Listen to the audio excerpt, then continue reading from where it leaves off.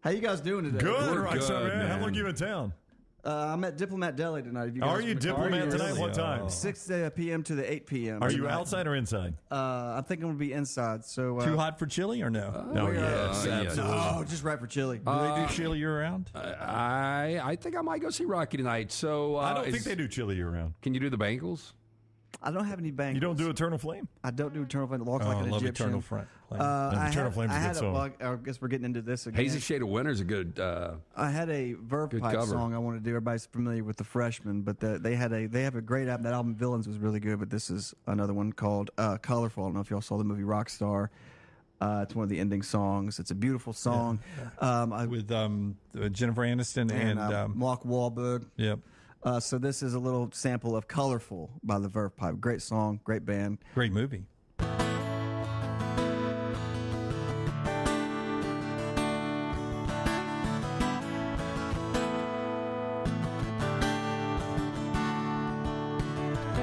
Show is over, close the storybook. There'll be no encore. And all the random hands that I have shook, well, they're reaching for the door. I watch their backs as they leave single file. You stood stubborn, cheering all the while. I know I can be colorful. I know I can be gray. And I know this loser's living fortunate. 'Cause I know you will love me either way.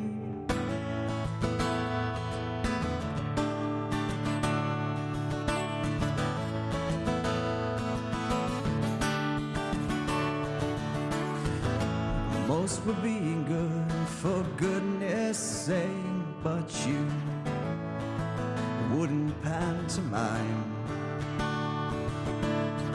You are more beautiful when you're away, and most are in a lifetime. Through the haze that is my memory, well, you stayed for drama, but you paid for a comedy. I know I can be colorful. I know I can be gray. And I know this loser's living fortunate. But I know you will love me either way. Yes, I know you will love me either way.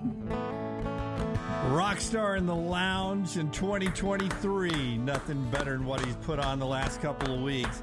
The Diplomat Deli in Vestavia tonight. 6 to 8 tonight. And then Rockstar Killing Will at Odie's coming up a week from tonight. We're almost done with it. Almost done with that. It's a great little time at Odie's, and we appreciate their sponsorship of the show. We're back with you Monday at 9 a.m. Central Time. Until then, God bless you and God bless America. Follow Next Round Live on Twitter, Instagram, Facebook, and YouTube. The social media team at Next Round Live will share the latest interviews and videos from UAB, Alabama, Auburn, and campuses all over the college landscape. You'll also get the latest highlights and news from the Next Round Live Daily Show. Jim, Lance, and Ryan will share their thoughts, and remember, you can always see the old shows on the Next Round Live YouTube channel. Subscribe, like, and don't forget to comment. Turn on the notifications so you don't miss a thing. It's Next Round Live on Twitter, Instagram, Facebook, and YouTube. You've been wearing that thin, raggedy t-shirt for years now, and people cannot stop whispering and staring in your vicinity. We've all been there. Luckily, there's a solution to your lack of fashion and social cues. At NextRound.store, they have plenty of options when it comes to a variety of shirts and hats. Once you start putting that Next Round gear on, be prepared to make new lifelong friends and hundreds of unforgettable conversations. Hope you like random high fives in the street, because that's what you're getting after visiting NextRound.store. Follow Dunaway on Twitter and Instagram at Jim Dunaway. Jim Dunaway, Lance Taylor, Ryan Brown, and Rockstar. Live from the Birmingham Racecourse Casino Studios, the next round, presented by Bud Light, is on now. Hey, good morning. Welcome to another week of the next round. Along with Lance Taylor, I'm Ryan Brown. Dunaway off for a few days. Rockstar's all excited. I mean, could barely contain his excitement when he got here because he thought this was SEC Media Days. Oh, no, I got it on my calendar. Do you have an alert set like Dunaway does for the show starting? Yes. It's going to ding next Monday? I have a calendar that I put every day, show, 9 to 1. 9 to 1. Rockstar's one of the few not making it over to Nashville with us. Yeah. Yeah, I don't want to talk about it. You beat up. Yeah, I know you're really upset about that. Bummed. I don't think it's, knowing you, I'm not sure it's your scene. Now, we're going to do it a little bit different this year. First of all, our show will be at a special time, 2 to 5 every day. That is going to allow us to get a little bit more for you and present it in a little better way and without, going too deep here and talking too much inside baseball. So we're going to be 2 to 5. We're going to be an afternoon show next week, all right? So Dunaway's calendar is going to ding at 9, but we're not going to start the show then. Yeah. So set your calendar and set your alerts 2 to 5. As always, everything will be on demand. You'll be able to get it anytime you want. But 2 to 5 every day. And we have gone above and beyond for a special setup. We're going to have our own studio. That's what it boils down to, our own studio. We were like, Radio Row is for radio. We do something different now. So we've gone out and rented our own studio, basically. So we'll be in our own studio 2 to 5 every single day, Monday through Thursday next week for SEC Media Days. We're very excited about that. Yeah, so have we talked about design of the studio yet? We have not. What do you have in mind? Well, I mean, I don't know because it's temporary and it's only for, 4 days? 4 days. We can do it the way we want to do it. We're going to paint the walls? You think we should paint the walls? I don't know about that. I'm just talking about, I think we all bring something to the table. Lego chair. That might be difficult. I'm going to allow someone else to transport that one in their vehicle. Might be. What do you think is the heaviest piece of equipment or furniture we own up here? It's either this desk or the Lego chair. Lego chair. I'm going to say Rockstar. I think it's the Lego chair. I think it's the Coca-Cola machine. It could be the Coke machine, yeah. They all, both the Lego chair and this desk came in multiple pieces, so it's kind of hard to judge the weight. Y'all could take it apart and take it to Nashville. We could take it apart and could take it to Nashville, yes. I wonder how Coke would feel about their Nashville distributor actually bringing a temporary in for us. I mean, you never know, right? Until you ask, you don't know, right? That's it. Worst thing they say is no. That's right. So we'll be in Nashville next week for SEC Media Days. It is hard to believe. By the way, Big 12 Media Days this week. Like if the media days are kind of like your sign that, oh my gosh, we've almost made it through the non-football season, then your sign starts this week because I believe it is tomorrow. Big 12 Media Day starts out in Dallas. Or it might be Wednesday. It's either tomorrow or Wednesday. The Big 12 Media Day starts out in Dallas. And that is always one of those signs that, my gosh, we're almost here. Yeah. Well, we are. I mean, how many days? I know Dunaway's always got the official count. We're under 50, though, We're right? under 50. I mean, it's incredible how quickly summers go now. I don't know. I know. And that's what's unfortunate is we've got some cool things coming up. Obviously, we've got Media Days next week. Yep. And then 2 weeks after that, we go to Ocean City, Maryland for 4 days. You know what is so funny about that? I was driving to church yesterday. We got a lot going on in the Brown household with my daughter starting college. Just a lot of things. Everything you always have in the summer, which can get busy, and then my daughter starting college and all that. There are a bunch of dates. And my wife, driving to church yesterday, grabbed my phone to make sure that everything that needs to appear on my calendar appears on my calendar, right? And so what my wife does, now, I don't know, Rockstar, do you guys use the family calendar, like on the phone where, yes. Where like if Nancy adds something, you get the invite to it, right? Or not the invite, but like the little alert? Yes, but she also has a little chalkboard she puts on the refrigerator that she updates that. She's the one that doesn't look at, though. Yeah, oh boy. When are you playing at Diplomat again? 3 days ago. Oh. How'd it go at Diplomat Saturday? It rains a little bit. Yeah. So we've got that on the phone, and my wife or daughter adds things, and it shows up in an inbox. Well, Rockstar, I think you physically have to go in and click OK on the inbox. Now, like sometimes they show up on my calendar, sometimes they don't. I can't really figure out the rhyme or reason to this. So my wife opens my inbox and she goes, "You have got 38 events in your inbox right now that you haven't accepted. I don't know if they're on your calendar or not." I mean, that's almost impossible. You can't do 38 events, right? They're all there. Well, it's small things like, work schedules and things like that. Dinner here, lunch there. Taekwondo class for my youngest daughter, all those things, right? So she starts clicking OK, and then she gets to the bottom, and there's these 3 upcoming alerts for flights. And she's like, what are these flights? And I'm like, God, I don't know. And she goes, they're in your calendar. You've got booked flights in August in your calendar. And I'm like, that's got to be a mistake. She goes, well, I mean, when is that testicle festival thing you're going to? Did you totally forget about Ocean City? When is that testicle festival thing you're going to? And I was like, it's at the end of August. Are those the flights? I haven't even booked them yet. And she goes, no, this is the 1st of August. I'm like, God, that's weird. I was like, nope. I mean, nobody would steal my credit card, book flights, but they would still be coming to me, right? I mean, that's a weird prank. And she's like, no. She goes, it is to SGY is the airport code. I'm like, God, I don't know where we're flying into. Where is SGY? I don't know. I've never seen that hat on the beach. Yeah. I've seen LAX, BHM. SGY airport. So I'm like, baby, I really do not know what is going on here. That says Skagway. Is that right? That could be. Well, that's Alaska. Okay, well, hang on. No, we're not going to Alaska. Again, we're going to Ocean City, Maryland. Yeah.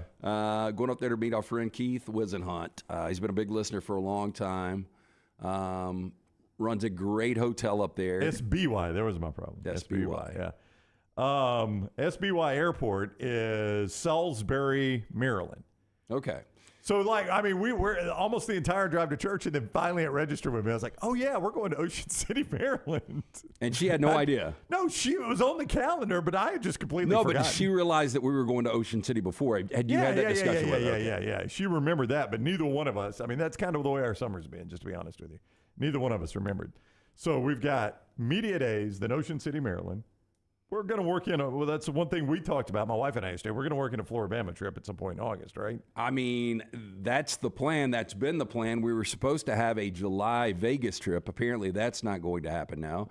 Today's the 10th. Yeah. Well, you know what really sucks, though, is, I was talking to Jack yesterday out at the pool, and he said, I think we start back August 11th. Yeah.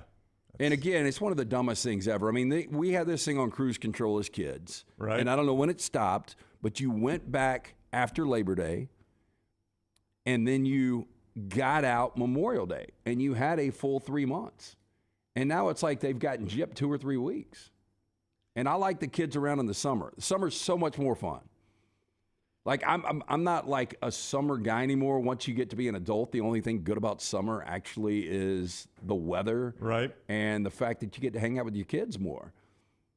And it just goes too quick. Yeah, it's tough. I mean, it seemed like I liked it better when I was a kid because it seemed like we didn't start back until after Labor Day. Yeah. It seemed like summer lasted forever. Now, that is one thing. It does seem to fly by, and one of those things that makes it fly by is us wanting it to get to football season. We can't have it both ways. Like, I was talking to somebody about that yesterday. I don't want my summer to fly by, but I also want it to be football season. Yeah, I'm not in a hurry, though. Football season is by far my favorite. I love the fall. I've said it before, October is my favorite month because we get 5 weeks of football. That's right. But again, I mean, Pritzlaw says it over in the Vulcan Tire and Automotive chat room. It's ridiculous. Kids go to school before the first NFL preseason game. Just sucks for the kids. It really does. And my little guy's gotten a bad routine, man. I mean, he's been up, and I probably don't help this on weekends, but he's staying up till like 3 or 4 and then sleeping until like 10. Are you kidding me? Yeah. Jeez. I don't think he's alone on this. I think there's a lot of those kids doing it. Well, at what point do you start the dial-back plan? Because I told him last night. He spent the night with me on Friday, Saturday, and we were up late both nights. He was up later than me. But I told him, I was like, you probably need to get some rest tonight. You're going to have to get back in this mode. Of course, I say that, and most Fridays and Saturdays I'm up all night, and then I come in and get up at 6 o'clock starting on Monday morning. There'll be some Saturdays that I'll be going to sleep, and I'll be like, or Sunday mornings, and I'll be like, damn, I got to be up in 24 hours. You don't like that, man. No. So that was one thing, like when we were doing a morning show, I did that every night. Like, all right, if I go to bed right now, I get 8 hours of sleep. If I go to bed right now, that I get was the 7.5 worst. hours Was being on the clock, and like last night. I never do this. Our friends at Coke, I love their product. I'm a huge Sprite and Coke fan. Now, Sprite, caffeine free. Didn't have any Sprite in the fridge last night. Only had a Coke. Wanted a Coke. Had a Coke at like 8 o'clock last night. And I was like, oh, did that keep you up? It kept me up a little bit. I mean, just because I never have caffeine. Caffeine never does that to me. And it doesn't do it to a lot of people. Yeah. And I think it might have been more mental because when I was drinking the Coke, I was like, I wonder if this is going to keep me up. And it did for a little bit, but it wasn't that big of a deal because I wasn't on a clock. You know, if I need to push the snooze from 6 to 6:15 and again 6:15, 6:30, not a big deal. We didn't have that luxury when we were doing a 6 a.m. show. There was no snooze at 6 a.m. Patrick says Jack needs a job. That'll get you up early every day. You know, Patrick, I've been thinking about this. So Jace works too much. And so it's like, you know, when is Jack going to start his first job? Mm-hmm. We're working on that. But Jace starting his first job this past summer, he works at Walk-Ons, and he works a double every day. Like I was saying it last night, we went to dinner, and I was like, I don't see Jace anymore. Yeah. So, you know, I want him to work. I think that's great for him, but you don't want to work your summer away. Yeah. Rockstar, did I tell you the Jace story last time I went to Walk-Ons? About the milkshakes. Mm-hmm. Yeah. So I go to Walk-Ons, and our server is a friend of Anna Kate's, my oldest daughter. And she saw us talking to Jace. She's like, y'all know Jace? I was like, yeah, you know, he's with Lance and Bethany and all that. And we explained this, you know, the deal there. And I was like, has he ever hit on you? And she just laughed. She goes, no, but he's always offering to buy all the girls that work their milkshakes. And no, she goes, for some reason, he's always offering to buy the girls that work their milkshakes. And I go, I think I know for some reason. Yeah. Well, I believe I could get to the bottom of that. And the milkshake is the 16-year-old version of once he turns 21, that's going to be shots. Can I buy you Yeah. And then he'll be buying drinks when he's like 35. Yeah. He said what? Says, I don't know who Jace is. Explain Jace. So Jace is Jack's cousin. And anyway, long story short, Jace now has been legally adopted by my ex-mother-in-law. And so he spends a lot of time with my ex, and he spends a lot of time with me. Yeah. And he's just a great kid, and he's my second son. Yep, good dude. And he is an awesome dude. And obviously he's got a great work ethic because I told him you're going to be a senior this year. This is that, you know, going into my senior year, I don't know about you. You were working at the batting cage. I'm just going to guess. Senior year in high school, maybe batting cages. Yeah, so batting cages. Going into my senior year, I was working at the Great American Car Wash. Right. I've told you the story before over there on Valley. It's a Sonic now in Homewood. And I worked probably 4 or 5 days a week. I never worked a double. So I worked and I had some money, but I also wanted to have my fun. And I just told Jace, you need to have more fun, man. You're working too much. Yeah. And he's like, I like money. And I'm like, well, we all like money, but it's not, it's not the most important thing, especially at your age. I mean, that's a good lesson. You never get these years back, right? When you're a teenager, you don't, and it's hard to argue with a kid that's got a good work ethic, though. Yeah. You know, I mean, if the kid wants to work, that's right. I feel a little guilty saying, look, you don't need to work as much as you do. Yeah, I mean, if he wants to do it, and he likes that money, man. There's only one way to make that money. But right? I mean, it's nonstop. So we're going to get to your best and worst of the weekend. Thank you for joining us on the next round. If you're on YouTube, please give us a thumbs up. Give us a thumbs up on YouTube. That helps us an awful lot. Make sure you've set your alerts and subscribed. If you're just lurking around, listen, we appreciate the heck out of you watching us. But you subscribing, setting your alerts, and giving us a thumbs up helps us a ton. So please do that during the course of today's show. We'll get to the couple of the big stories with no sports the next 2 nights. As Lance said, hey, I want to thank you all for putting me on to mybookie.ag, opened an account last night, and realized there's no sports to bet for the next 2 days. Yeah, but I mean, he won $200 at the casino, so there you go. You can actually bet on the home run derby. I don't know if I'm going to give a flyer out there for Lance's lock tonight. We're coming off a 3-0. It's a good way to shut down first half of the baseball season. Dang, you were 9-1 last weekend, 3-0 yesterday. Yeah, I had a couple of rough days before, but I mean, It's been a good baseball run this summer. But tonight, I'm taking a look at the home run derby. I don't know where you are on the home run derby. That was one of those things as a kid I absolutely loved. Yeah, more on that in a little bit. Yeah, but I don't even know if I'll probably have it on tonight. Yeah. So not a ton of sports, but there are some stories, and we'll get to those before your best and worst of the weekend. After Lance tells you about Dr. B, Lance wearing the TNR gear. nextround.store to get that hat. Nextround.store, but a good head of hair under that hat. I did the non-invasive treatment on the couch last night. Yeah. And T3hair.net. Again, if you're starting to thin out, be preemptive here. This is the number you need to call. 205-319-0316. Dr. Beckenstein, the best in the business. Again, since I went to see Dr. B over a year ago, my hair has more than doubled in thickness.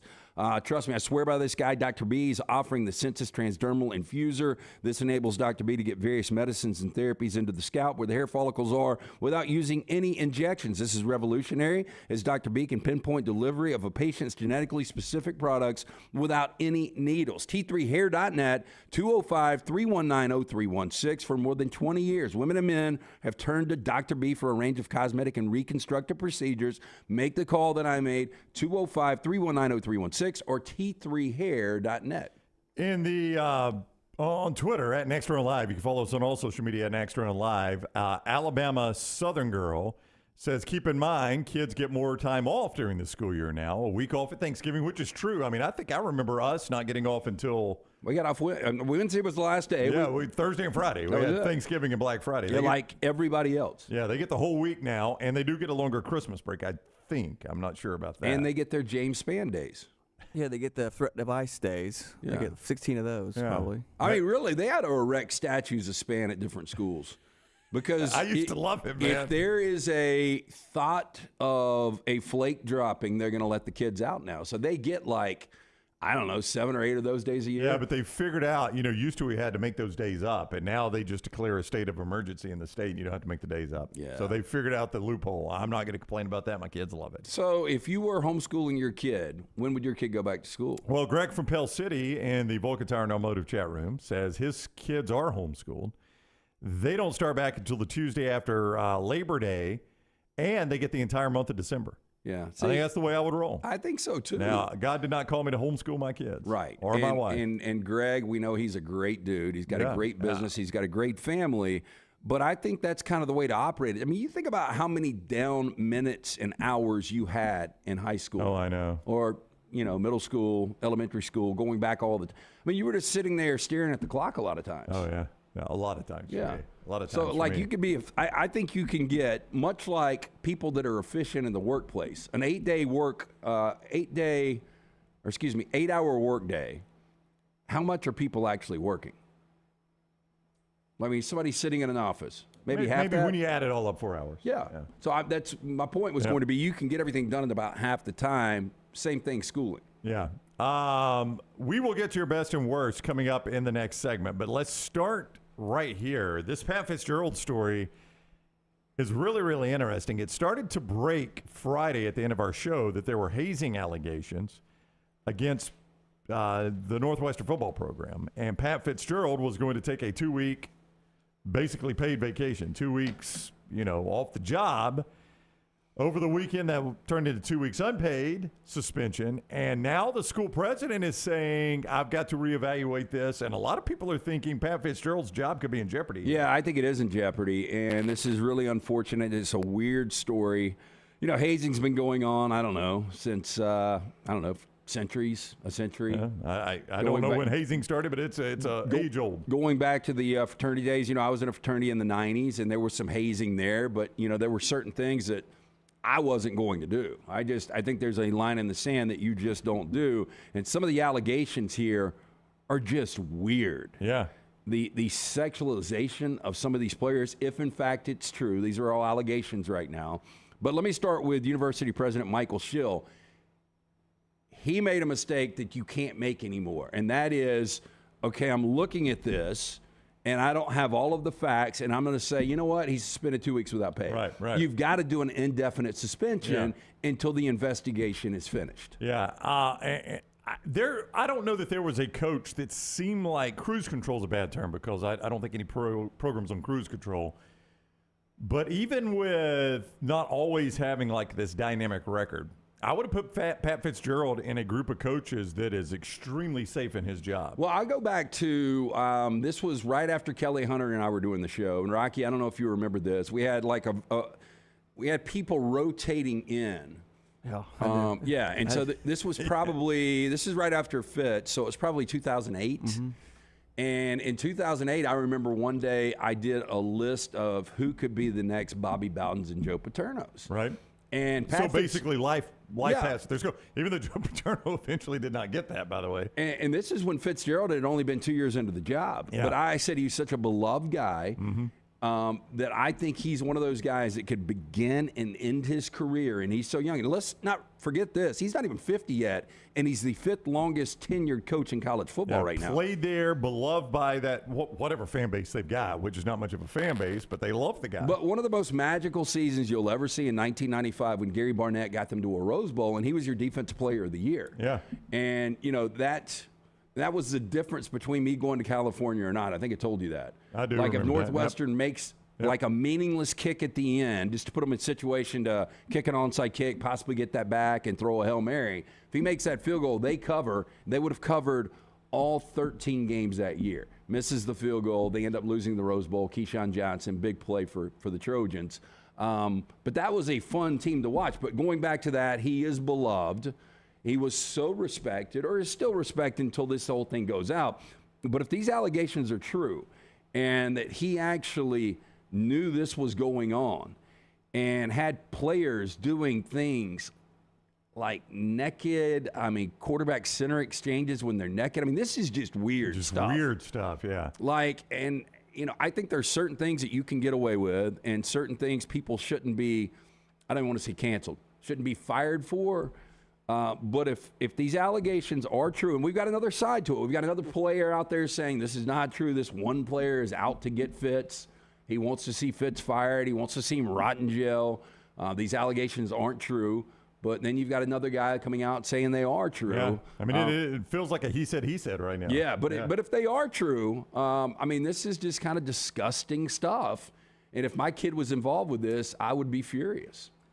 Yeah, to me, there's hazing and there's obvious abuse, and this sounds like obvious abuse. Like hazing to me is, I tape the guy to the goalpost and cover him with, whipped cream or shaving cream or something like that. That's hazing. Yeah. Nobody gets hurt doing that. Or somebody takes a Hello Kitty backpack to class. Yeah, that's hazing. Yeah. Right? But this, when you've got, they called it the Shrek game, and naked slingshot, I don't know what the hell that is. Naked bear crawls, I can imagine what that is. I think I know what that is. The naked pass rush. This is just weirdo stuff, man. When you put naked in front of it, it just makes it adds like a level of oddity to it, a level of weirdness. Did you hear about the car wash, the naked car wash? So you've got the offensive lineman, Rockstar, don't get excited. Yeah. This is what you could... They lather hazing? They lather themselves up. So imagine all of these 300-pound dudes lined up in front of the shower. When you're trying to go to the shower, they don't let you in the shower. You gotta battle through a naked lubed up 300-pound offensive lineman. First of all, I'm like, dude, transfer portal, I'm out of here. By the way, Fitzgerald, you played for the 2020 Big Ten Championship, which is an amazing accomplishment. But since then, you're 4-20 the last 2 years. Yeah. He was safe. He wasn't getting fired, but this is beyond the pale. If this stuff, if an element of this stuff is true, like I don't even know that the story has to be 100% true. Oh, I don't think it does. I think if just an element of it is true, he may have coached his last game as a Northwestern. Yeah, coach. I think too many people are going to back the side that this is over the top, which I agree it is. Again, I like Pat Fitzgerald. I think he's done a good enough job. I agree with you. He seemed like one of these guys that had a lifetime pass. He's making almost $6 million a year. And I heard somebody a couple of weeks ago, I think it was Rick Neuheisel, saying, Pat Fitzgerald's one of these guys you got to watch, because he was talking about Rutgers Northwestern week 1. And he said it's an interesting game because both of those fan bases are starving. And sooner or later, you got to look at Fitzgerald, who's making a lot of money.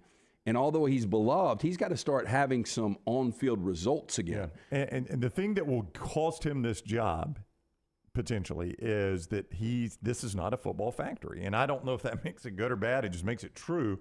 If you were at a football-crazed school and your coach was successful, there might be some grace here and you might get through this. I think in 2023, I think there's only a couple of coaches. It'd still be tough. I'm not saying it wouldn't be tough, but it'd be easier if you were at a football crazed school. He's not. He's at Northwestern. Okay, I think Nick and Kirby Smart, if all of these allegations were true, could find a way to survive. Probably so, yeah.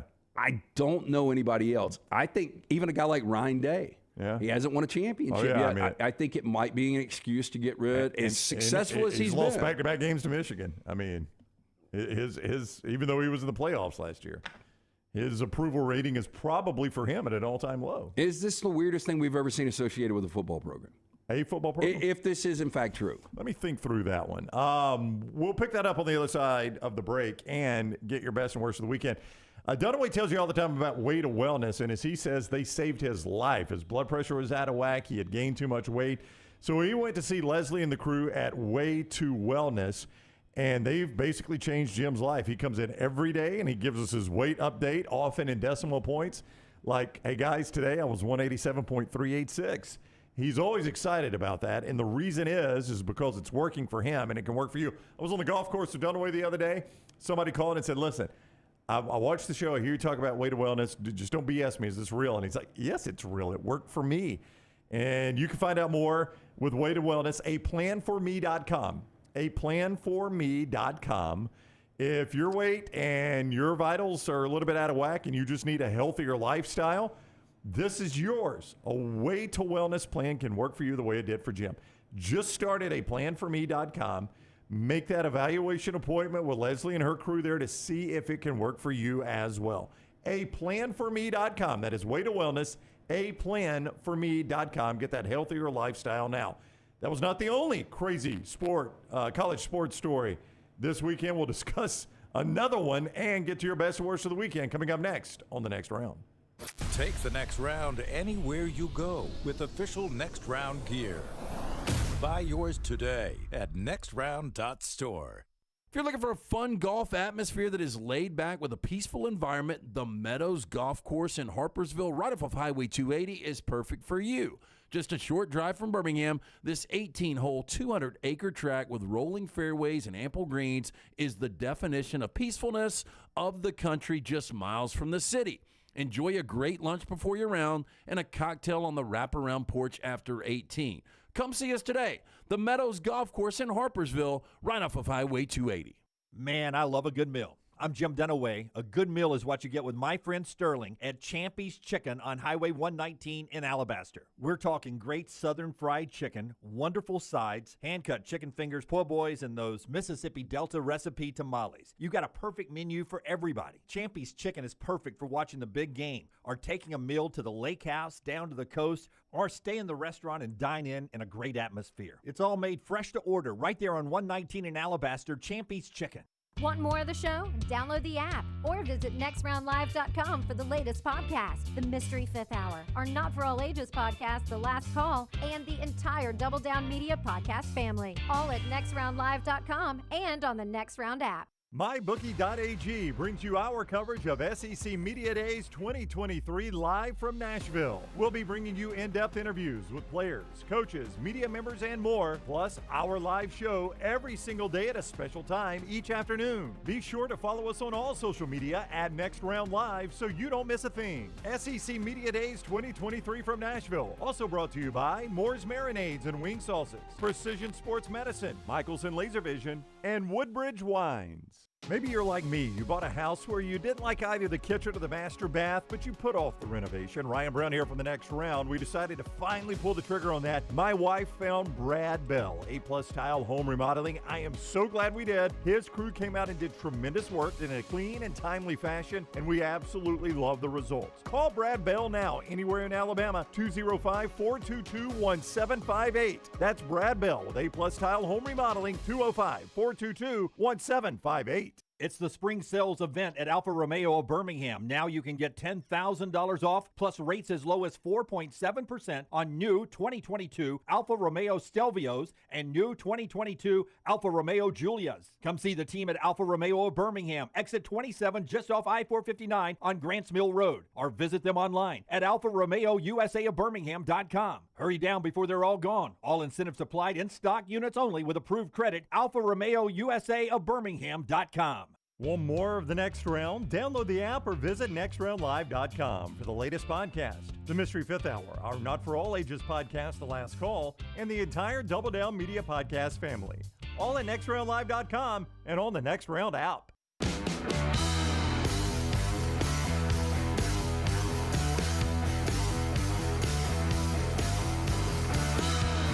We continue on the next round.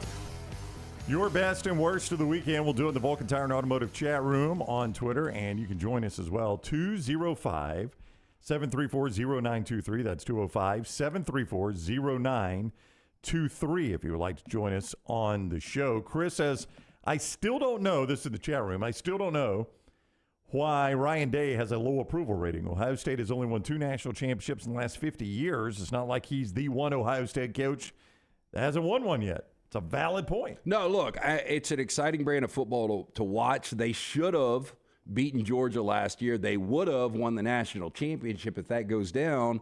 Look, he's ultimately going to win one. I think Ryan Day's a hell of a coach. All I am saying is there are some rumblings out there from Ohio State fans. I'm not saying it's the majority, but there are some out there. We've lost, as you said, back-to-back games to Michigan now. He hasn't won a national championship. Again, all I said was if Ryan Day was in this situation, he might lose his job. I was the one that said his approval rating's at an all-time low, and that's not to say it's terribly low, but it can be at an all-time low and still be kind of high, right? Right. Like, what would you guess his approval rating is right now among Ohio State fans? Oh, 95%. Ooh, that high? Yeah. I was going to go a little bit lower. Okay, what do you think Nick Saban is with Alabama fans? 100%. Okay, but if it was 99%, it would have been from last year, right? Like, I mean, if there was ever maybe, post 70, he lost 2 regular season games by 3 total points. Yeah. I get that, but I'm just saying, I agree with you. I think it's probably 100%, but if it's 99%, it's the lowest it's ever been based on last year. Yeah, but the way I would judge approval rating is, okay, do you want him fired? Oh, no, I mean, I want Nick Saban fired. I would have liked more out of last year, but I still don't want a different coach, Yeah, but can you have an approval rating where you're like, okay, I think he's a good coach. I want him as the coach. I don't necessarily like him, though. Or he's doing a better job than 95% of people could do. I don't know. Where were you with Mike Martz? You never liked him. Oh, I did not like him. I wanted him out. Now, I wanted him as an offensive coordinator. Well, he coached in a Super Bowl. Oh, I know he mean, did. at that point, you had to approve of his job. And his ego is the one that lost that Super Bowl. I know, but when that Super Bowl was kicking off, and I said, Lance, how do you feel about Mike Martz? You would have said, listen, I love the way he's coached this team, but I do not like the guy one bit. That's it. That's what I would have said. So I don't know how. So I couldn't have given him a 100% approval rating. Well, why? He had you in the Super Bowl. Yeah, but he was very smug.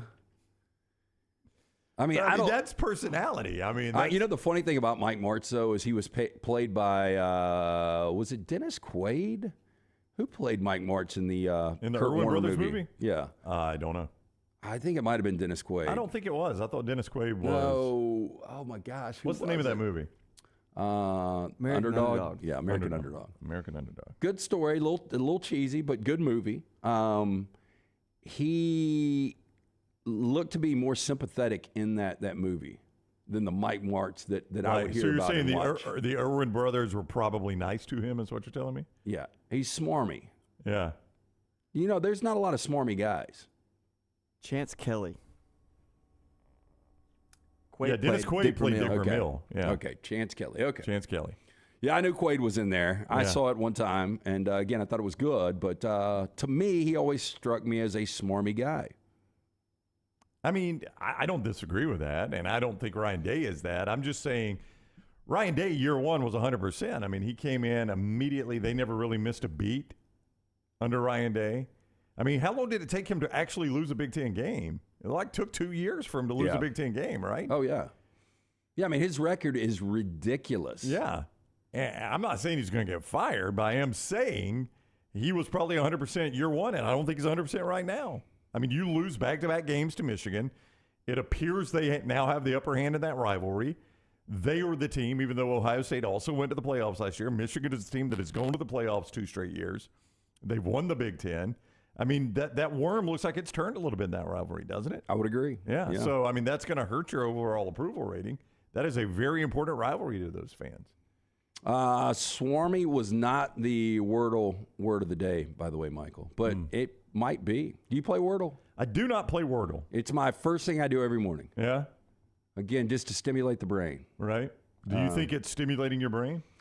I don't know, man. I need help stimulating the brain, but to me, it's fun. I don't want to call it easy, but because sometimes it takes me. You've got 5 opportunities. Have you ever played it? I've seen it. I've never played it. Have you played it, Rocky?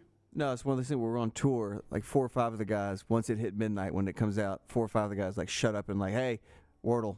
And they sit there. Got it in 4 guesses, got it in 3 guesses, and I was just like, I abstained. I was like, I can't do it. I went to bed. Yeah, I think the best I've done is 3 guesses. I don't think I've got it in 2. Some people have gotten it 1, which is amazing. I use the same word to start every day. But it's Rams. But no, it's 5 letters. Sir, this is 8 letters. I know. But I think it is. I think it's a little fun. But I think you'd be good at it. Let's do best and worst of the weekend. It's presented by Hemp Hill Services. Yes, our friends at Hemp Hill want to remind you that summer weather in full effect, although it's down in the 70s today, which is kind of weird. But last week it was up in the 90s. They actually, I don't know if I told you this, I think we sent a video out this week. I did a video for them. But Michael and Hemp Hill had to come to my house Saturday. My AC's out. Oh, gosh. Yeah. What a time, man. I called it like 4 days ago. I was like, I just got a feeling this is the original unit from 2007. This thing is a going. good run. Yeah, I know. But, I had the upstairs, Jack's lair. I had his replaced 2 years ago from Hemp Hill, and I had to call them. They came out. They put some refrigerant in it, but it looks like I'm going to have to get the whole thing replaced. But, again, these guys, it happened Friday night. They came out. They made sure Saturday morning everything was cooled down on the main level. And right now, Hemp Hill is offering 0% for 60 months for qualified customers, plus free 10-year labor warranty when you mention the next round. Call Adam, Chad, Andrew, the guys at Hemp Hill Services. Make sure your HVAC unit ready to keep up with the changing weather. Hemp Hill Services, locally owned and operated independent Trane dealer. The team can service all makes and models for all of your plumbing, heating, and cooling needs. Call Hemp Hill Services. It's hard to stop a Trane. Do it now. 205-229-2090 or hemphillservices.com. Michael's right. Should have sold your house to Lawrence. He'd be dealing with the he'd be dealing with a bad air He'd be conditioner. so pissed at how many things have gone out. I mean, he really would. You'd have thought he. No, I think a somebody, the way the last couple of months have been, I think somebody's got a voodoo doll right now. Have you ever felt? You've never felt that. You're 100. Yeah, I've never felt like anybody's got a voodoo doll on me. Yeah. I mean, stuff goes wrong, but you never know. I mean, one of my fans went out on the screened-in porch last night. I mean, it's just like it's an easy replacement. I mean, what, a ceiling fan? Yeah. You can do that in no time. Well, Jay. Come on, Lance. Let's go, Lance. Somebody can do that. Somebody can do that for you in no time. By the way, J.A. says win that game against Georgia last year, and Dave's probably right back up to 100%. Oh, yeah. There's no because doubt. they go on to win the national championship. They beat Georgia. They would have walked TCU off the field just the way Georgia did. Yeah, I mean, what? Georgia won 65-7. It would have been about the same. Yeah, I mean, I'd like to say Michigan would have too, but Michigan had a chance to walk TCU off the field and somehow screwed it up. Yeah, and I know we're going to get into our 40-40 team here in a little bit, but I still don't know how TCU won that game. Yeah, I really don't either. I watched that game, and I'm like, Michigan is so much better than TCU. They got no business losing this game, and somehow they did. You throw a couple of pick sixes will do that. Yeah, Ohio and screw it up on down in the red zone early in the game. Ohio State would have walked them off the field. So he's right. If Ohio State either makes that kick or somehow stops Georgia, they win a national championship last year. You know what's crazy? Having lost to Michigan. Is, it's sight unseen, again, for quarterback from Ohio State, but do you expect another C.J. Stroud, Dwayne Haskins? I mean, I don't know. Justin Fields. It's much like at Alabama. I've always got confidence in the quarterback position there. When has Alabama been bad at quarterback over the last decade? Yeah, but I feel like Ohio State, this is going to sound weird. I feel like they're in a better position. And maybe it's the fact that they've got Marvin Harrison Jr. But I just feel like that Ohio State quarterback, it's always going to be productive. Yeah, that's what I'm saying. I mean, I just got confidence in that position at that school. I got confidence in that position in Tuscaloosa. I mean, they're just Lincoln Riley, not necessarily USC, but now that Lincoln Riley's at USC, I'm always going to be confident that he's got good quarterback play. When has Lincoln Riley had bad quarterback play? He hasn't. When has Nick Saban had bad quarterback play? Oh. Everybody likes to point out Blake Barnett. He played like 2 possessions. Yeah. And they went to Jalen Hurts, who took them to a national championship. And even game. from day one with John Parker Wilson. Yeah. To A.J. McCarron. I mean, it's always been, Now, that was not dynamic quarterback play, but it was what they wanted in that system. Once once he once Lane Kiffin got there and updated that offense. Yeah, like I think guys like Blake Sims and Jake Coker, I don't know what kind of success they have at Florida. Yeah. I mean, Blake Sims set a school record when he was there. School passing record when he was there. Coker won a national championship. Since been broken, right? Oh, it has since been broken, but people kind of forget that that's the type of quarterback play you got out of Blake Sims. Best and worst of the weekend. Moving quick here. NH3425. Best, the Braves win. Auburn signs Malik Blockton, gets him over Texas and Bo Davis. Big time sign for him, he says. I'm going to start with the Braves as we get to the All-Star break here. This week, it is abundantly clear. I don't think anybody in the world would argue that the Braves aren't the best team in baseball. It's pretty cut and dry. Very cut and dry. Now, what does that mean for them long term? I don't know. Oftentimes, the best team at the All-Star break doesn't go in to win the whole thing. No, but I mean, good news for the Braves is, Max Fried, he threw an inning in the third at Gwinnett, his first rehab start, and he looked really good. So, Fried comes back. Yesterday, the Braves get kind of run off by Tampa. It was 4-0 before you could blink, and Bryce Elder didn't have his best game, but Elder still has a sub-3 ERA. Once you get Fried back, I mean, this team gets better. The Miami Marlins would be leading 4 other divisions in baseball right now. They're 8.5 games behind the Braves, to show you how dominant the Braves have been. I mean, that's a heck of a story for Miami that's going unnoticed a little bit because of how good the Braves are. Yeah, well, I'll tell you, one of the stories in baseball this year has been the Arizona Diamondbacks. Yeah. And so they have led the NL West since May 31st. Until now. Now the Dodgers have a half-game lead. Can you imagine, and there are some props in Vegas, where if you took the Dodgers to be leading the NL West at the All-Star break, how you squeezed under that. Or if you had the Diamondbacks on a flyer at, I don't know what it would have been, 15, 20, 30-1. Yeah. That'd be a tough way to lose that. That'd be a tough loss. It's tough way to take an L right there. But, yes, the Braves have been dominant. His worst of the weekend is the Bob Huggins situation and the Northwestern situation. That's his worst. The Bob Huggins is weird. So apparently his wife, and correct me if I'm wrong, I've only seen a little bit on it. This is the story, yes. Yeah, his wife actually sent his resignation letter over, and now he's saying, or at least his attorney has come out and said Bob Huggins never resigned, and he wants to be fully reinstated, or he's suing West Virginia. And by the way, I'm going to say he's not going to get reinstated. I mean, I don't see how you can. You've already gone to an interim coach. You've lost a lot of your players. He's maintaining it was a text message his wife sent to the athletics director. It feels like we've rolled the wife under the bus here. Yeah. That's what it feels like, and it seems like one of the worst excuses of all time. No, I didn't resign. My wife resigned for me, and that doesn't count. I mean, it's essentially what he is saying. As if we believe that Miss Huggins, I got a tennis lesson at 10, I got to run to Publix at noon. Oh, I got to send that resignation in for Bobby. I mean, did she send it from his account? Well, it was sent a text message, Rockstar. But from his phone? I don't know, but I mean, what text message would you send where the athletic director says, okay, Bob's resigned, guys? Oh, Bob called you and told you to resign? No. I got a text from his wife. I mean, I don't think I believe that story. I don't think I believe the story either. And if you're Bob Huggins, if I'm Bob Huggins' attorney, and he's like, hey, I need you to reach back out and say, we want to be fully reinstated or we're suing the university. Yeah. Be like, Bob, this is not going to go good. I think he said what is right. Why doesn't West Virginia just step up and say, okay, he didn't resign, we fire him? Yeah. He's fired. Well, that's it. I mean, pure and simple. We gave him a pass. Yeah. He publicly embarrassed us on a live radio show. Yep. Doubled down on that radio show. When I first heard that, I was like, that's another example of only a few coaches could survive that. Yep. And he was able to get past that, and then within a month later, I know he gets another DUI. And we're firing him with cause. We are not paying 1 cent in buyout. Now, that's where Bob's attorney comes back and says, we want to remind you of these things about the athletic department we know. Right. And you cut him a check. But, I mean, that's the way you do it publicly, right? I know Neil Brown's not done a great job, but we have seen this.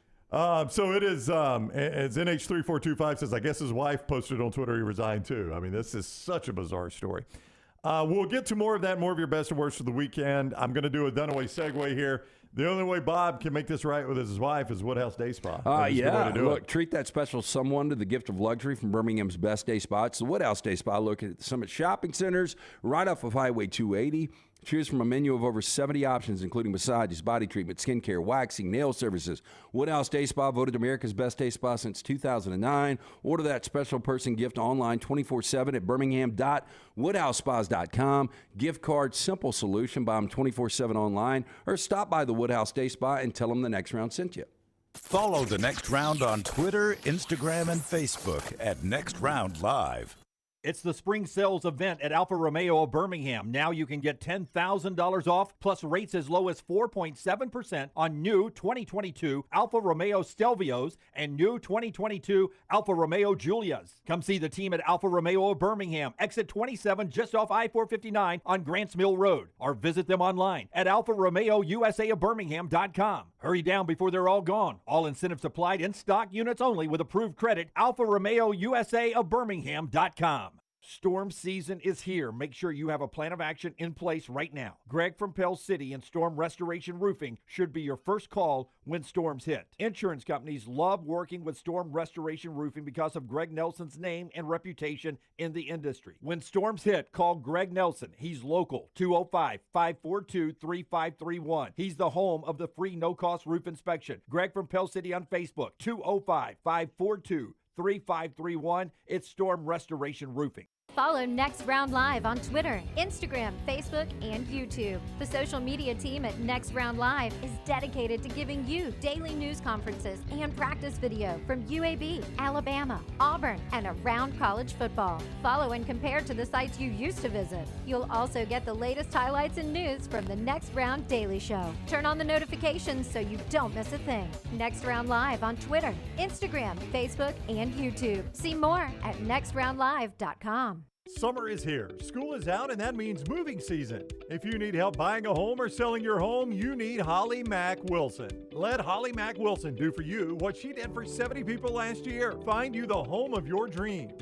She is a professional who helps you with every step of the buying and selling process. Holly Mack Wilson will help you find a home, negotiate the best price, and help you get your home ready to sell. She helps you get the most out of the house you are selling and helps you get into the home of your dreams at the best possible price. Holly Mack Wilson can help you find a home anywhere in Alabama, from Huntsville to Mobile. So call Holly Mack Wilson today, 205-901-9446, or check her out online at hollymackhomes.com. Then sit back and enjoy your summer. Who knows, she may even help you plan your summer vacation. That's Holly Mack Wilson at 205-901-9446 or hollymackhomes.com. Holly Mack Wilson, your trusted and professional travel planner and Keller Williams agent. Are you faced with unexpected medical expenses?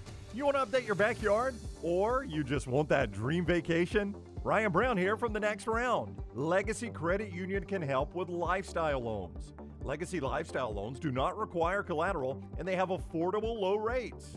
See more about Legacy Lifestyle Loans online at legacycreditunion.com or simply stop by one of the 9 branches in the greater Birmingham area. Legacy, the official credit union of UAB.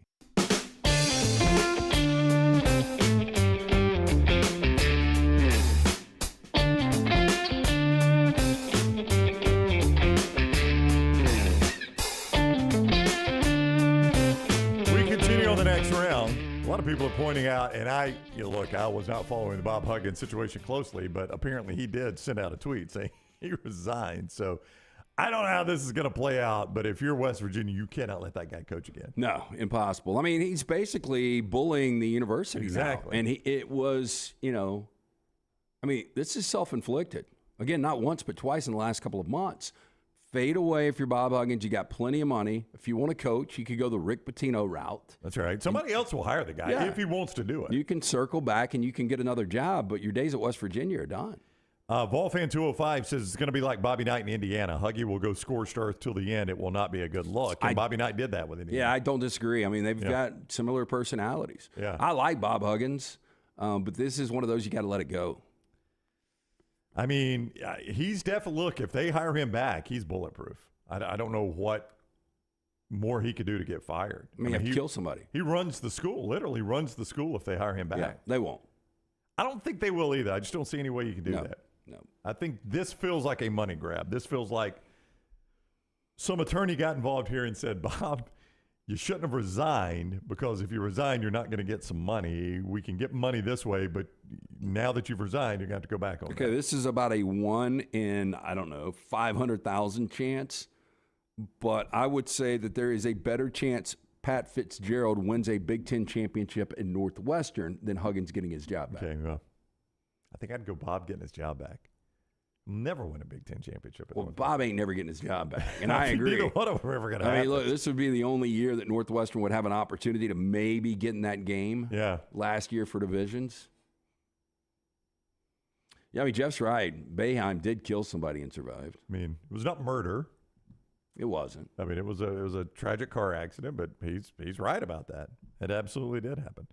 We'll get more of your best and worst out of the weekend. First, Lance tells us about Bromberg's Jewelry. Yeah, our friends at Bromberg's are having a big market day sales coming up this month. And what is today, Brown? Today is the 10th. It is Monday the 10th, Lance. This is coming up July 13th through the 15th. You can save 20 to 75% off select jewelry, watches, giftware, only in the store at the Mountain Brook location. They're going to be opening early on Saturday at 8:30 a.m. Shop early for the best selections. Again, stop in. They've got two great locations, Mountain Brook and the Summit. This is only at the Mountain Brook location. For more information, you can get in, check it out, or go to brombergs.com.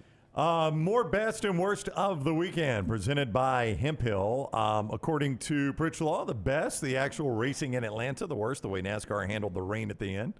Laura, her best, she went to her soon-to-be daughter-in-law's bridal shower in Monteluci Vineyard in Dahlonega, Georgia. Great wine, food, and company. I've never heard of that one, and I'm sure I mispronounced it. I've been to the vineyard Chateau Elan. I've been to that one up in Georgia. You know what's crazy is as much as I love wine, I've never been to a vineyard. Have you not? Mm-mm. Well, I mean, the one up in Georgia bottles muscadine wine, which you don't like. No. Now, they do import some other stuff under their label, but the only thing they do there is muscadine wine. Yeah, not a fan. Now, Jennifer tried some while we were there, and she was like, it does taste like my childhood. Not drinking wine, but that muscadine taste, right? Wait, but why does that remind her? The muscadines. Did we have muscadines?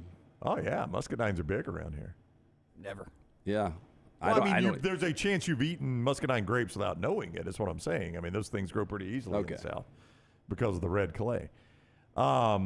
Jeff says, this is why the Huggins situation, you can't let disgrace situations, quote unquote, quietly resign. You fire them with calls and respectfully thank them for their service. I'm beginning to think he's right. Now, the problem in college athletics is these coaches are the most powerful people at their schools. Some basketball, some football. It doesn't, it's not the same at every school. They're the most powerful people at their school. They have a lot of political power. They're often more powerful than the president. So it takes the president with a set to do this.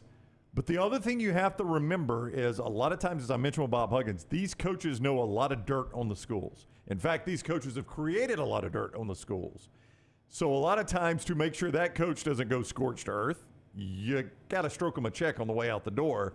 So that's why a lot of times you see these mutual decisions to part.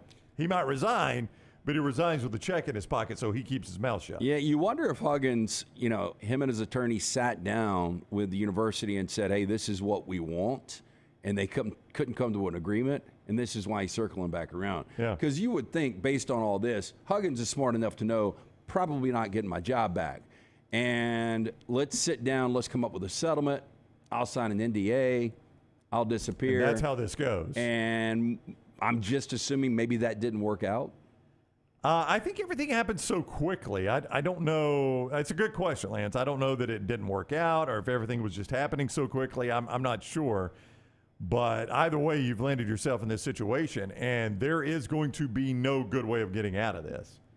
I mean, it's going to be ugly either way, because I agree. It's clear now Huggins has dug his line in the sand. In the Vulcan Tire Automotive chat room, Laura says there are tons of vineyards in, is that Dahlonega? Dahlonega. Where's Dahlonega? That's in Georgia, just outside of Atlanta. You never rode the Dahlonega mine train at I Six have Flags? not. Nope. Wow, the mine train maybe at I Six did. Flags. That was an Maybe. original ride. Yeah, well, I didn't know it was called the Dahlonega. That's the Mine official train, name. yeah. Yeah, it's very formal. I'm formal when I go. Two Six Flags references in 1 week. I know. I'm formal when I go to Six Flags. Bobby says his best of the weekend, David Ross getting ejected in the first inning against the Yankees yesterday. What he said to the umpire, I tweeted it to the show. Bobby did tweet it to the show. We can't use the video from Yes Network, but basically it was great. He walks out to the umpire and he says, you've got one more game before you get a break. Well, David Ross got his language. He got his break early, right? Yes. One more game before you get a break, and this is how bad you are. Does the All-Star break sneak up on you? Well, I knew it was coming because it used to always coincide with SEC Media Days. That's why it snuck up on me, because it was always the same week as SEC Media Days, and I don't know if we're getting All-Star break a week earlier. I don't think Media Days is any later, right? No. So I guess they're just doing it earlier this year, but that's why it snuck up on me a little bit now, like I knew it this weekend, but a couple of weeks ago I started doing the math, and I'm like, wait a minute, All-Star break's earlier this year than it normally is. So, yeah, it snuck up on me a little bit. This year, I mean. I really don't care when they do All-Star break. The only reason I knew what was going on is because of the promotion of the Home Run Derby. So you figured it out a couple. Yeah. I mean, it's coming up Tuesday. Well, we've got the All-Star break. And then all of the games ended early yesterday. As Forrester said, his White Sox started their All-Star break weeks ago. I mean, that is such a bad division. The fact that somebody's going to win that division is amazing. And the fact that the White Sox are 8 back is even more amazing. I mean, Cleveland is 500. They're a 500 baseball team. They got a divisional league going to the All-Star break. That's an embarrassing division. I think 500 is going to win that division. Forrester, would you agree? So you think either Cleveland or Minnesota or maybe Detroit, not the White Sox. Forrester, I think an 80-plus win season wins that division. Yeah, I think you could be pretty close to 500 and win that crap division. So if we gave you, as a White Sox fan, if we gave Scott a 500 record right now, you don't play another game, you take it and run. Oh, absolutely. There's 16 games under 500. 16 games at the break. Yeah, that would be one of the more incredible comebacks in Major League Baseball history if his White Sox were able to pull out of the gutter. I mean, it's going to the Tigers' offense is too bad. It's going to be the Twins or the Guardians. Patrick in the chat room says the AL Central is the AFC South. A lot of comparisons there. I think the AFC South, though, I think Jacksonville's going to be a little bit better this year. Have you noticed what's going on in New York, though, with the Yankees? I have not. Yeah, so they fired their hitting coach, Dylan Lawson. Okay, I did see that. And they are hitting .231 collectively. I did see that. They got 4 guys that are hitting like 200 in their batting order. Now, a lot of this is, once Aaron Judge went down, he tore that ligament, they're 14 and 17 cents. And they're hitting .218 since he went down. I mean, he is the cog that kind of fuels that. But still, when you've got Giancarlo Stanton hitting .203, Anthony Rizzo is .168. Yeah, maybe I just undervalue what a hitting coach does in baseball. But it just doesn't seem like, I know you've got to have that position and you got to have a pitching coach so they do something. But it seems like guys are either good or they're bad. I get that, but I think there is something to guys tweaking this or that, guys giving tips on, they're watching film. This is what this guy does. When when he's got a 1-2 count on you, look for this. He's going to throw a cutter here. I think good hitting coaches and also mentally being able to play a game with you. Like when you're in a funk. Yeah. I mean, we know hitting's contagious, but, this is not – so last year they only hit .241, so they were middle of the pack in baseball last year. And now the bottom's falling out, and you look at the Yankees, they are 8 games back. They're almost in dead last of the AL East. Baltimore has got their best break record since 1997 when they last played in the AL championship game. More of your best and worst coming up. Raynor Saban is going to join the show a little bit later on. We'll talk about the Pat Fitzgerald situation with him. He covers the Big Ten for the Detroit Free Press. So I used to cover Alabama, by the way, Raynor, back in the day at AL.com. So we'll catch back up with him and get his thoughts from Big Ten country, especially about the Pat Fitzgerald story. So go to break. A reminder right now, Legacy Credit Union has lifestyle loans. You can use these for unexpected medical expenses. Maybe you want to update the backyard or maybe something in your house. Maybe it's just a dream vacation that you want to fit in at the end of this summer or coming up around the end of the year. The great news about these lifestyle loans, no collateral is required, and they have great, affordable, low rates.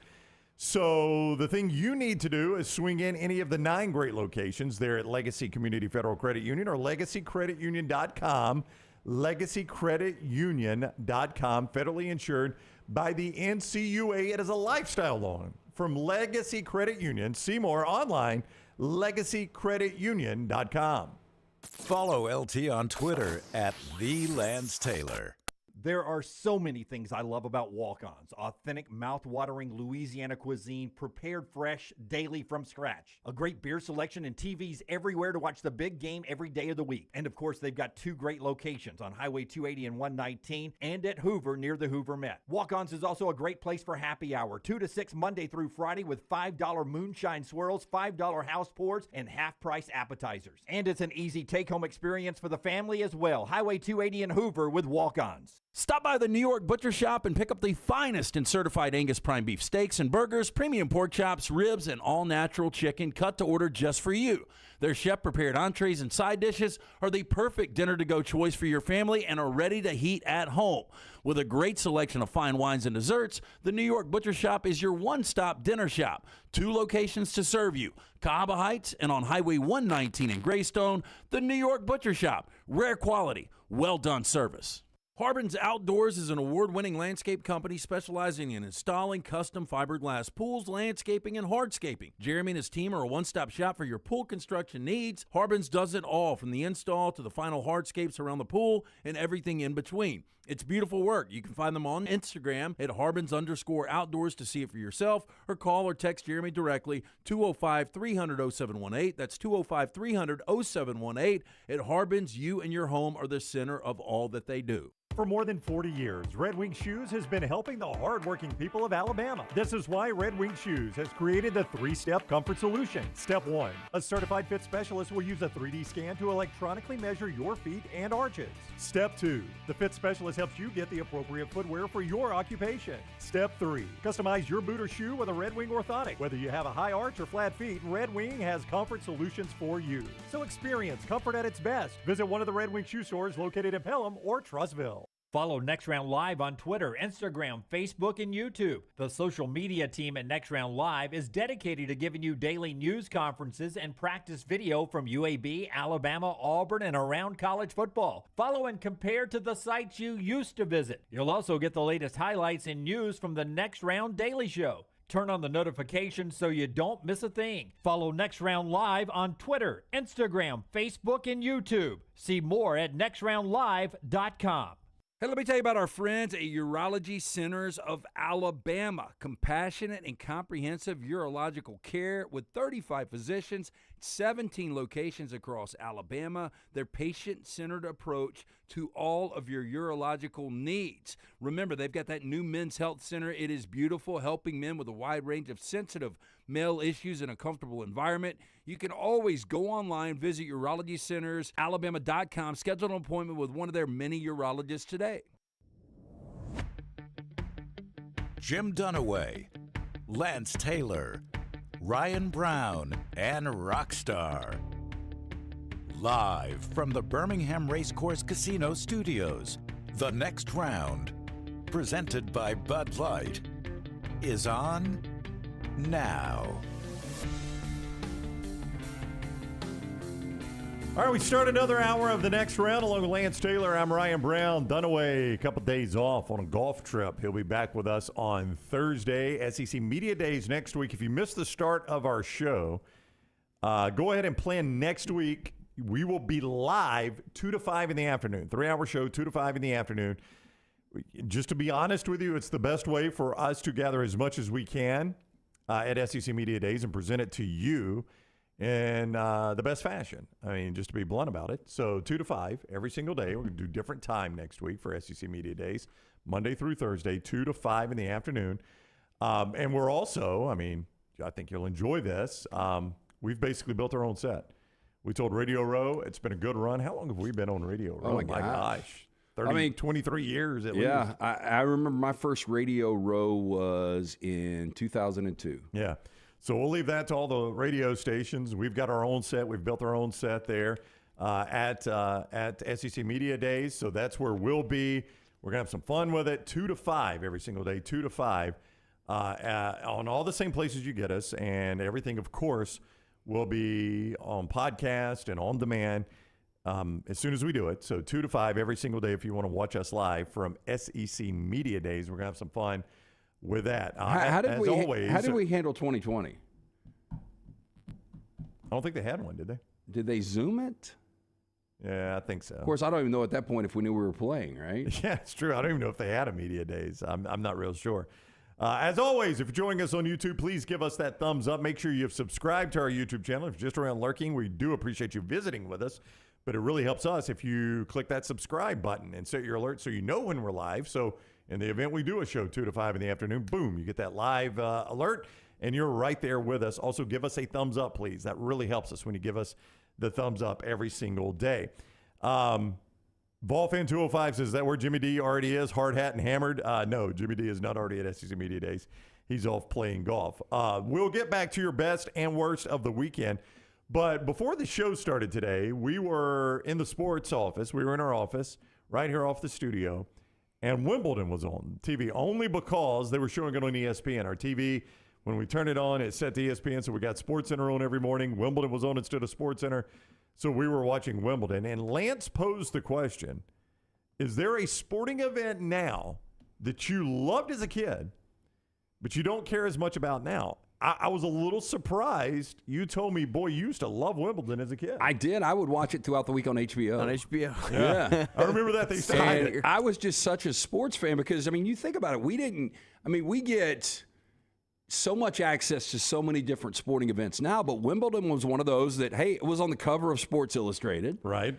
It was a big deal, and it was one of those things for a week. I remember getting up early on the men's final on Sunday mornings and watching that entire thing, and I was captivated by it. I played a little tennis as a kid, just around the park during the summer and stuff, just casually. We'd go swim, we'd play some hoop, we'd play some tennis.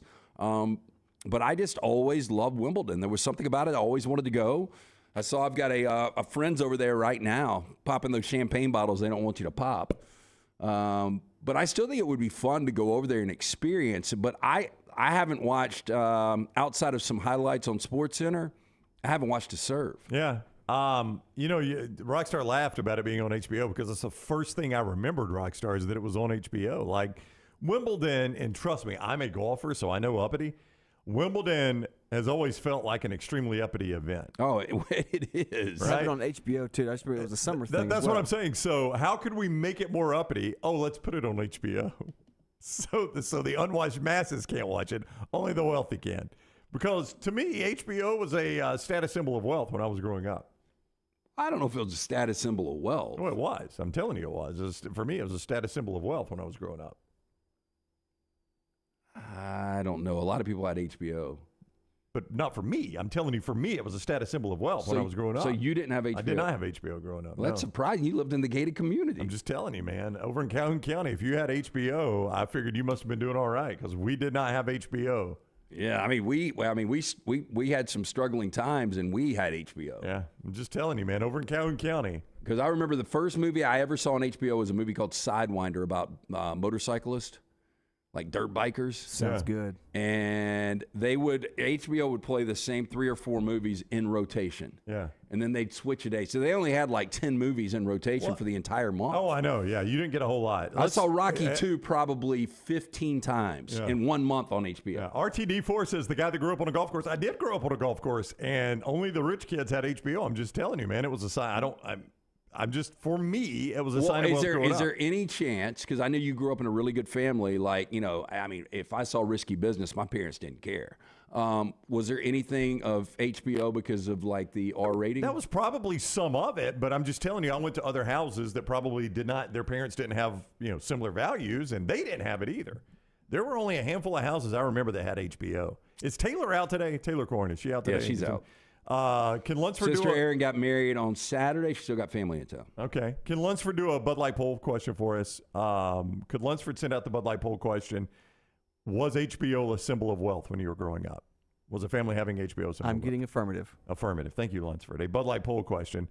If you like Lunsford and Rockstar and Scott, they've got a new back room out where they have some sort of numerical ranking for the next round staff. So you can go watch that at YouTube. But Lunsford's going to send out that poll question.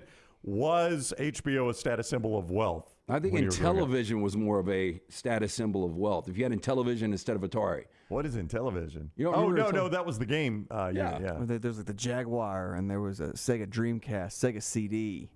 You see, I was in the, this is dating me, Atari 2600 in the Intellivision. Yeah. You had one of the two. We had the Atari 2600. No, I had the Atari myself. The Intellivision was a little more of a price point. Some people had Nintendo. The rich people had Sega. Then the richer people had Super Nintendo. Yeah. I do remember whatever cable company. See, I disagree with the HBO, but I do want to know some status symbols of the 80s. Yeah. Like how you could tell you had rich friends. Now, The big screen TV with the 3 bulb lights. Oh, I know. And Oh, it was yeah. a terrible picture. Yeah. Did you not think it was an awful picture? I had one friend that had. It was like, oh my God, look at those lights. No, if they had their own satellite dish. Yeah. I remember David Barnett. His parents had a satellite dish. Oh, yeah. And you could pick up anything, and we would get grainy titties. Those are the best kind. Of course, I had HBO, so I didn't need it all the time. No, I do remember though. Whoever the cable provider was for us in Anniston, and I can't even remember the name of the company, but there was like a 2-week window in the summer where everybody got HBO for free. That was just like they were trying to bait people into HBO, and they would send. Do you remember the little like the tiny book that had the lineup each week in it? Oh, I loved it. Yeah, and because you that would was go one of the see- things at yeah. hotels. I still remember going to a hotel, and they would still have the book even after I didn't get the book. Yeah, and it would be like Monday, Monday, July 10th, No, 8 to 10 o'clock, Die Hard or something like that. I Yeah. remember Chuck would be pissed if that thing went missing. When Chuck was around, where in the hell's the HBO guide? But I got excited about getting the HBO guide because I got to see what new movies they were going to have that month. Right. Everything was Eastern time, too. Yeah, I know. Yeah, you did have to. Paul says a cell phone in your in a bag in your car. Oh, yeah. Well, that was definitely a sign of wealth. I think that one was easy. B. Foshi Rockstar says Mr. Gaddy's Pizza had the rear projection TV as a kid. He thought it was awesome. This was front projection, but it was just like 3 different color lights. They were massive bulbs, and they gave you a terrible, terrible view. So we're going to discuss some of that real quick. I do want to update you for those of you that are interested in what players are coming to SEC Media Days from Alabama and Auburn. For Alabama, in addition to Nick Saban being there, it is going to be offensive lineman J.C. Latham. A lot of people are high on him. Oh, J.C. Latham. look, J.C. Yeah. Latham, I've seen him in one mock draft, I think in the top 10. I've seen him in almost all mock drafts first round. Right. Yeah, and he's going to be a first-team All-American more than likely. Dallas Turner, the Alabama linebacker. Another first-round guy. Yeah, these are all juniors, by the way. And Kool-Aid McKinstry, Alabama defensive back, who a lot of people are saying might be the best defensive back in the nation this year and would be drafted as such. I think Kool-Aid is going to be. I mean, look, he's already shown the promise of being a lockdown corner, but I think his future is extremely bright. And I'm not surprised at all. Those are the 3. Yep. For Auburn, offensive lineman Cameron Stutz will be there with Coach Hugh Freeze.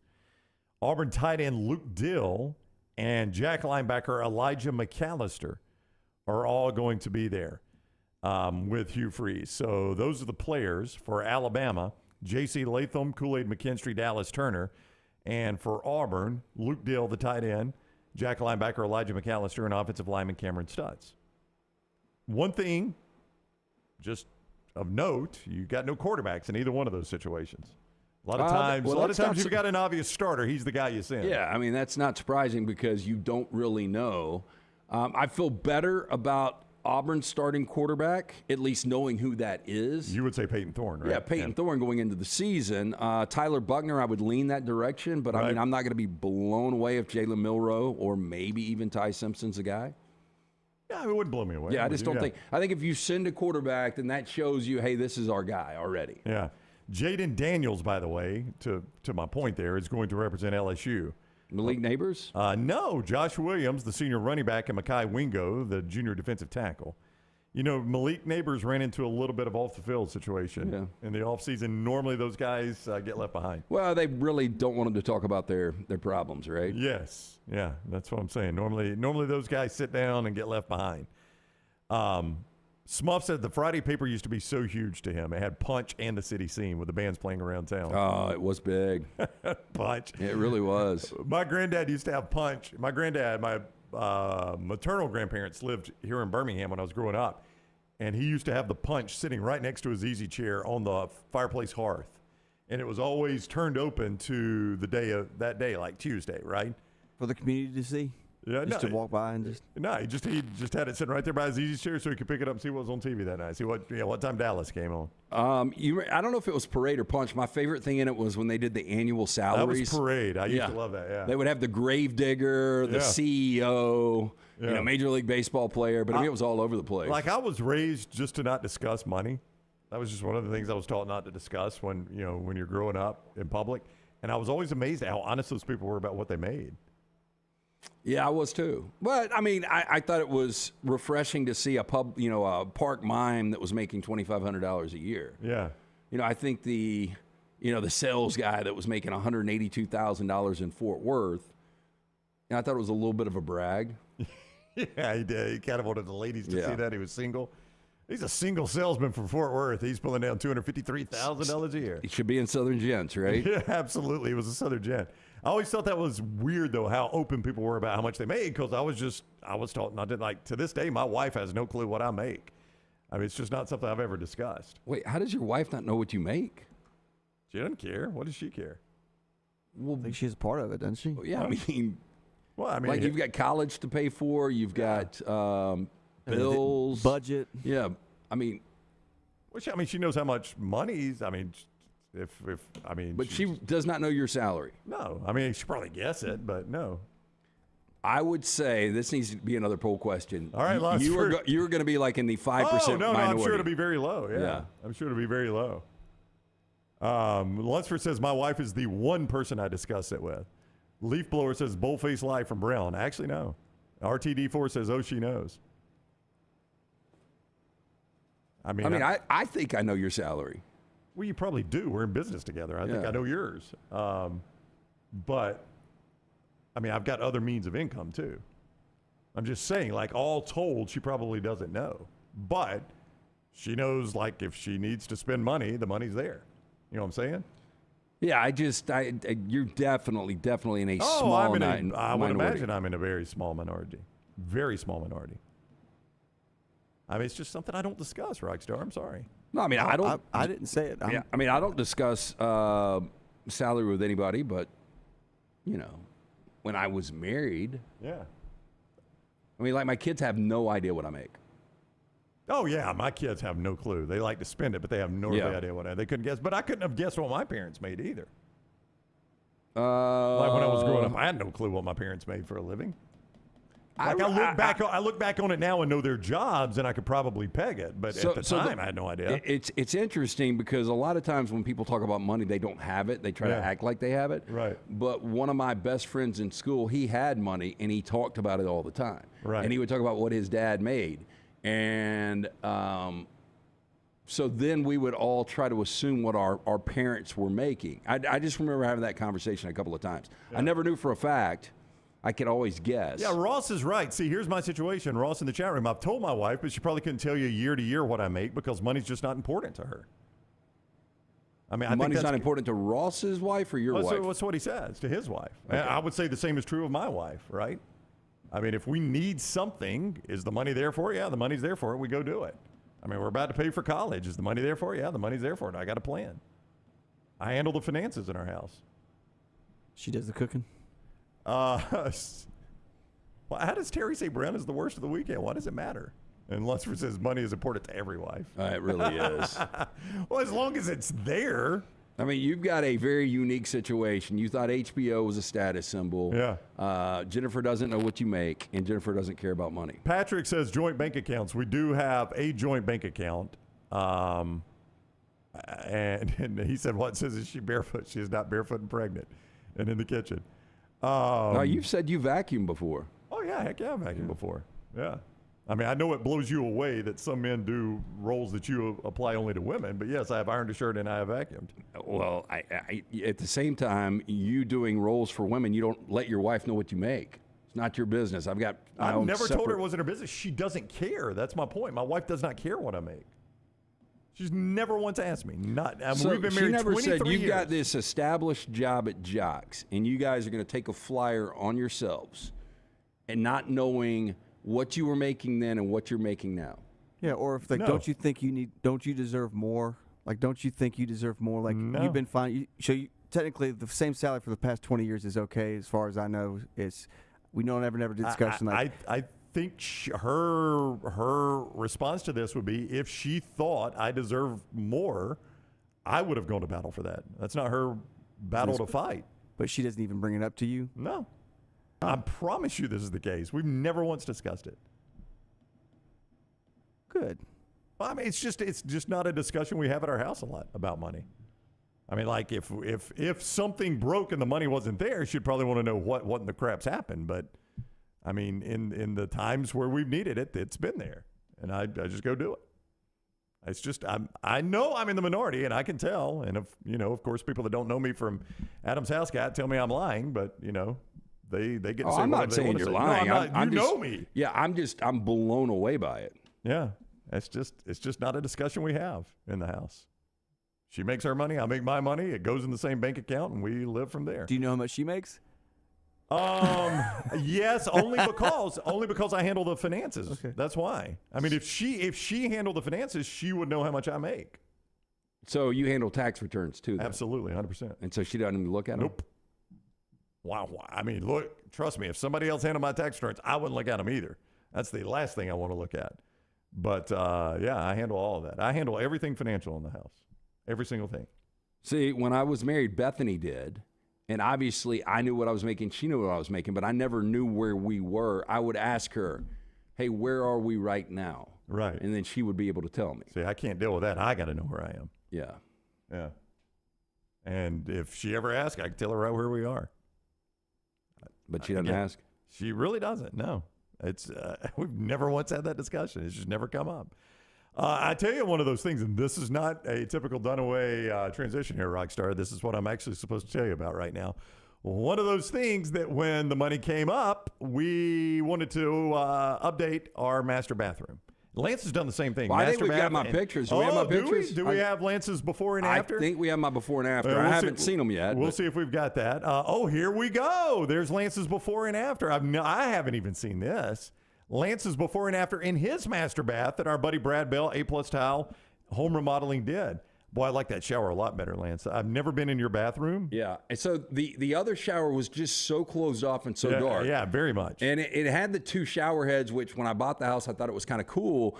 But it had that slate floor, which is really, really dark. And then it had that built-in jet tub that I was never going to use because you turn it on and like some kind of particles would come out. And like the family that lived there before, I don't know if it was like their skin coming out. So I just never used it. Yeah, not that I take a lot of baths. Yep. But now I've got like that standalone bathtub back there. Everything is so much more, the lighting, everything is obviously, you get that white compared to, I don't even know what color it was. Well, ours was very white. We wanted it a little bit darker, and this is a perfect point. Lance wanted his a little bit lighter. Tyler now is showing you the before and afters for my master bath. Brad Bell did all the work in both these. He could do kitchens too, where you're going to get your money back dollar for dollar. And when you sell your house, so the closest you're going to come is master bath and kitchen. Make sure they are updated. And to do it, call Brad Bell, A+ Tile Home Remodeling. Here is his number. Anywhere in Alabama, he can help you out. 205-422-1758. 205-422-1758. A+ Tile Home Remodeling. Brad Bell is the guy anywhere in Alabama. Get an estimate, get him out to do the work now. A+ Tile Home Remodeling. Follow Brownie on Twitter and Instagram at Ryan Brown Live.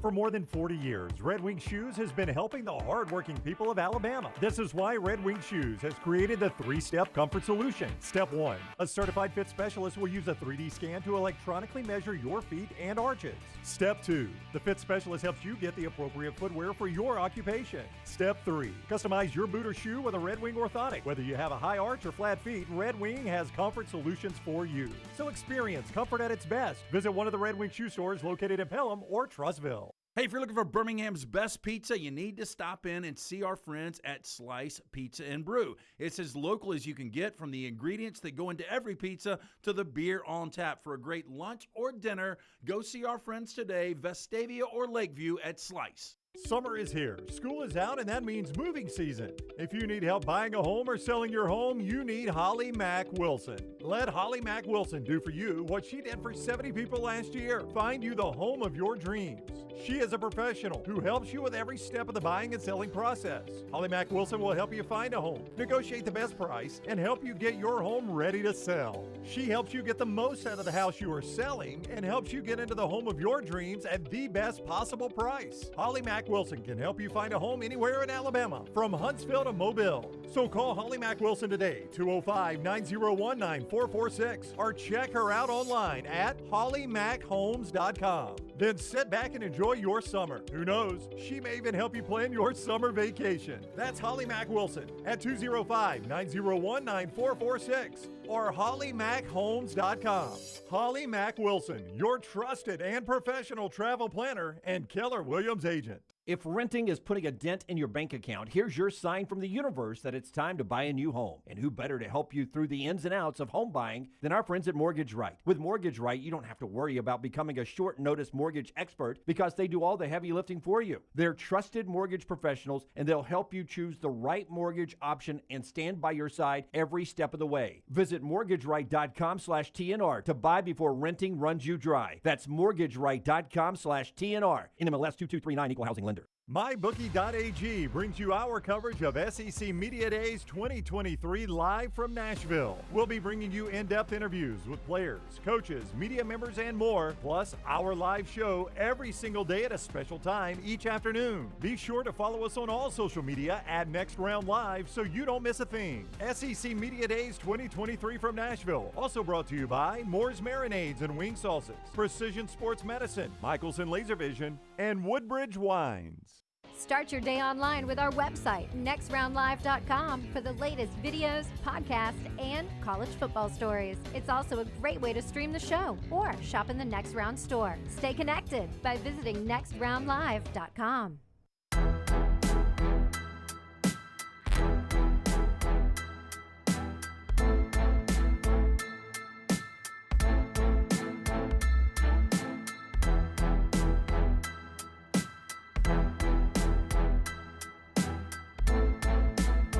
All right, I did not intend to spend this much time on this. Greg from Pell City says, I believe, Bram, my wife really does not have a clue what we make. A friend of ours was listening, and she texted in a group chat with my wife and I that she couldn't believe it either. And I showed Lance the text from my wife, who said what? Yeah, she said, it's true. Now, what blows me away even more Rockstar, you're not going to believe this either. is Jennifer said, I don't even know what I make. That's what we call comfortable. No, that is. Very comfortable. This is why Brown leads 100 life. Like Walter on Twitter, same situation for me, Brown. You're not alone. I've been married 43 years. So she also doesn't know what a good year is or a bad year is. Like she can't, like we can't say like 2023 was a great year financially for us. Well, I don't know. I just know that I wake up and yeah, but I mean, again, but I think for just not a old discussion. school, it's not a discussion we have, Rockstar. No, I'm not saying it has to be a discussion. Yeah. Even just like in passing. I think for old school, it is a little different. It was one of those I don't think wives really asked. So for Walter, they've been married 43 years. 43 years, he said, yeah. So, I would assume Walter's in his mid-60s. Yeah. And for that generation. But you're kind of an old school guy. In some situations. Yeah. I mean, all of us are in some I like situations. Lunsford. Can she come on and guess our salaries? I don't want to do that. That'd be great content. Yeah, I don't even want to get into that. I mean, it would be, I would say it would be funny content. As Forrester said, or she could just assign numbers to everyone's value on the show. I got to be honest. I will say this. My salary is one of two things. I'm not sure. So it's one or two. So you don't even know your own. Yeah.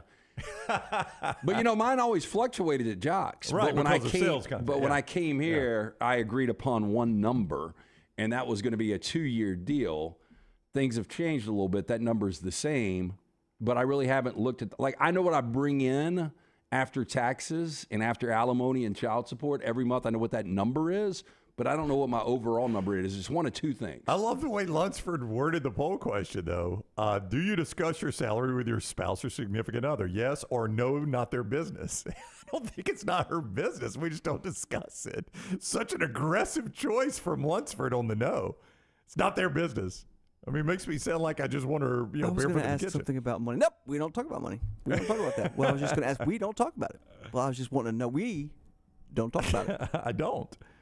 So there you go. That's all I really wanted to discuss on that. We somehow stumbled into that discussion on events. The fact that Lance used to love Wimbledon, which we'll get back to that in a moment. How did we get to the salary thing? Because we were talking about whether it was rich or not to have HBO. We'll get back to that in a moment, but as always throughout the show, we're doing Best and Worst of the Weekend presented by Hemp Hill Services. Yeah, our friends at Hemp Hill Services want to remind you right now with that changing weather, you need to make sure that HVAC is taken care of. Again, I think mine went out this past weekend. They put some refrigerant in it on Saturday morning, but I think we're going to have to replace it. But the good news is they're offering 0% for 60 months for qualified customers, plus free 10-year labor warranty. When you mention the next round, call Adam, Chad, Andrew, the guys at Hemp Hill Services. Make sure your HVAC unit ready to keep up with the changing weather. Hemp Hill Services, locally owned and operated independent Trane dealer. The team can service all makes and models for all of your plumbing, heating, and cooling needs. Call Hemp Hill Services. It's hard to stop a Trane. Call now, 205-229-2090 or online, hemphillservices.com. Michael says, I remember when the National Guard required us to go direct deposit. Old guys were upset because their wives had no idea what they were getting paid for drill. Yep. All of a sudden, hit the bank account, they're like, okay, we got this extra money. It was their extra money until direct deposit, right? You're right. Then it became everybody's extra money at that point. The slam dunk contest for me. I used to watch the slam dunk contest. That was like cannot miss back in the day when it was the top line players too. Yeah, but I mean, that's when it was exciting and you had unique things that were going on. I mean, Dominique Wilkins to show off that athleticism, Jordan going from the stripe, D. Brown pumping up the Reeboks. I mean, Spud Webb as a small guard dunking was just Cedric amazing. Sabalos did the blindfold thing. Cedric Sabalos did the blindfold. That was probably the era, though, where it ended for me, Rockstar. Like, when you said that, I can remember Ced Sabalos doing the blindfold. Yeah, and I think Ced Sabalos, I think that was early 90s when he did that. Yeah. Kenny Skywalker. I mean, I remember some of those, and then it quickly fell apart, and I am shocked that people still watch it to the degree they do. I mean, when I was growing up, I can only speak for the same. Well, this was it Bill Russell was always there grading it. Who was the Julius Irving was always there Dr. grading J, every year. You could tell he's so interested. I know. One of the things when I was growing up, Lance, is the slam dunk contest for at least my friend group was bigger than the All-Star game. Like, we all watched the slam dunk contest, probably didn't even watch the All-Star game. Yeah, see, I would watch both, and I really enjoyed both, but if I had to watch one or the other, it would have been slam dunk. Yeah, I mean, that was it, man. But I remember the All-Star baseball game. Again, another thing that I really don't watch much of. I'll watch an inning or two maybe. But I remember it was one of those. I remember we had, I forgot where we were, a small city somewhere in Alabama, and we had an All-Star game. And this is back in the early 80s. And I was like, I have got to get home to watch this All-Star game. And so I missed like the first 3 innings, and I was so beat up about that. Yeah. Where were they playing it? I don't know where they were playing. Was it like a Dodger tie-in, or you just love the All-Star game? I just love the All-Star game. Yeah. Yeah. Now, will you watch it this week? It's Maybe. all that's going to be on Tuesday night, right? It just depends on what I've got. If I've got a good dinner or something, no. So you'll go to a good dinner over at All-Star game? I would. Would you not? Probably so. The All-Star game, this is going to be, look, I do a lot of weird things. One of the things I like about the All-Star game is the player introductions. I just like seeing how the crowd reacts to those players. You know what I'm saying? I don't know why I like that, but I do. Like when, yeah, but we don't have any more villains, really. I know, and that was better when we did. Like, I always wanted to see what kind of reaction a Barry Bonds or a Mark McGwire would get. Yeah, and it was normally a boo. Yeah, I always like seeing, Cal Ripken was beloved. Anytime he was introduced, it was a standing ovation. I always think it's cool when the hometown player, whoever the host city is, their players get introduced. I always think that's really cool just to see their reaction and how beloved they are. Other than that, the All-Star game, I'll turn it on, but I am not glued to it. Like, we used to have Matt Coulter. When we worked with Matt back in the radio days, I don't know if you remember this, but Matt and a buddy of his would meet at a local establishment and watch all 9 innings, and he was doing mornings. Like, he'd be a late night and have to come in the next day. Yeah, but, Matt is an old school guy that, grew up with this All-Star game was a huge deal. So that didn't really surprise me. Again, I was all engaged in the All-Star game until probably – I'll tell you when it really started to go down for me was when we started SEC Media Days, because we would have different people coming town, and we would make a plan, hey, let's go to Slice. We'll watch the All-Star game while we're eating, but nobody really watched the game. Yeah, we'll give you some more. You all have some really good ones, the Vulcan Tire and Automotive chat room. Tell us about Gutter Cap real quick. And we talked about helping a home's value. This does it. Yeah, absolutely. The last thing you want to do is get the dirty or the dangerous ladder out. It's a dirty, dangerous job cleaning the gutters. Let Chris Stewart come out and give you an absolutely free estimate. They will put the patented cover system over the existing gutter. You'll never have to clean the gutters again. 205-823-2212. Cap it. Don't snap it. For more information, again, call for the absolutely free estimate. He's been in business more than 20 years. 205-823-2212 or guttercapbirmingham.com. Vol fan 205 with a couple. First of all, he says the SEC baseball tournament, used to love it as a kid, but everybody just pulls their pictures and tries to get out as quick as they can now. I would agree. Well, I'll tell you why we really loved it. This is it's not bad, but so when we first started at Jocks in 1998, 99, we used to get these books of the VIP tickets. And we were supposed to give them to clients, and we would give them to some clients. But I would also take a lot of friends, and we would go for every session because it was free beer. And, back then, I mean, free beer is free beer when you're in your 20s. And I absolutely loved it. And we would stay, they would do it like a last call, even in the VIP. And some of those games would go till 2 or 3 in the morning. Oh, gosh, yes. Yeah. And so we would just stockpile and have we'd be sitting outside with like a million beers and staying out at the Met till like 2 in the morning. But yeah, I went to, and then I started to, Memorial Day, it's like, pick, are you going to go to the beach or you want to stay for SEC baseball? But there were some weekends I would just stay in Birmingham just for the SEC tournament. He adds the NBA regular season. It's gotten rough to watch with half the teams making the playoffs and seeding not meaning as much as it once did. Oh, and you don't know who's going to play night in, night out. That's right. Yeah. Now he says with the new 65-game rule, it will fix things and hopefully guys will play more. Do you feel the same about that? Yeah, I mean, they're going to have to. Yeah, I mean, the rule says it, right? Yep. Unless you go on a long-term injury. Brody says the Daytona 500 or NASCAR in general, I just don't watch it anymore or care. I probably watched more NASCAR back in the day. I still enjoy watching the super speedway races, the 2 Talladegas and 2 Daytonas. If I'm going to watch, it's going to be that. Yes, sometimes I'll turn it on, but not a lot. Yeah. Pritchalaw says, Lance, free beer is free beer when you're 52. Trust me. Oh, I don't disagree. Free beer drinks good. That's right. It drinks good, don't it? Krusty says the Miller versus Wemby preseason game was the first NBA preseason game I've ever watched. That's Summer League. I guess you could call it preseason. Wembanyama was not good Friday night. He was outstanding last night, and Brandon Miller again struggled last night from the field. But Wembanyama showed what the future is going to look like for him in what we saw last night. This is the first.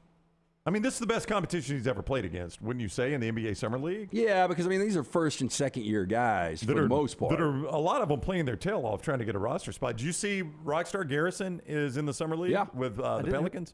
That's awesome. Yeah. We need to talk to him. Yeah, man. we ought to get Garrison on. Garrison Brooks, our former intern that played at North Carolina and Mississippi State. Yeah, reach out to him. Yeah. He had 6 and 6 last night, so he's battling for one of those roster spots. Probably will be in the G League, but yeah, with the Pelicans, so we would play here in Birmingham. Yeah, making money playing basketball. That's a good gig if you can get it. Yeah. So Summer League was not on TV until recently, so you really didn't have the option of doing it. But it is wild to me how big the NBA Summer League has gotten. Well, it's a big deal in Vegas. I was out there a couple of years ago while it was going on. I ran into our boy Verno, and did you all know each other were out there? I don't think so. Yeah, so you just randomly you're in Vegas and you run into I was Verno. coming out of Caesars. He was walking in. We talked for a little bit. I was with somebody Verno did not like, so we didn't spend much time together.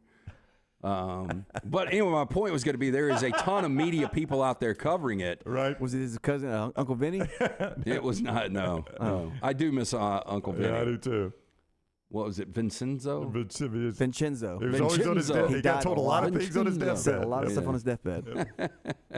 Such a good bit. Saddest day of my life. But it's become a really big deal out there. But yeah, the Summer League used to never be on TV. It is on TV now, and they are selling games out. I mean, the Thomas and Mack Center is selling out Wemby games just to see the guy play. And you're right, his first game was very disappointing. Of course, I love people talking about is so-and-so a bust based on NBA Summer League. I think we probably need to tap the brakes on both Brandon Miller and Wemby being a bust just based on Summer League games.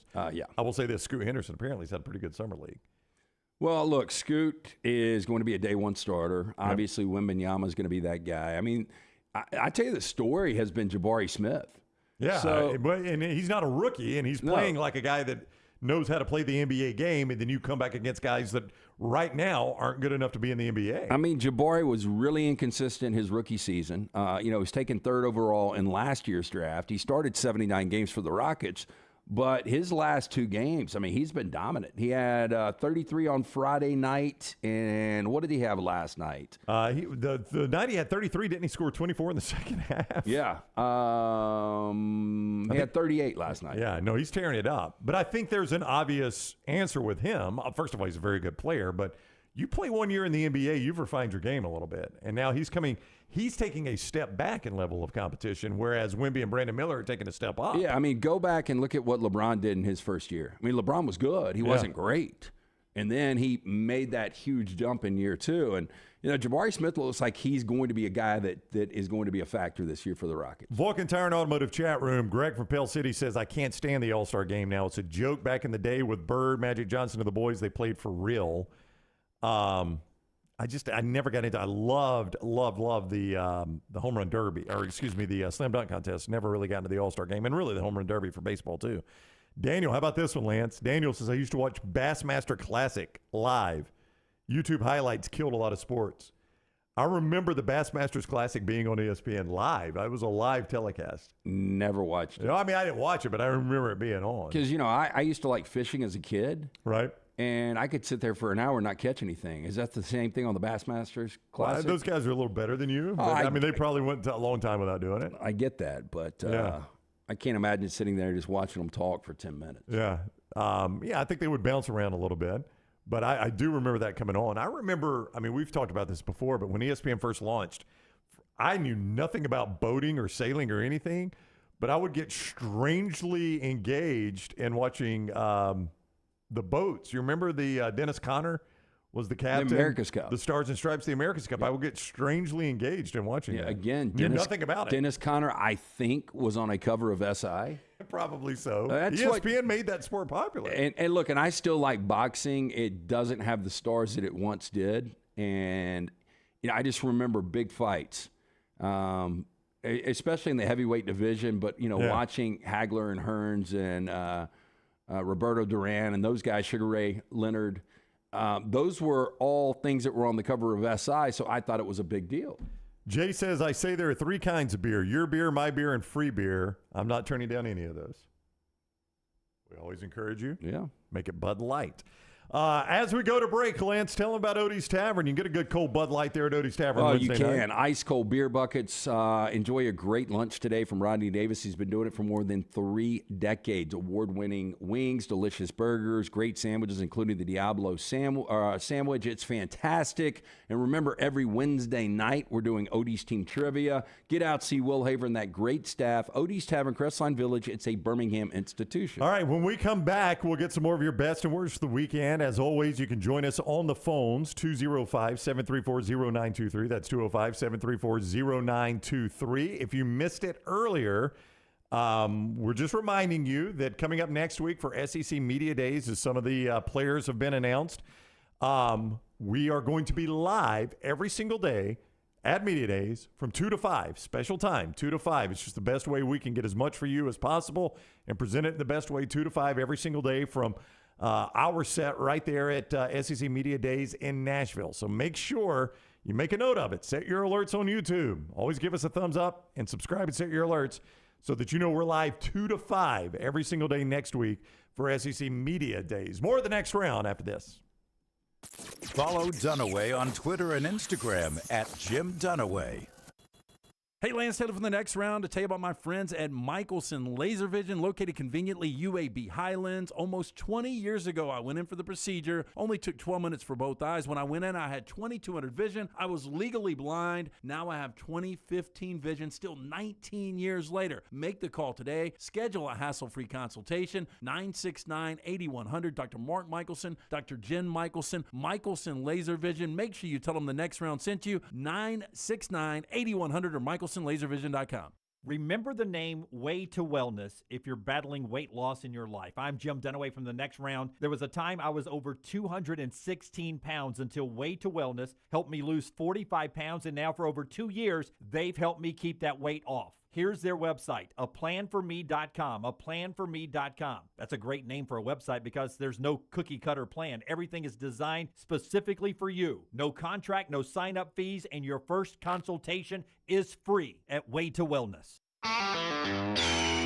This is for the men who never settle, the ones who believe only quitters end a game in a tie, the type of guys who choose the bar with the biggest TVs to overcompensate for theirs at home. This is the Lodge mentality. This is Twin Peaks. The Next Round store is live and loaded. Check out the latest logo t-shirts and hoodies, get your favorite team colors, the Next Round flag shirt, or grab the popular Y'all Can Have the Rest t-shirts.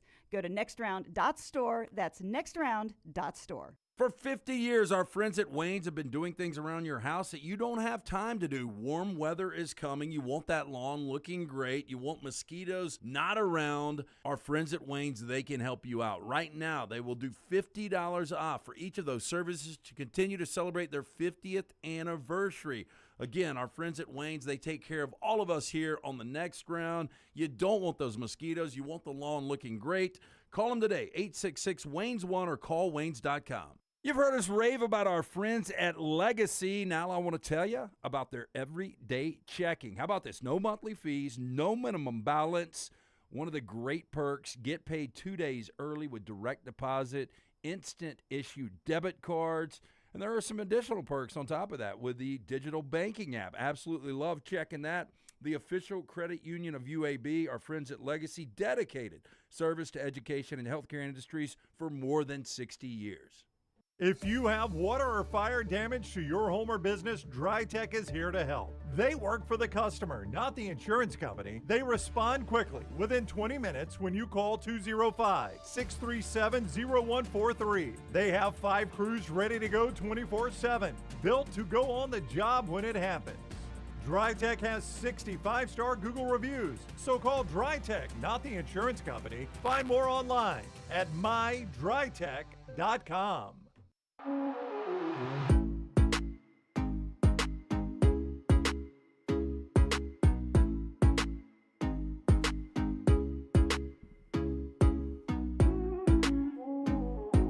All right, we continue on the Next Round. Raynor Saban is going to join us from the Detroit Free Press coming up. We'll touch some on the Pat Fitzgerald and also talk about the Big Ten in general, by the way. Michigan State. He will be good on Peyton Thorne. He's a guy that covers both Michigan and Michigan State. We can discuss Peyton Thorne, a guy that if you were projecting an Auburn starter, or if you want to go ahead and do it, you would certainly say Peyton Thorne. I don't think you would be alone in that by any stretch of the imagination. I think most people think Peyton Thorne's coming in to be the starter at Auburn. Yeah, I just, I thought for a second that Robbie Ashford, I thought his skill set with what you've got with Hugh Freeze makes a little sense. Right. And I still think there's going to be packages for Ashford. But Peyton Thorne, there's a reason that Hugh Freeze went out. There was a reason that he said multiple times, I haven't seen the guy that I want in the portal. And for him to bring in Peyton Thorne, I guess he sees the guy that he wants. If you missed it, speaking of Peyton Thorne, he is not one of Auburn's players at SEC Media Days next week. Luke Dill, the tight end, Elijah McAllister, the Jack linebacker, and Cameron Stutz, the offensive lineman, will accompany Hugh Freeze. They are up Tuesday, if you've missed it. They'll be around Tuesday afternoon, so that's when you'll be able to catch a lot of the Auburn folks. They're there from 1 to 4. I need to make sure what I'm looking at is Central Time. I'm pretty sure it is. Yeah, 1 to 4 Central. So Tuesday afternoon, if you want to catch Auburn, that's when they'll be around. For Alabama, the Crimson Tide is early on Wednesday, 9 to 12:15. Offensive lineman J.C. Latham, defensive back Kool-Aid McKinstry, and linebacker Dallas Turner will be the players that are accompanying Nick Saban there. Some of the big names that will be there, a lot of the quarterbacks, obviously. LSU's Jaden Daniels. He'll be there on Monday with Brian Kelly. He's part of the group that is coming from LSU on Monday. You expect a big year out of Jaden Daniels? I know from hearing you talk. Again, going into last year, I didn't expect much. And I thought he was fantastic, and I thought he got better as the year went on. I think he's really comfortable now. I think Brian Kelly is comfortable with this roster. So I think it's a good time to be an LSU fan. I think this is really, really exciting. Texas A&M's going to bring Aniyah Smith. I think you expect a good year out of Aniyah Smith from hearing you talk. Well, you look at, Evan Stewart to me is going to be their go-to. Aniyah Smith coming off an injury, he's going to be right there. Moose Muhammad III. I mean, they've got really good receivers. If Wigman is as good as people say he can be, This A&M offense with Bobby Petrino, this could be one of the big stories of the SEC this season. Georgia on day 2 is bringing Brock Bowers. I think you think Brock Bowers is a kind of middle-of-the-road player, not going to do much this year. Yeah. I think Brock Bowers could be the best player in college football. And I don't think that's an exaggeration. Yeah, I don't disagree with Caleb that. Williams is right there. Yeah. I think it is a long climb. If you want to talk Heisman in Heisman terms, I think that's a long climb for him because of his position. But I do think if you say, regardless of position, give me the best players in college football, you don't talk long before you get a Brock Bowers. Yeah, but if Brock Bowers, is to go out and have 1,000 yards receiving, I'm not going to say he does, and has 12 touchdowns and has, a couple of these. I mean, you can do a lot of different things. We saw him on a reverse take it like 70 yards last year.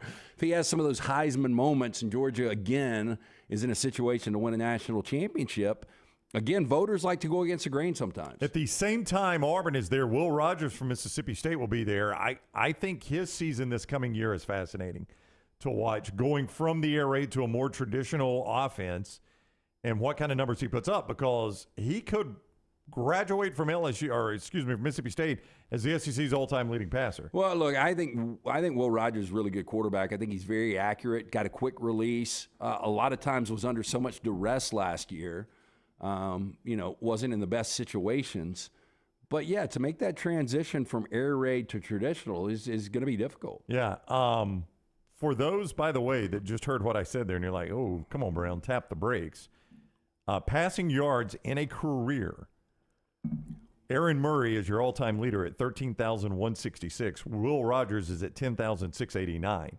Oh, I think he's going to pass it this year. I think he will. Healthy. I mean, it's going to, if he stays healthy, and it would he's have got to 2 be more a years. Disaster of an offense, for him not to do it. He is going to finish Mississippi State in all likelihood as the SEC's all-time leading passer. Yeah. And some of that is going to be air raid, so a lot of people are going to, turn their nose up at that. Much in the same way they did with, and I'm trying to find where the guy, Tim Couch. He only played a couple of years in the air raid and threw for 8,400 yards. He's 26 all time. It was the number 1 overall pick basically in 2 years. So it will be somewhat like that, obviously. Arkansas is bringing K.J. Jefferson the same time Alabama is there, and Rocket Sanders. That's a good 1-2 punch right there. I don't know what we think about Arkansas. I know we've talked about them some, but boy, K.J. Jefferson and Raheem Sanders, that's a good 1-2 punch. I agree. And, Kendall Briles is gone. Dan Enos comes in and takes over. But when you've got the experience of a K.J. Jefferson, when you've got the explosion of a Rocket Sanders, the offense should be good again. One of the stories of the conference last year was Quinshon Judkins. Ole Miss is bringing him on day 3 with Lane Kiffin. It would be hard for him to even replicate what he did last year. But, boy, if he does, what a story. Well, and you said it last week when we were talking to Neil McCready. When Lane Kiffin finds that guy, I mean, he's going to grind it out with him. So I fully expect if Judkins stays healthy, he's going to be a 1,200-plus yard guy. Also on day 3, Spencer Rattler coming with Shane Beamer in South Carolina. This is a guy who the way he finished last year, I think kind of reset him. College football fans. So much he played hype. So well at the end of the year. Coming in, signing with Lincoln Riley in Oklahoma, you saw moments, and then he really struggled at times. Caleb Williams replaces him in the Texas game. And last year, Spencer Rattler at the end of the year against both Oklahoma and Tennessee, against Tennessee and Clemson. And I know Tennessee's defense was not a good defense, especially against the pass, but he looked like all of the hype he was talked about. And finally, I think this was already put to bed, but going into spring, I think there was a discussion about the starter at Tennessee, and Josh Heupel is bringing Joe Milton with him, which tells you where Heupel is on that. I think that was already put to bed. Now, watching Milton at Michigan, totally different offense. Wasn't impressed. Milton, when he did play last year after, the injury, Milton was good. And he's got what they say is maybe the best arm in college football. He's got a rocket arm. I don't think anybody's ever worried about his arm strength. From Hendon Hooker to Milton, there's going to be a drop-off. Yeah, I don't think anybody's ever worried about his arm strength. All right, let's do Rockstar's Viewing Menu. It's presented every single day by a New Life Art. Rockstar, after Lance tells us about New Life Art, will tell us what he is watching tonight during the All-Star break. We need your help now more than ever. Artist Daniel Moore has just announced his next masterwork in oils. The legacy continues. The sequel to Moore's 1992 sold-out painting, The Crimson Legacy, features iconic moments, memorabilia from the last 30 seasons of Tide football. Don't miss your opportunity to own this lasting tribute, sure to be cherished by Bama fans for years to come. Pre-order your print or canvas of The Legacy Continues from New Life Art at special pre-publication pricing through July 15th at danielmooreart.com. Rocky. 7 p.m. on Cinemax. These are some of Tyler's suggestions. One I have never seen from 2001, Jake Gyllenhaal and Donnie Darko. I know they did a lot of Tears for Fears. Yeah, I've never had a desire to see it. But it's kind of a cult classic. I've not seen it either. Yeah. I just saw a list. It's one of the top 55 sci-fi movies of this century. So, and then 8 p.m. on Stars Encore, one that Lance was super excited about seeing, The Unbearable Weight of Massive Talent. Yeah, and it was good. It wasn't as good as I thought it was going to be, but Pedro Pascal and Nick Cage, I mean, their chemistry was really good. I mean, it's worth the watch. I've seen it twice. I think Pedro's probably going to get a role. I think Pedro is fine on that. By the way, I saw Sound of Freedom this weekend. Oh, yeah, I wanted to ask you about that. Boy, I'm seeing rave reviews about that, about how amazing that movie is. It was incredible. And not only, first of all, let me say this. I didn't know anything about the movie because they didn't have much of a budget. It's more about word of mouth. But it deals with a true story. And the guy, what was his name? Matt Ballard? Okay. I think that's right. I've read articles about it. Anyway, he worked for Homeland Security. Okay. And he worked a bunch of pedophile cases. And then it got to the point where he wanted to, his partner told him, hey, look, man, how many of these pedophiles have you caught? And he's like, 100 and something. How many of the kids have you recovered? None. Gets him thinking, it's all about bringing the kids back. It was such a powerful movie.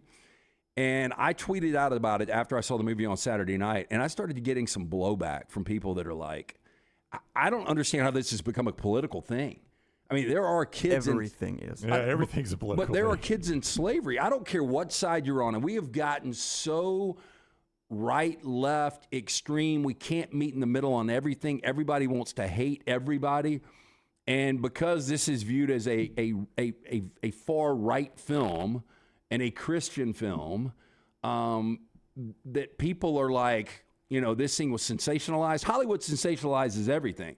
This is a money grab. They're wanting you to promote it because they want to make money. Well, Schindler's List wanted to make money, right? Well, sure. Yeah, they didn't do it just for the historical nature of it. To me, it is a great movie. Outside of the message, I thought it was really well done. Yeah. It is one of the most powerful movies I've ever seen. $12 million budget is what Jay Price is saying. Is that right? Yeah, look, man, I don't shed a lot of tears. Oh, wow. I shed tears Saturday night. Did you really? Yeah, I'm getting chills talking about it right now. One thing you don't F with is kids. Yeah. You just don't. And these MFers that are out there doing what they're doing, and you see a lot of it in this film and what he was able to do, and sensationalized or not, this dude had the biggest balls I've ever seen. And it's just an incredible story.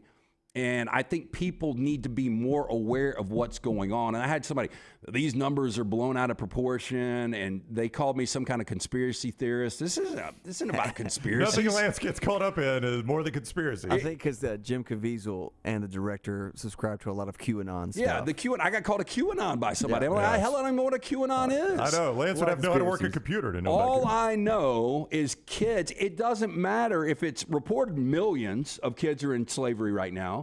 Even if it's one, all that matters is we need to get the word out, and one is too many. Yeah, I agree. And I mean, for this one father, true story, his 4 and 8-year-olds were taken from him.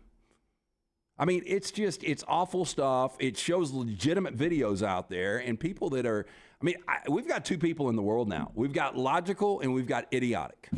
And if you're disagreeing with this film and the message it's about, you're idiotic. That's all I got to say. Well, there's Lance's Sound of Freedom. Sound of Freedom. I give it a 5 out of 5. Go see it. 5 out of 5. Would recommend. Yes, 100%. I'm probably going to take. I took Jack to see it Saturday night. Yeah. I think I'm going to take Leighton to see it. It's a heavy movie for kids under 12. I probably wouldn't do it. It's really, really a heavy topic. Be prepared. I had a buddy call me yesterday after watching it. His wife, I could hear in the background bawling. Oh, jeez. I'm telling you, man, it is powerful. Huh? It's one of those that afterwards you need to sit down, have a discussion. have a cocktail, watch an episode of Curb Your Enthusiasm, and laugh it off. And get it a little bit lighter. All right, we're going to talk some Big Ten when we return. We'll talk a little bit about Pat Fitzgerald and then much more about the Big Ten with Raynor Saban. Don't forget to make this summer a sweet southern summer with a new or used RV from Johnston RV Center. New travel trailers start at just $139 a month. That's less than $5 a day if you do the math on that. Less than $5 a day. Fifth wheels from just $439 a month, plus closeout pricing on some 22s that are still there. Listen, if you're active or retired, active duty or retired military personnel, we love you on this show. They love you at Johnston RV. They're giving you great discounts. You can see more online, johnstonrvcenter.com. That's johnstonrvcenter.com. Or visit them in person, I-65 exit 304 in Coleman, 334 in Decatur, Johnston RV Center. Call the next round now at 205-734-0923. Hey, for all of your IT and printing needs, reach out to our friends at Xerox Business Solutions. Look, I'm still one of those old school guys. I print my notes every single day for the show. If you watch the show here on the next round, you see all the notes in front of me. From day one, Xerox Business Solutions, they've been with us here at the next round.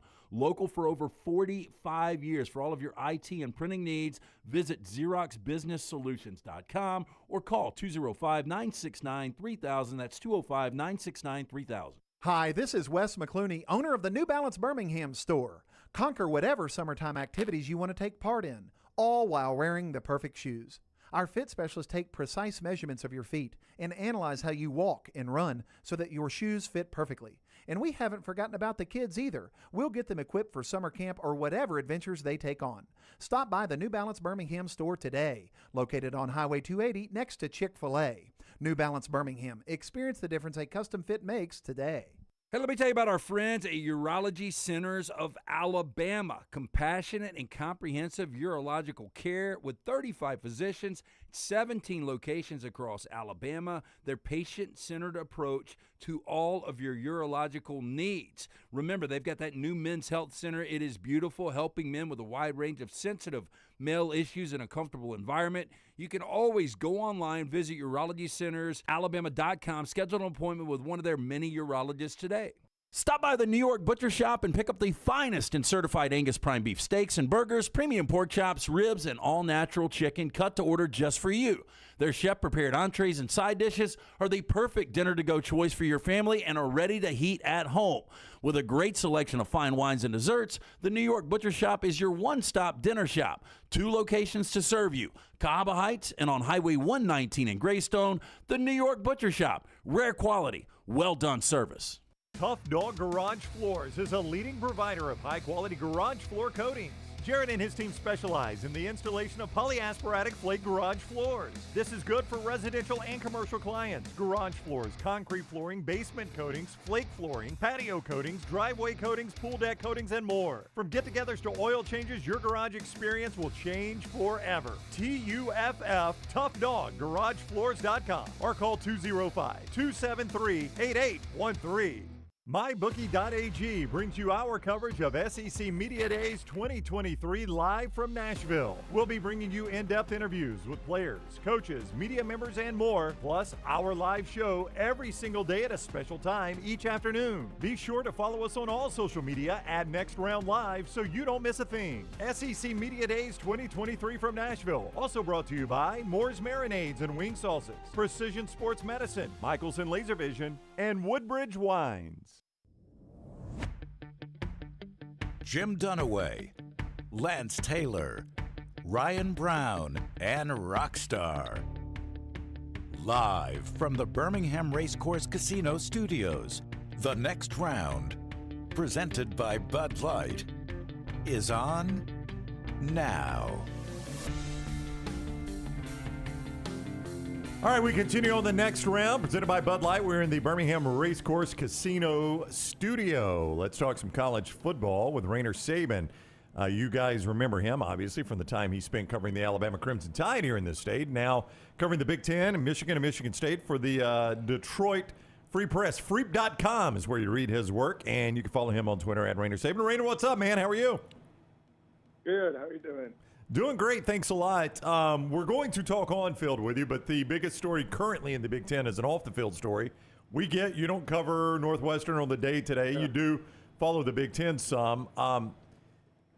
It was interesting when the president released a statement yesterday about Pat Fitzgerald. I saw two immediate reactions like, okay, he's backing down, or okay, this is getting worse for Pat Fitzgerald. When you read the statement, did you have an immediate gut reaction like that? I mean, what is your reaction to the president's statement yesterday? Well, I think he just wanted to revisit it, obviously, with some of the new stuff that came to light, whether that was actually new information that he was unaware of or not. It at least came out in the public. And so he had to kind of revise his stance because, obviously the suspension was handed out during what would have been arguably the most quiet period for coaches across college football, the 2-week suspension of Pat Fitzgerald. So, that's the period of time when, coaches are on vacation and not doing anything. So, as the Athletic kind of pointed out in a column today, the punishment was came across as probably weak, and so he was probably trying to, walk that back maybe a little bit based on the information that came public this weekend. Outside of the hazing allegations, Pat Fitzgerald, look, he was in the 2020 weird year, but he played for the Big Ten championship. I know he's beloved. He was a great player there in their most magical season in that program's history. But the fact is he's 4-20 the last 2 years. And I heard a national voice a couple of weeks ago before this scandal was even out there saying Pat Fitzgerald sooner or later has got to win. I was one of those, Raynor, under the impression he had kind of a lifetime pass. But was there going to be pressure on Pat Fitzgerald if he had another bad year, even outside of this? I mean, sure. I think, there's obviously, there's pressure to win at all these programs. I mean, they have a brand new facility.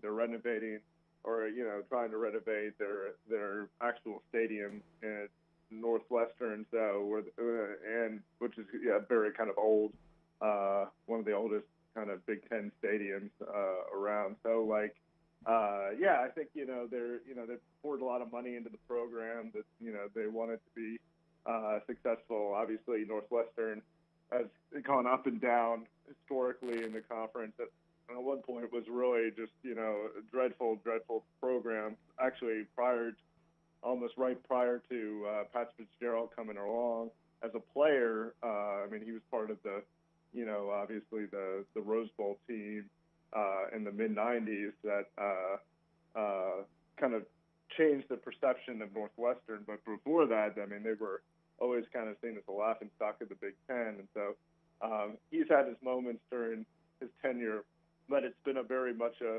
kind of a roller coaster ride with performance on the field for him. And this stuff obviously just adds to the kind of volatile nature of everything going on there, especially with the way that program's gone up and down, especially even the last couple of years. Raynor Saban is with us on the JohnstonRVCenter.com hotline. You can follow him on Twitter at Raynor Saban. Read his work in the Detroit Free Press, freep.com, if you want to check that out. With the Detroit Free Press, you could do that. We were randomly discussing Ohio State and Michigan in an earlier segment on the show, and I made this statement from Birmingham. It certainly feels like the rivalry has turned. Michigan has won it a couple straight years. They've been to the playoff, though Ohio State had as well. And Big Ten country, is there the feel that Michigan has gained the upper hand there even after that domination that Ohio State had in that series?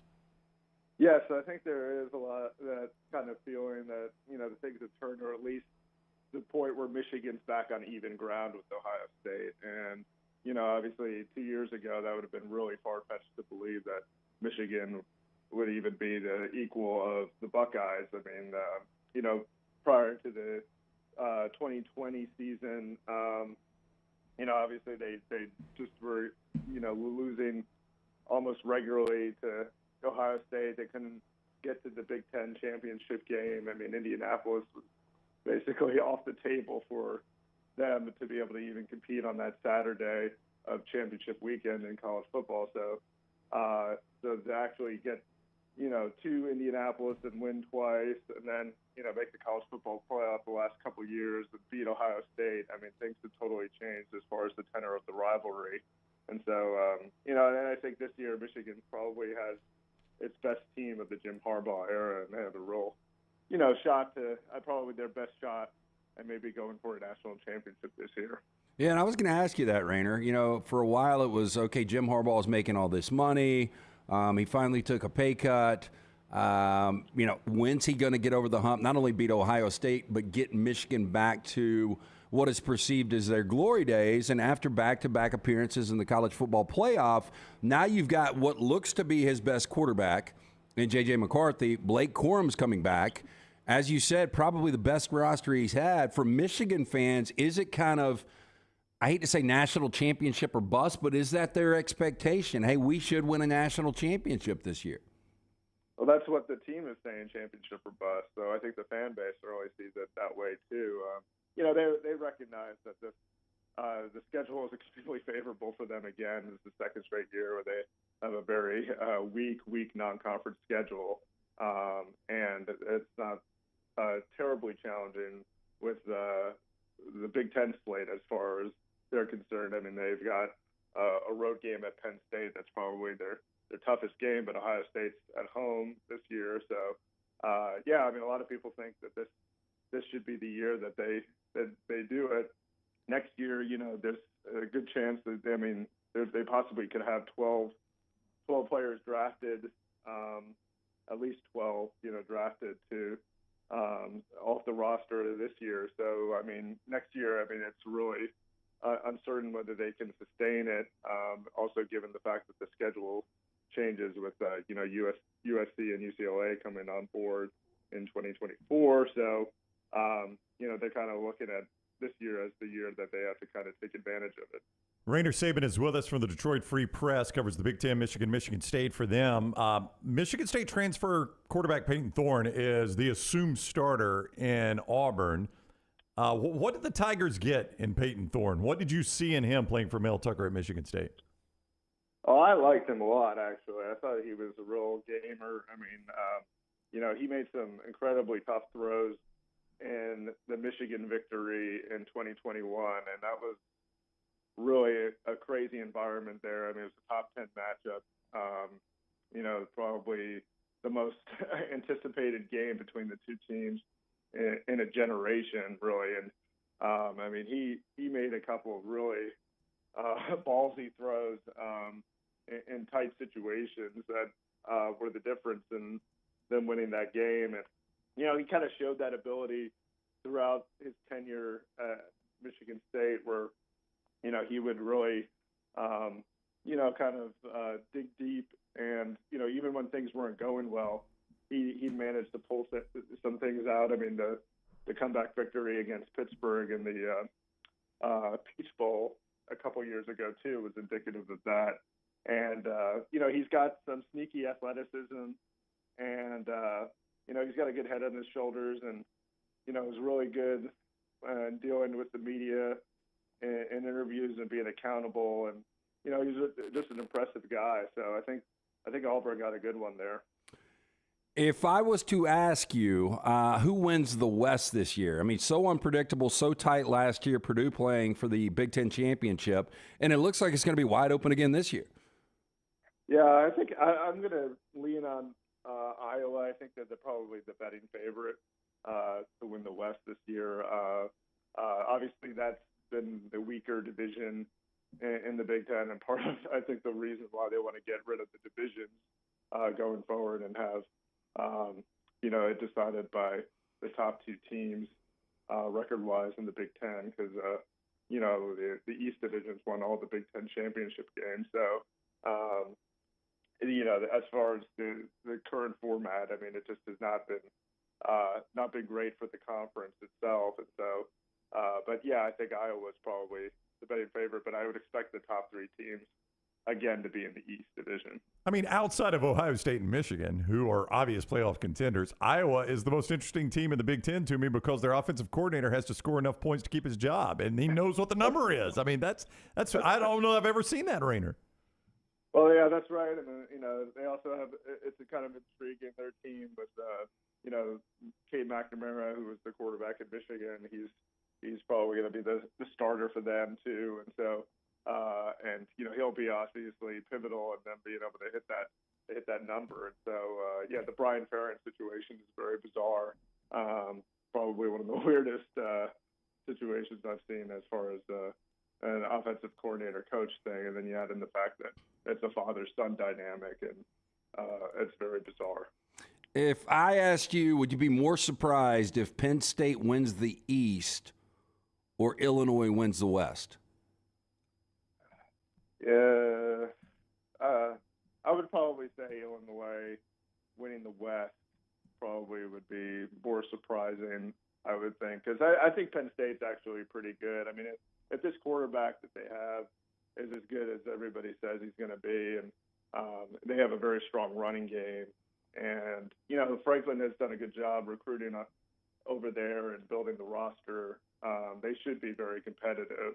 And again, they get Michigan at home, so that game is arguably going to be a toss-up game for both teams. So, I mean, it's definitely feasible that Penn State can somehow come out on top of that division. All right, you can follow Raynor on Twitter at Raynor Saban. You can read his work in the Detroit Free Press covering the Big Ten, Michigan, and Michigan State at freep.com and the Detroit Free Press. Raynor, thank you very much for the time. Always good catching up with you. Yeah, great. Thank you. All right, Raynor with us on the JohnstonRVCenter.com hotline. Don't forget, this is the Champy's Hour. Champy's world-famous fried chicken right there in Alabaster. If you're thinking about those lunch plans, Champy's world-famous fried chicken, those great chicken fingers, the po' boys, the amazing Delta recipe tamales that we love. It is just an amazing lunch or dinner destination. Go settle up to the bar, enjoy a good cold Bud Light, and enjoy great food there at Champy's world-famous fried chicken, champyschicken.com. That is champyschicken.com. Go ahead and make a middle note for those tailgates. They're coming in less than 50 days for your college football and high school football season. And Champy's Chicken, does Lunsford know exactly how many days till high school football starts? It's like it's 50 until college, or less than 50. What is it, Lance? Week 0 is week 0 of college, so that Friday. Oh, okay. So just subtract a day. Oh, all right. Whatever it is. Subtract a day from whatever it is Lunsford's answer. I don't even know what the number is right now. Lunsford, I've done away here. This is the last time we'll ever be able to do this. Last time ever. Because we're going away from divisions. But you ask him the question. You ask Raynor. Better chance. Illinois wins the West or Penn State wins the East. I think I would say Illinois wins the West. I think so, too. Because you got two major hurdles you got to get over if you're Penn State in both Michigan and Ohio State. Yep. And now you get, is it Ohio State they get at home this year, I think? Yeah. No, I think they get Michigan at home. It's the opposite. Okay. But you look at Illinois, I think they're losing. Like Chase Brown is a huge loss. You're changing out quarterbacks. And you're losing some key pieces, but he is building a culture there. They are playing the underdog role. They only finished a game back of Purdue last year. Yeah. So to me, it would be Illinois. I mean, I think realistically outside of Northwestern, and I'm going to throw Nebraska into there. But I think Wisconsin definitely, Minnesota definitely, Iowa definitely. I don't know about Purdue. This was the question I was going to ask you. Yeah, I think Purdue, Nebraska, and Northwestern are the three that can, but the other four can't. Can't. Okay, that's the question I was going to ask you because I'm in possession of one of your testicles. Yep. I own it. And I was going to say, if you put the one you still own up, but you had to say there is zero chance this team wins the championship. Northwestern. That's the only one, though? You're talking about zero chance they win the division. Absolute zero chance they win the division this year. In the final year of divisions, would you say Northwestern's the only one in the Big Ten West? Oh, yeah. I mean, Purdue is going to fall off, but they're the team that won it last year. Right. I mean, Braum taking the Louisville job. I think things are going to be a little bit different. So it would go in this order. It would go Northwestern.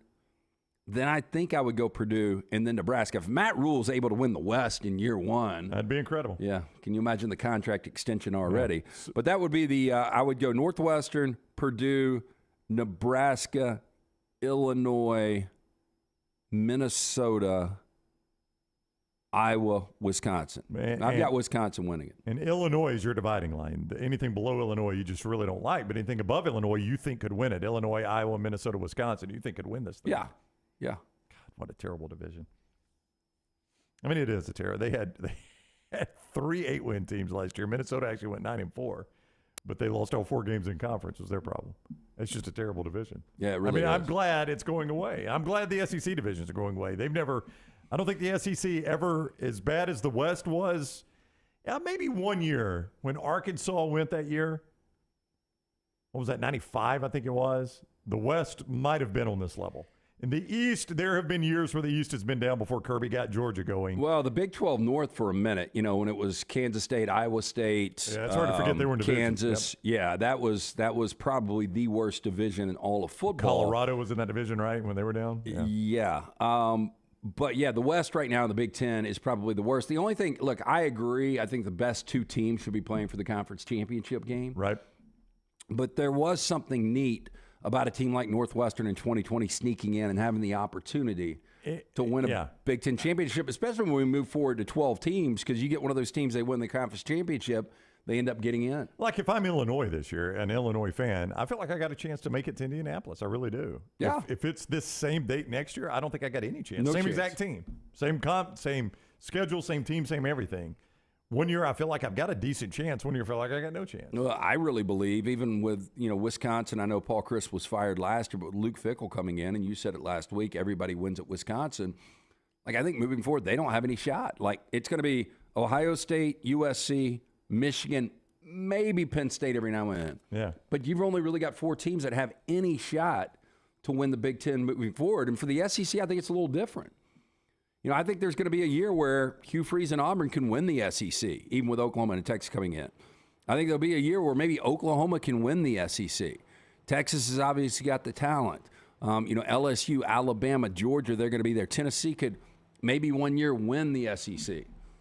But I think it's going to be different, the Big Ten. Yeah. I think it's going to be really top-heavy. I don't disagree with you on that. I think the SEC, the Big 12, the future Big 12, may have the biggest depth of field. And I don't know that means they've got good teams. I just mean that they've got a bunch of, like if I went Big 12 and told you in the next 10 years, give me a team you absolutely say could, in the future Big 12, could not win the Big 12.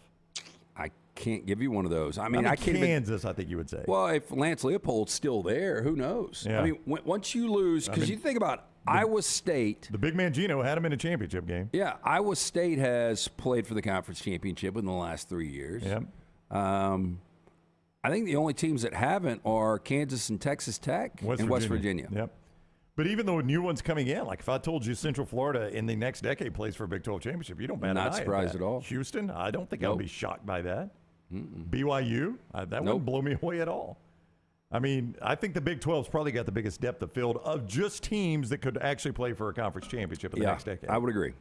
I mean, it's almost the entire league, and you even made a case for Kansas, which is initially a team you'd toss out. Yeah, I think Kansas State might be in a really good situation. Moving forward without Texas and Oklahoma there, I tend to agree with you on that. If Chris Kleiman stays around. Now, TCU, we'll see what Sonny Dykes is able to do. But there again, they just got Chris Kleiman up to $5 million, did they not? Yeah. I mean, so it's going to take a really, really good job to steal him away from Kansas State. Now, I imagine there are some that would do that. Yeah, and I guess it just depends on what Kleiman wants. I mean, this is a guy that was living in North Dakota, and now he's in Manhattan, Kansas. And I went through Manhattan, Kansas for the first time. I spent a summer in Kansas, but never got up to that part of Kansas. Right. And went through it last year on a Greyhound, and it doesn't look exciting. So just your time on a Greyhound. When was that? I was thinking about that this morning, I'll tell you right now, it was July. So you went on your trip in July. If you missed last week, I have booked the Testicle Festival, Bentonville, Arkansas. It's coming up the last weekend of August. As Lunsford just said, that is week 0. It's when high school football starts and the week 0 of college football. I will be at Testicle Festival then. So we'll have great content from Bentonville, Arkansas. There's a beard contest, Rockstar. Should I bother to enter? I mean, I keep mine trimmed in with Manscaped. Yeah, I think you should do it. Oh, really? Yes. Why not? You have a beard. Like I should be accepted. Do you call this a beard? Yeah. It's hair. Do you think they'll call it a beard? That's not up to them. That is a great point. Well, it's up to whoever's voting, obviously. I want to see the judges. Let the judges judge. Yeah. That's their job. Yeah, let the judges judge. So there is a beard contest on day 2 that I'm going to be there. So I might jump in the beard contest. I don't know. We'll keep you updated on that. But Testicle Festival, Bentonville, Arkansas. Yeah, I'm looking here. Boy, July was packed for me last year. Oh, yeah? It was a fun month last year. But was that when you went, you think, was July? Yeah, I'm positive. But I don't know why it's not popping up. Oh, here we go. It was June 21st. Completely wrong. I'm positive it was July. No, it really wasn't. It was June 21st. As we go to break, a reminder about Wayne's. They take care of our yards. Wayne's does, and that's who we trust with our yards, our termite service. Also trust them with all my pest control. They do my beds. They make sure none of the weeds grow up in the beds. That's what you get with Wayne's, and you can always save with Wayne's. We tell you this all the time. Just enter code TNR when somebody asks for your code, just in case, right? Unless we tell you it's the next round, but it's TNR right there at 866-WAYNES-1, 866-WAYNES-1. Mosquito service. I can spray for mosquitoes in my house, too. Haven't been bitten all summer long. CallWaynes.com is the website. CallWaynes.com. And right now, they got 50 years they're celebrating at Wayne's, and you can save $50 on each service. And as you stack those services, you stack the savings as well. Promo code TNR. This is for new and existing customers. When you use promo code TNR at 866-WAYNES-1, that is 866-WAYNES-1, or call Waynes.com. Celebrate 50 great years with Wayne's and code TNR at 866-WAYNES-1. Rockstar hits that big button for trash next. Follow John Lunsford on Twitter at JLuntz.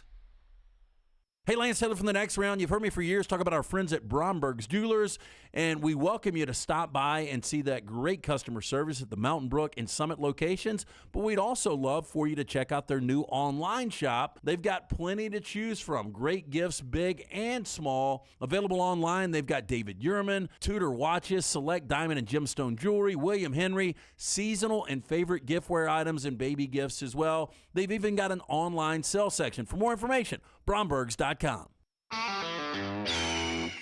This is for the men who never settle, the ones who miss the fairway all day and still pull out the big stick, the type of guys who will always prefer to be behind the grill than in front of the camera, and the men who never let their friends forget about a high school nickname. This is the Lodge mentality. This is Twin Peaks. Who wants to settle for a single TV? With more TVs, bigger screens, plus our fabulous scenic views, there's more to watch at Twin Peaks. Start your day online at nextroundlive.com. Get all the latest videos, podcasts, and college football stories. And it's also a great way to stream the show or shop in the Next Round store. Stay connected by visiting nextroundlive.com. MyBookie.ag brings you our coverage of SEC Media Days 2023 live from Nashville. We'll be bringing you in-depth interviews with players, coaches, media members, and more, plus our live show every single day at a special time each afternoon. Be sure to follow us on all social media at Next Round Live so you don't miss a thing. SEC Media Days 2023 from Nashville, also brought to you by Moore's Marinades and Wing Sauces, Precision Sports Medicine, Michelson Laser Vision, and Woodbridge Wines. Hey, coffee lovers, the Next Round blend is available right now. Our specialty coffee roasted on demand with 100% Arabica beans, available in light, medium, and dark roast. Order today at nextround.store, nextround.store.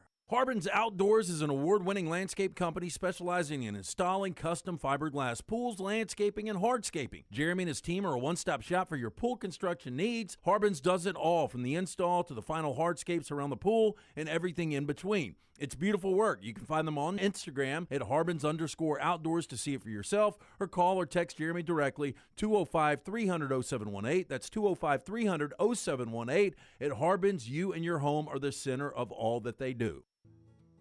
You hear a lot of interesting phrases while playing golf, like, I think you're on the beach, or the classic, you gotta hit it, Alice. One word you're sure to hear right now at Bent Brook Golf Club is wow. Brand new carts with complimentary GPS, and the bent grass greens are so consistent, you just might drain a few more putts, Alice. Tee it up and find out for yourself. Book around today at bentbrook.com or call 428-1999. It's better at Bent Brook.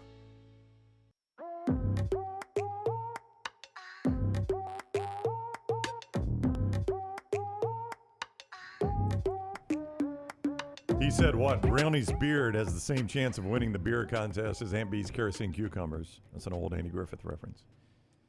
RTD4 says Mark Lemke grew more of a beard than that during the first inning. Lemke did used to have that. He was one of those guys. You ever seen those guys that have the permanent 5 o'clock shadow? Like, yeah. They could shave, and they can only shave it down to the 5 o'clock shadow. That was Lemke. You know, I've gotten to the point, I've gotten so much more casual that we do this. I shave only 2, maybe 3 times a week. But guess who's got a beard now? Jack. Yep. Does he really? That's awesome. That's amazing. Yeah. I mean, it really is amazing. Like, yeah. Thicker than mine? He's got more than I've got. It's thicker than yours. Yeah. So he hit puberty, and he was like, you know what? I'm not going to start shaving. I mean, he grew, and you guys have seen it. He's right at 6 feet, maybe a little over. He's 180 pounds. Yeah. But I mean, he grew a foot and 100 pounds. No, are in they what allowed seemed to be a year? Are they allowed to have facial hair at schools? Are you going to have to shave this? I think they are allowed. Oh, are they? Yeah, and I don't know if he's going to keep it or not. He just wanted to Depends try on if it the out. ladies like it. Yeah, I mean, he's got him a new chain. He's got the. He was wearing the. You could have get him a T-top. I don't know if we've put these out. Yeah, he had the tank top on yesterday. No, I'm in a T-top car. If he's going to have a beard and a chain. Dude, he came out to the pool. He had his shades on with his beard, with his chain, and the next round sleeveless tank top. That's right. We got a tanky. I don't know if they call it a tanky. That sounded kind of weird. I'll wear it the final hour of the show. You're progressively skinning off. You started it's out, hot as hell in here. It is. You started out in your Roback hoodie, Roback.com, TNR20 to save 20%. I'm wearing a Roback polo today. I'll let Roback Forrester pick my color of my tank top that I'm going to rock out. Roback.com, TNR20 to save 20% off your first order when you use TNR20 at Roback.com. And Lance is skinned off to a T-shirt, and now he says he might go next round tank top. If we're trying to sell those yet, I don't know if they're available. Are they? I couldn't tell you. In our store yet? Are they in the store yet, Lunsford? That's what we don't know. That's a Dunaway question for Lunsford. Dunaway out today. I'm getting a yes. A yes? Not very confident, yes. Yeah, I was about to say there seems to be some hesitation to this. I mean, if Lance is going to wear a tank top, we're going to have him in the store because they are going to sell out. Well, Lance wearing one in the final hour. I mean, I should have taken a picture of Jack. We could have just posted that. I'd love to see that, actually. Hey, I meant to ask, is Lunsford on mic or not? He's up. Most of the time I do sit back here. No, I know that. Hey, did you see Sound of Freedom? No. Do you not want to see it? Not really. Just because it's depressing? It's depressing? Because I go to movies to escape the world, not see the harsh realities of the world. That is kind of my situation there. I'm with Lunsford. I never watch documentaries either, same reason. Yeah. I get that, man, but I just think this message is really important. I don't think there's enough awareness out there. But I'm with Lunsford. I kind of go to the movies to get away from that. I totally understand that. I understand the message. I saw the advertising. Too. I can still support everything. I just don't care to go see the movie. Yeah. One of the first things we did when we started this company, Lance, is we contacted our friends at Simpio. Can I say one thing, though, more about that? Sure. Lunsford, let me ask you this. If it's nominated for Best Picture, would you go see it? Yeah, I'll see all the Best Picture nominees. Yeah, that's what I figured. But you know what? Well, I do that with every movie. It will never, I'm telling you right now, because it has become political, the Hollywood Foreign Press will never nominate a film like this. Ever. Well, the Hollywood Foreign Press is stupid anyway. Well, they are. And they have some ridiculous Best Picture nominees. And if this isn't up for Best Picture, something's wrong. Also, it's the Golden Globes, not the Oscars, but yeah. Oh, yeah. Yeah. Well, the Academy votes for the Oscars. Yeah, well, the Academy's just as bad. Simpio, one of the fastest growing companies in the Southeast. One of the first phone calls we made, Blake Patterson and the folks at Simpio, because they're going to take care of the 4 pillars: compliance, HR, payroll, benefits. When your company joins Simpio, you gain access to healthcare and employee benefits at prices only large organizations get on average. Simpio, saving companies of all sizes and industries over 18% net of their fees. You can join Simpio any time of year, no annual contract. With that being said, Simpio has a 99% retention rate. Call Blake and the guys today, 205-635-7467 or Simpio.com. So let's check in on the Bud Light poll questions quickly before we do trash and see how I'm trending here. Was HBO a status symbol of wealth back in the day? 83% say yes, 17% say no. So 83% were with me. Like if somebody had HBO, they must have been rich. Wow. Now, I know for you it was different, Lance, but I'm just telling you, man, that's the way it was when I was growing up. If somebody had HBO, they had money. That's what that meant. Now, I knew, and I said it when I brought this up, that I was going to be in the minority on this one. Do you discuss your salary with your spouse or significant other? 90% say yes, 10% say no, it's not their business. I don't, for the record, believe it is not my wife's business. That was Lunsford's wording, not mine.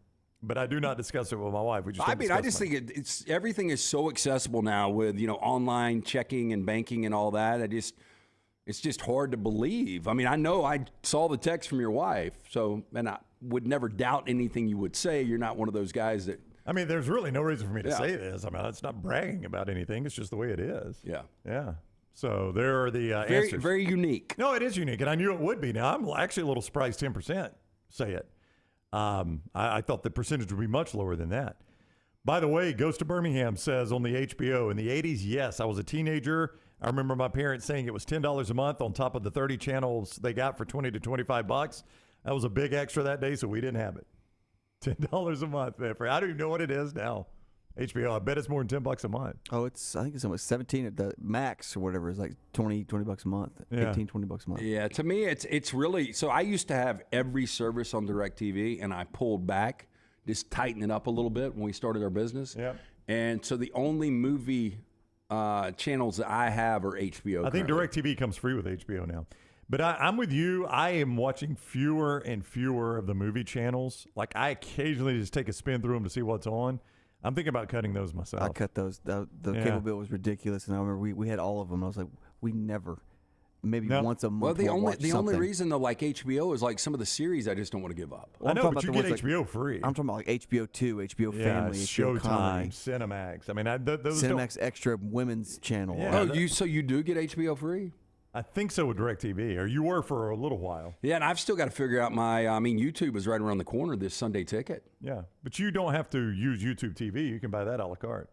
I've already done it. Yeah, but I want it on multiple TVs. Well, that's going to be your problem. I know. It doesn't mean you have to be a YouTube subscriber. Your problem's technology. Yeah.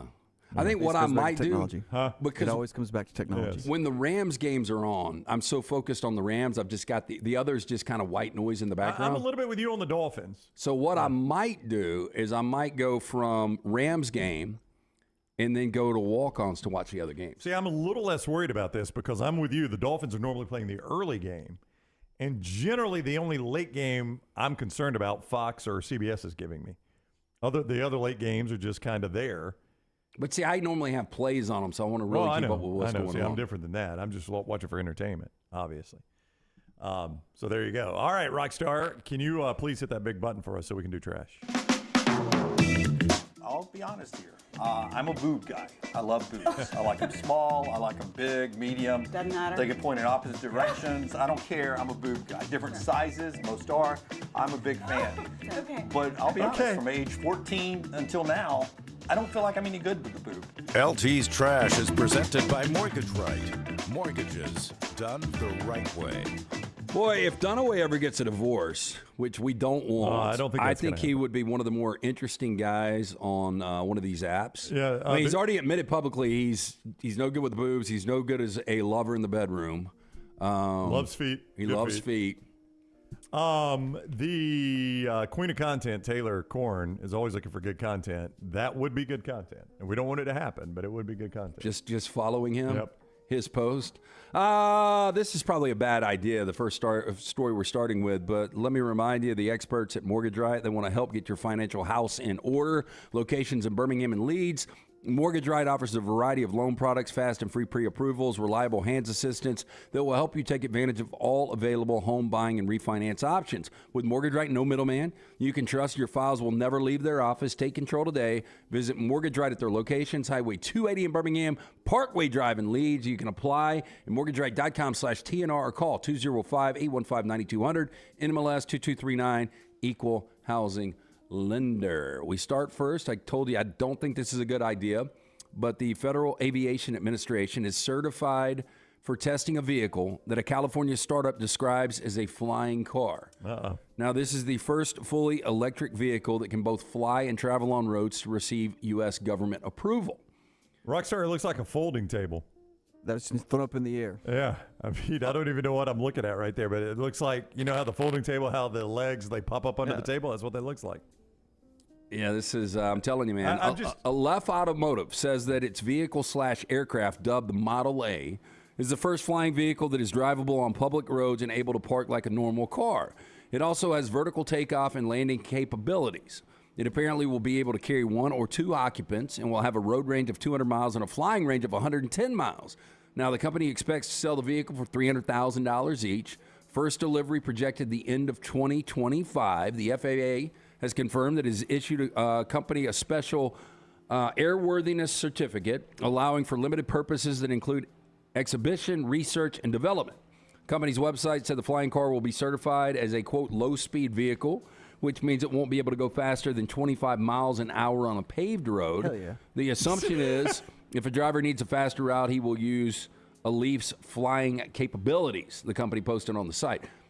These things are going to be going down left and right. Yeah, they are. And the one observation I have is, as Tyler shows us the photo here, don't you imagine that a flying car needs a little more machinery than we can visibly see here? I mean, everything's transparent there. I just don't see a whole lot of like motors and he's making a deep right turn. Yeah, He's getting up there. propellers and things like that. I just feel like it needs more machinery to stay Well, airborne. you're talking about the deep turn. I don't know if it's that or when you drive it on the road, you drive it like a normal car, but when you fly it, you fly frontwards like that. Yeah, I don't know. He's also very much flying through a abandoned national park. Yeah, and boy, if he goes down there, yeah, it's game over. Yep. I'm gonna pass, man. If the crash doesn't kill him, the bear will, Lance. Look, specialty liquor and wines have got an outrageous price point. How about this one? Police are investigating a burglary at a Southern California wine shop where the thief stole over $500,000 worth of high-end liquor and wine. Well, that's getting after it. How did he transport that much? Now, the burglary happened during the early hours of June 30th at Lincoln Fine Wines in Venice. Now, according to a police report, a man wearing a mask, hoodie, and baseball cap arrived at the store in a white pickup truck with no license plate, according to the LA Times. Thief then broke into the store by cutting a 5x3 hole into the roof, lowered himself into the store with a rope. During the 4-hour robbery, the burglar took more than 600 bottles of wine and liquor. Now, the thief mostly targeted the store's most expensive wines and liquors, some costing thousands and thousands of dollars. Many are irreplaceable, according to CNN. Among the stolen items was a bottle of Chateau Petrus in 2016, which is valued at $4,500. The Last Drop, which is a rare Scottish whiskey, estimated value of $6,000, also stolen. Owner of the store said, quote, "Very hard for me to digest all of my hard work, snatched within a couple of hours." Now, a sensor in the store ultimately sounded an alarm, causing the thief to flee. Owner told the Times the store's other cameras and sensors were disabled earlier in the week by an unknown person. Inside job. Yeah, I've got to agree with you because I don't believe that this guy passed $500,000 of liquor back up through the ceiling. Do you? And I don't believe, it doesn't make sense. 600 bottles of wine and liquor, and the ones they talk about, the most expensive was $6,000. Yeah. Yeah, so on average, these have got to be $900 a bottle. Yeah. Something's yeah, I'm not with you, right. Rockstar. There's no math, and there's too many hours involved here for this not to be an inside job. Well, they said it was like something out of Ocean's 11. Which I watched randomly over the weekend. It's a good movie. Is it I anything like to do with Ocean's Ocean's 8? Huh? Does it have anything to do with Ocean's 8? It does not, no. Oh, okay. Well, then I don't care. Now, I suspend reality for a lot of movies, but that's one of those that is... What, Ocean's 11? Yeah, I think you got a better chance of breaking into the White House and capturing Joe Biden. They pulled a great job. They pulled a great job there, man. Boy, the It's little... very well thought out. The little... ventriloquist? No. No, what was it? Ventriloquist is a That's puppet. Yeah, he's the puppet What guy. is it? He's like a oh, come contortionist, on. yeah. Contortionist. Yeah. Boy, he almost messed the whole And mission that- up. He Didn't didn't he? get that little box, can That he? briefcase almost gets him. Then he almost falls off the cabinet, and then he gets stuck in the door. I mean, it was Yeah. like a total disaster for him. He's pretty athletic, though, He wasn't he? is. He lived. What was it? Brad Pitt and George Clooney went to see him at the show before. Yeah, And they're he's at the like, circus. What's this all about? And then he saw him stick that thing onto the pole. Yeah, and he goes, "We found him." So good. This is going to become a problem. We talked about AIs are going to become a problem. The deep fakes from the AIs. Oh my gosh, yeah. Now, warning from the FBI may impact what you share online and post on social media. The agency says some criminals are now using artificial intelligence to transform harmless photos into explicit content. Officials explain that advances in artificial intelligence are improving the quality of fake images. According to Lauren Coffrin, the executive director of Exploited Children Division, she says, quote, "Anybody can now access digitally, and they can manipulate or edit these images to create harmful content out of benign content." Now, the FBI reports victims range from kids to adults. According to the alert, many of them didn't even know their photos were copied, manipulated, or shared until someone else told them. Other times, the altered images are sent directly to victims for harassment. The FBI warns criminals are threatening to share these deepfakes on social media if they aren't paid a ransom. They went on to say payment does not stop the threats. It just increases the request for more and more money. Yeah, I think I'd turn them down. I mean, How are you going to post it if it's not from my account, but like just going to Well, how I does would this imagine. person know? I'm going to imagine that's part of it too. They probably have your accounts become compromised. They've probably taken it over, and that's part of the ransom, right? I'm going to post this from your account, so people are going to think it's you. Why don't I have access to my account where I can just delete it? Not if they've taken it over. Oh, Yeah. done away. Yeah, that's done away on Instagram Or over there. Bitcoin pusher. Oh, Bitcoin Jim. I mean, I just can't even imagine moving forward some of the celebrities. Well, I mean, that's good. And you know, the unfortunate thing is you see one of these pictures, you're not going to think it's a deep fake. People believe almost anything they see online now. And that, I mean, when you say AI could end this world, the way it could end this world is any world leader, if they fake something the guy said, is if your confirmation bias means that you're innately going to believe it anyway, right? You know what I'm saying? Yeah. Like if you see it and it just confirms what I've already thought, I'm going to believe it. Nobody's going to be able to prove me wrong. It's going to lead to a world war or something like that. It's going to be crazy. Yeah. And I think even more so, I think AI, you know, when they get the ability somehow to, if they're involved with planes at all. Yeah. And you just get somebody that, I mean, much like somebody could take a virus, Never let know, it man. loose. It's wild. It's a crazy world. Okay, It is. finally, we'll end on the top 10 funniest movies of all time. Oh, good. A happy note. I've seen most of these. I don't agree with the list, though, Rocky. I don't know what you thought about it. Number 10, His Girl Friday from 1940. Oh, that's an old one. Have you seen that? I have not seen it. I have not. In black and white, I'm going to 1940. say it was funny then. The humor's not going to hold up now. Was going to be my guess on that. Number 9, Dr. Strangelove from 1964, Stanley Kubrick. I still haven't seen it. I don't know. For whatever reason, I've never had desire Have to you see seen Dr. that? Strangelove. Peter Sellers. No, I have not seen it. What is the movie? This is going to be random. I remember my parents watching it as a kid, and I think it's Dr. Strangelove, where a bomb is released at the end and he's riding the bomb. Is that Dr. Strangelove? That's Yeah. it. I remember my parents watching that as a kid. They didn't see it on HBO, though, right? They did not see it on HBO. We were over at somebody's house, and I think they had HBO. Now that I think about it, they also had, you know what they had? They had one of the big satellite dishes, which 100% was a sign of wealth. And Rockstar, at one point, they had the TV. Yeah. Wow. I always They had believe all those things: HBO, the big satellite dish, and the projection television. if you had the satellite dish, you were either a sports fan or a skin flick fan. International Spy, you could have that too. Number 8 on the list, again, top 10 funniest movies of all time, according to MovieWeb.com. Superbad from 2008. It is hilarious. Jonah Hill's in the news lately. Yeah. fun. Jonah. I read one of those texts. Did you read the text? Oh yeah, I saw that. The thing is, I think she's trying to say he took his shot. He saw a picture of her surfing. That's what she does, and he said like pretty much you're hot and everything. That's how they began the connection. Then he tells her now you don't need to be posting pictures of you in a swimsuit swimming, surfing. And she's like, "How do you think you found me?" Yeah, so he thinks that you're just advertising yourself. Right. It's like, no, it's my job. Okay, I well, surf. so he's a hypocrite, but why are people trying to cancel him? Oh, I don't know about the canceling thing. I just thought, and I think it's stupid on her part to release all those texts. I mean, come on. I know. Number 7 on the list. I never liked this movie. I know I'm in the minority. The Legend of Ron Burgundy. I thought it was awful. The only redeeming factor is Brick, is Steve Carell. Yeah. I think on that whole entire movie. I liked it. And I would say this of the old Jim Carrey movies like Ace Ventura. I like them for about an hour, and then after that, it's like, okay, this humor's kind of old. Oh, I thought it was awful. Number 6, Young Frankenstein. Very good from 1974. Never seen it, but I liked him great flick. I like Peter Boyle and Everybody Loves Raymond. He was hilarious. And when you he's look very at him funny in that. 74, you Yeah. wonder how was he still alive? Oh, I and know. Everyone knows Raymond, or everyone loves Raymond. Number 5, Monty Python and the Holy Grail. I saw this on HBO when I was a kid. Because you're rich. You know what? I've never watched this. I've never watched any of the Monty Python stuff. I mean, it's ridiculous too. Yeah, it's ridiculous.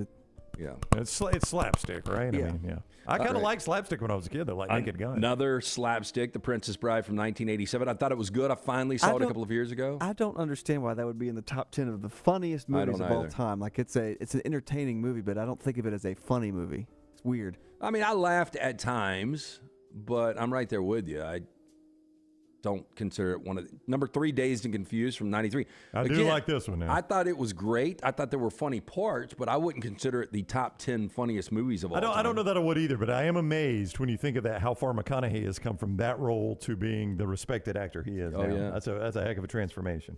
And boy, all the feedback from him in Alabama is how nice he's been. I haven't heard anything about him in a couple of weeks, though. They got an AL.com article on him every other day about like another run-in with Matthew McConaughey. He's just a good Texas boy. Yeah, they were shooting in a Hoover neighborhood, and somebody I know that lives over there was talking about how nice he was to all the neighbors. Yeah. Number 2 on the list, Some Like It Hot. Never seen it. 1959. Haven't either. Jack Lemmon and Drag. I don't think they were in a real boat there for some reason. Whoa, come on. Look at the palm trees out in the distance. Yeah, you're probably right. His hat's still on. And number 1 of all time, I love this movie. Funny movie. It's funny, but there is no chance it's the funniest movie of all time, Groundhog Day. Yeah, I mean, I think some obvious omissions, My Cousin Vinny, which I think is hilarious. I mean, this would just be my list, obviously. By the way, I think Harold Ramis was right wanting this to be a comedy if it was voted the best comedy, and Bill Murray wanted it to be darker, right? Yeah, and then Bill Murray said he was going through a divorce, and they just hated each other, and they broke them up, or their friendship was over this, that Bill Murray wanted it to be a sad movie. It does have some dark moments in it, though. I mean, he was able to get some of that, but overall as a comedy, there's no doubt. You're God. No, I'm not the God. I said I am a God. The difference. That is Trash, presented each day by our friends at Mortgage Right. Yeah, our friends at Mortgage Right want to remind you, buying a house, major milestone in life, and it comes down to getting the right advice at the right time. That's why we're proud to partner with our friends at Mortgage Right. They do mortgages the right way. Housing market has its ups and downs. Perfect home you've had your eye on may be harder to come by, but with Mortgage Right's Lock and Shop program, you can lock in your interest rate before you start shopping for a home. Plus, you're going to know exactly how much home you can buy. Locally owned and operated, Mortgage Right standing by to help you today. Visit the locations, Highway 280 in Birmingham, Parkway Drive in Leeds. You can apply at mortgageright.com/TNR or call 205-815-9200, NMLS 2239, Equal Housing Lender. You are probably wondering, who is our 40 and 40 team today? They're a Big 12 team. We'll unveil them next. Follow The Next Round on Twitter, Instagram, and Facebook at Next Round Live. It's time to get out and enjoy the summer of 2023. Ocean City, Maryland, and your hotel family at Residence Inn by Marriott Ocean City is ready to welcome you. Kayak from our Bayside Beach, swim in the Atlantic, dine at our Bayview Bar and Grill, span the 2.5-mile-long Ocean City Boardwalk, and a lot more. See all this plus irresistible summer deals and packages online at residenceInOC.com. Check us out on Instagram and Facebook. Do something different this summer. Residence Inn by Marriott Ocean City, Maryland. When the weather gets warm in the Deep South, there's nothing better than spending your days outside. Ryan Brown here from The Next Round. When you're outside, there are a couple of things you want to be certain about. Number 1, your yard looks the best it can. And number 2, you're not always swatting away those mosquitoes. My friends at Wayne's take care of both those things for me. And Wayne's is celebrating their 50th year. So right now, get $50 off your pest, your termite, your lawn, and your mosquito services. Visit callwaynes.com or call 866-WAYNES-1.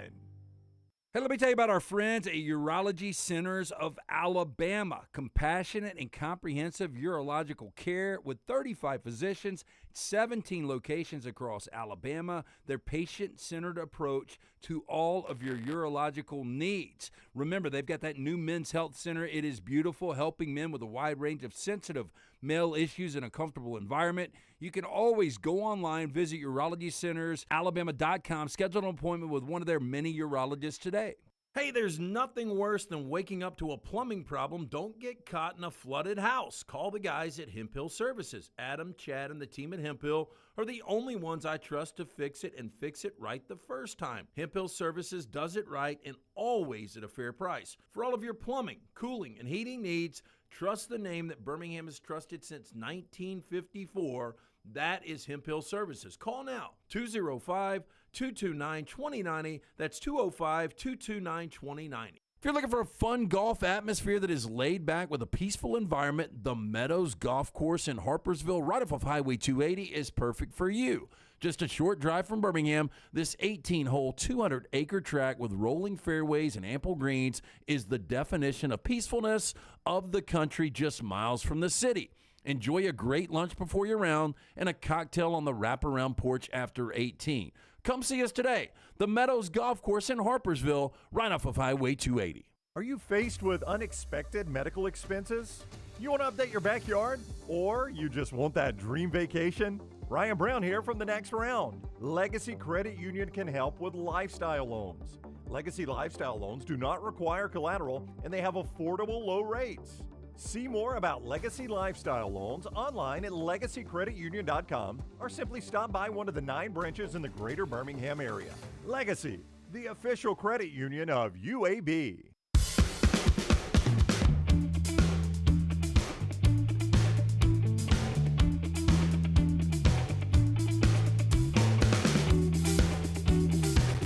In the Vulcan Tire and Automotive chat room, Bobby's 5 funniest movies of all time: Blazing Saddles, Young Frankenstein, My Cousin Vinny, Friday, and Caddyshack.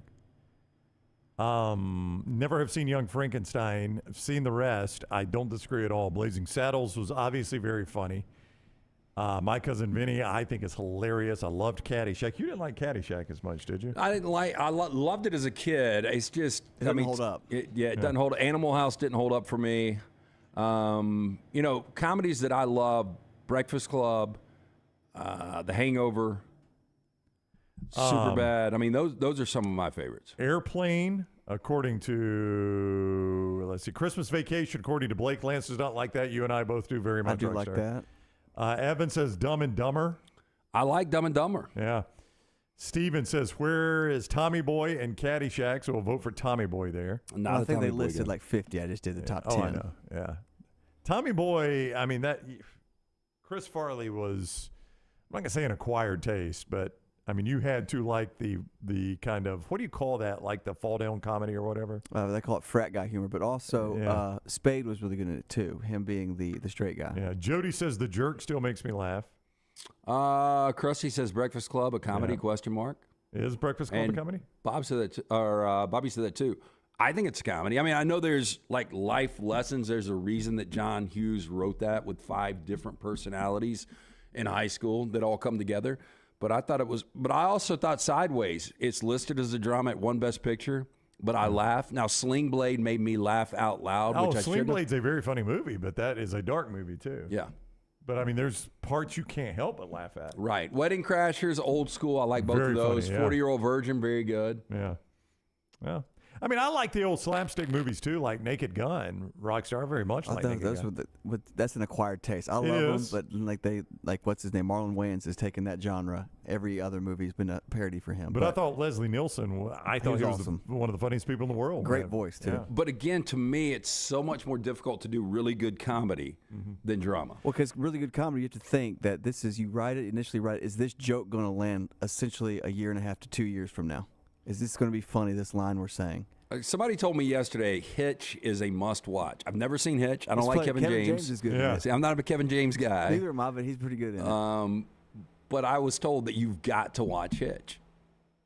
Well, Do you guys agree? No, it's a funny movie. I wouldn't put it in the top 10, but I did find it funny. It's one of those movies that comes on TBS all the time. Okay, so Interstellar or Hitch? Oh, Interstellar. Definitely Hitch.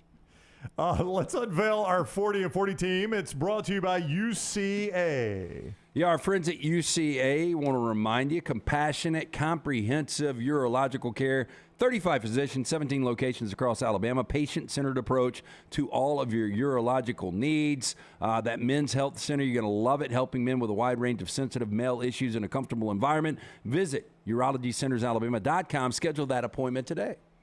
Let's unveil the team. We are all the way up, Lance, to team number 17. It is TCU. TCU, with 431 votes, played for the national championship last year, where, by the way, they didn't start in anybody's top 25. Here they are a year later when everybody expects them to take a step back, but they got the respect from last year, so here they are at number 17. Well, you lose a Heisman finalist in Max Duggan, who's just coming off one of the best seasons in TCU football history. The interesting thing is he didn't even start the season. That's right. That was Chandler Morris. Chandler Morris goes down. It was a blessing in disguise for TCU and Sonny Dykes. They go 13-2. 4 of those wins right down to the wire, but they found a way to win those games. They ultimately lose the Big 12 championship to Kansas State. The Baylor win was the most amazing win for them. I agree. That game was gone. The clock management, just the way everything went down. I think this team takes a major step back. I mean, you lose 8 starters off of offense, including not only Duggan, your top 2 running backs, your top 3 wide receivers, 2 really, really good offensive linemen. You return 8 starters on defense, which sounds good on the surface, and I still don't know how this works. You go 13-2, play for the national championship, but you're 95th in total defense. Yeah. That's how you give up 65 to Georgia. Yeah, Max Duggan is how it works. He bailed them out of a lot of tough situations. I think the interesting thing for them, Lance, I agree with you, they will take a step back, but I think they've got a chance actually to get off to a 5-0 September. Oh, I agree. And people are going to say, here we go again with TCU, but it will fall apart. It will fall apart at the end. They could be dogs in 5 of their last 6 games. Yeah, but their September is Colorado at home, which they're a big favorite. Yep. Nicholls at home. At Houston, that's the tricky one. They got to go on the road to Houston. I don't know what to expect from Houston. I don't either. Though. SMU at home, they should be better than SMU. And then West Virginia, Neil Brown fighting for his job. You get that at home as well. A favorable 4 home game schedule out of the 5 in September. But, boy, once they turn to October, I think the losses start to stack up. Yeah, I think they start 6-0, maybe even 7-0. But I think they lose at Kansas State. I think they lose at Texas Tech. I think they lose to Texas. Baylor will be a coin flip, and I think they lose to Oklahoma. That's I could see rough landing. Well, I'm going to go 8-4, 7-5 or 8-4 is that number. Yeah. I think they're overranked right here. You got to look at Sonny Dykes. Give him credit last year for putting this team together, and Max Duggan to play like he did and have that kind of consistency in the offense was great. But Sonny Dykes, in all of his years of coaching, you know how many double-digit seasons he's had? I believe that was it last year, wasn't it? Well, he's had one other one. One other one? He went 10-3 1 year at SMU. But outside of that, he's never hit 10-plus So him wins. doing it back-to-back is highly unlikely. Yeah, not going to happen. And another key part, Garrett Riley with that offense. Max Duggan, we give him a lot of credit. But when you watch that offense, I mean, there were wrinkles. It kept defenses off balance nonstop. And Garrett Riley now taking off to Clemson, I think that is going to be a huge loss. It is brought to you every single day, our 40 and 40 by UCA. Remember, patient-centered approach to all of your urological needs. Visit UrologyCentersAlabama.com. Schedule an appointment with one of their men urologists. Speaking about men, the tank tops are only female. Well, that doesn't mean you can't wear one. You just said if they're for sale. Well, they're not male. Does Jack know he was wearing a female tank top? The funny thing is the one I gave him, he put it on. He's like, it's a little small. And I said, let me check it. I said, it's extra large. And he's like, I guess they just run small. Yeah. Or they're women's. Or they're women's. Yeah. Chick with the beard. Wow. Getting after it. This hour has been presented by our friends at Champy's, world famous fried chicken. Great lunch location for you is Champy's, champyschicken.com. champyschicken.com. Get those chicken fingers, those po' boys, the Mississippi Delta tamales. Great desserts there, including that caramel cake right there at Champy's, champyschicken.com. When we return, TCU is our 40 and 40 team. Who had the best, say, last 5 years in Texas football, and who you betting on the next 5? We'll discuss that. Got 4 downs and much more in the next hour of the next round. Take the next round anywhere you go with official Next Round gear. Buy yours today at nextround.store. Hi, this is Wes McClooney, owner of the New Balance Birmingham store. Conquer whatever summertime activities you want to take part in, all while wearing the perfect shoes. Our fit specialists take precise measurements of your feet and analyze how you walk and run so that your shoes fit perfectly. And we haven't forgotten about the kids either. We'll get them equipped for summer camp or whatever adventures they take on. Stop by the New Balance Birmingham store today, located on Highway 280 next to Chick-fil-A. New Balance Birmingham. Experience the difference a custom fit makes today. Things fall apart. There's even a book about it, but that doesn't mean you have to break the bank to fix them. Ryan Brown here for the next round. Our friends at Mortgage Right have a new renovation option that will make repairs and other home improvements easy. If you've recently purchased a home and find yourself short on cash, or you're looking to buy a fixer-upper, Mortgage Right's renovation loan program can help you spruce up your space. Repairs can be made to your roof, plumbing, flooring, and more with the help of top-notch mortgage professionals. So get your fix by visiting mortgageright.com/TNR. And MLS 2239, Equal Housing Lender. If you have water or fire damage to your home or business, DryTech is here to help. They work for the customer, not the insurance company. They respond quickly, within 20 minutes when you call 205-637-0143. They have 5 crews ready to go 24/7, built to go on the job when it happens. DryTech has 65-star Google reviews, so call DryTech, not the insurance company. Find more online at mydrytech.com.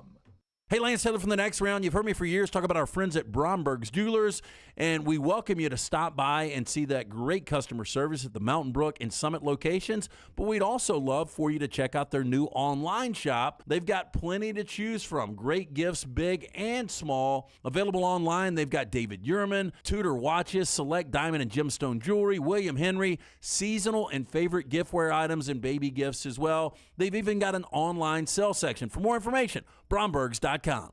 Hey, if you're starting to thin out up top, I got a name for you, Dr. Beckenstein. You've heard me talking about him on the next round. He is the guy you need to see. My hair has already doubled in thickness. I've been going to Dr. B for over a year now. Make the phone call that I made, 205-319-0316. For more than 20 years, women and men have turned to Dr. Beckenstein for a range of cosmetic and reconstructive procedures. He will use that experience, his advanced training, and genetic testing to help his patients fully understand the procedures they are considering. T3hair.net or 205-319-0316. You want to look great while supporting your favorite show? You know the place to go is the official Next Round store at nextround.store. Yes, there are .store domains, and we have one. From shirts to hoodies to hats and all kinds of fun stuff, you can rep the Next Round anywhere you go. At the beach, Next Round hats to block out that sun. Up north in the winter, get you a comfy Next Round hoodie. Just need something to put your $20 beer in at a game? Get you a Next Round koozie and throw that thing in your pocket. You never know what stuff Jim's going to make me put in there next. Check it out. It's the Next Round store at nextround.store. Jim Dunaway, Lance Taylor, Ryan Brown, and Rockstar. Live from the Birmingham Racecourse Casino Studios, The Next Round, presented by Bud Light, is on now. We start another hour of The Next Round. Along with Lance Taylor, I'm Ryan Brown. Dunaway is off for a couple days, golf trip. He'll be back with us on Thursday. Rockstar is here. Scott Forrester, John Lunsford, Tyler Johns, the intern, Taylor Corn on social media. We welcome you into the show. Again, we're going to say this a lot over this week, so please bear with us if you hear it a ton of times. But next week, SEC Media Days in Nashville. We will be 2 to 5 at SEC Media Days in Nashville next week. So a special time. It's just the best way for us to get the most we can and present it to you in the fashion we would like to, 2 to 5 every single day from our set right there in Nashville at SEC Media Days. We've built a set. We're going to be there 2 to 5 every single day. So again, this is one of the reasons we ask you not only to subscribe. If you're on YouTube just hanging around, please do subscribe to us. If you're just listening to us on podcast, make sure you subscribe to the podcast. Thank you for joining us on the app, wherever you're streaming. But make sure you hit those alerts so that anytime we drop content or we go live, you get the alert. And if you are watching us on YouTube and you could hit that thumbs up, that helps us a ton. So please subscribe. Hit that thumbs up button right now if you have not already.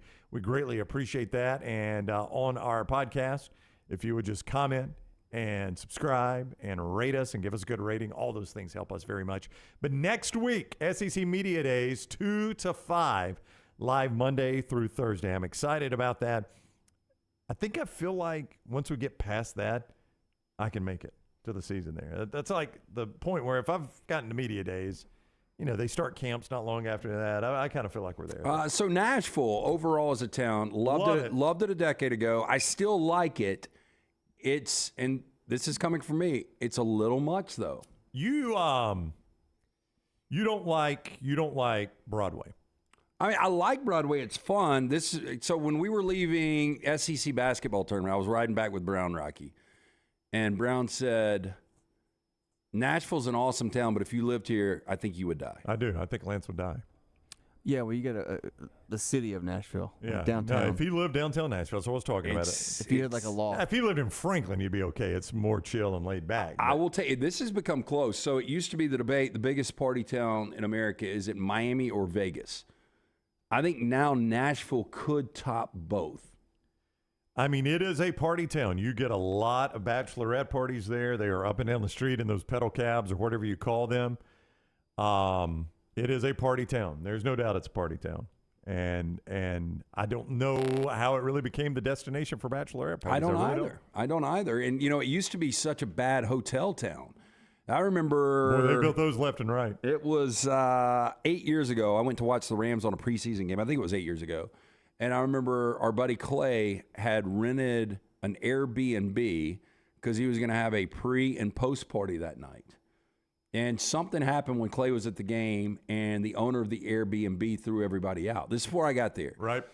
And so I had to find a place to stay that night, and I could not find a hotel room. It used to be awful. It's gotten much better. It's gotten so much better. I mean, there are hotels all over the place. Now, the majority of hotels you can be paying $400 a night. Well, in fact, where SEC Media Days will be this year is a brand new hotel. I've never even set foot in it. It's the Grand Hyatt, which has just been built. I mean, this is one of the first events that they're even hosting at the Grand Hyatt, just steps off Broadway.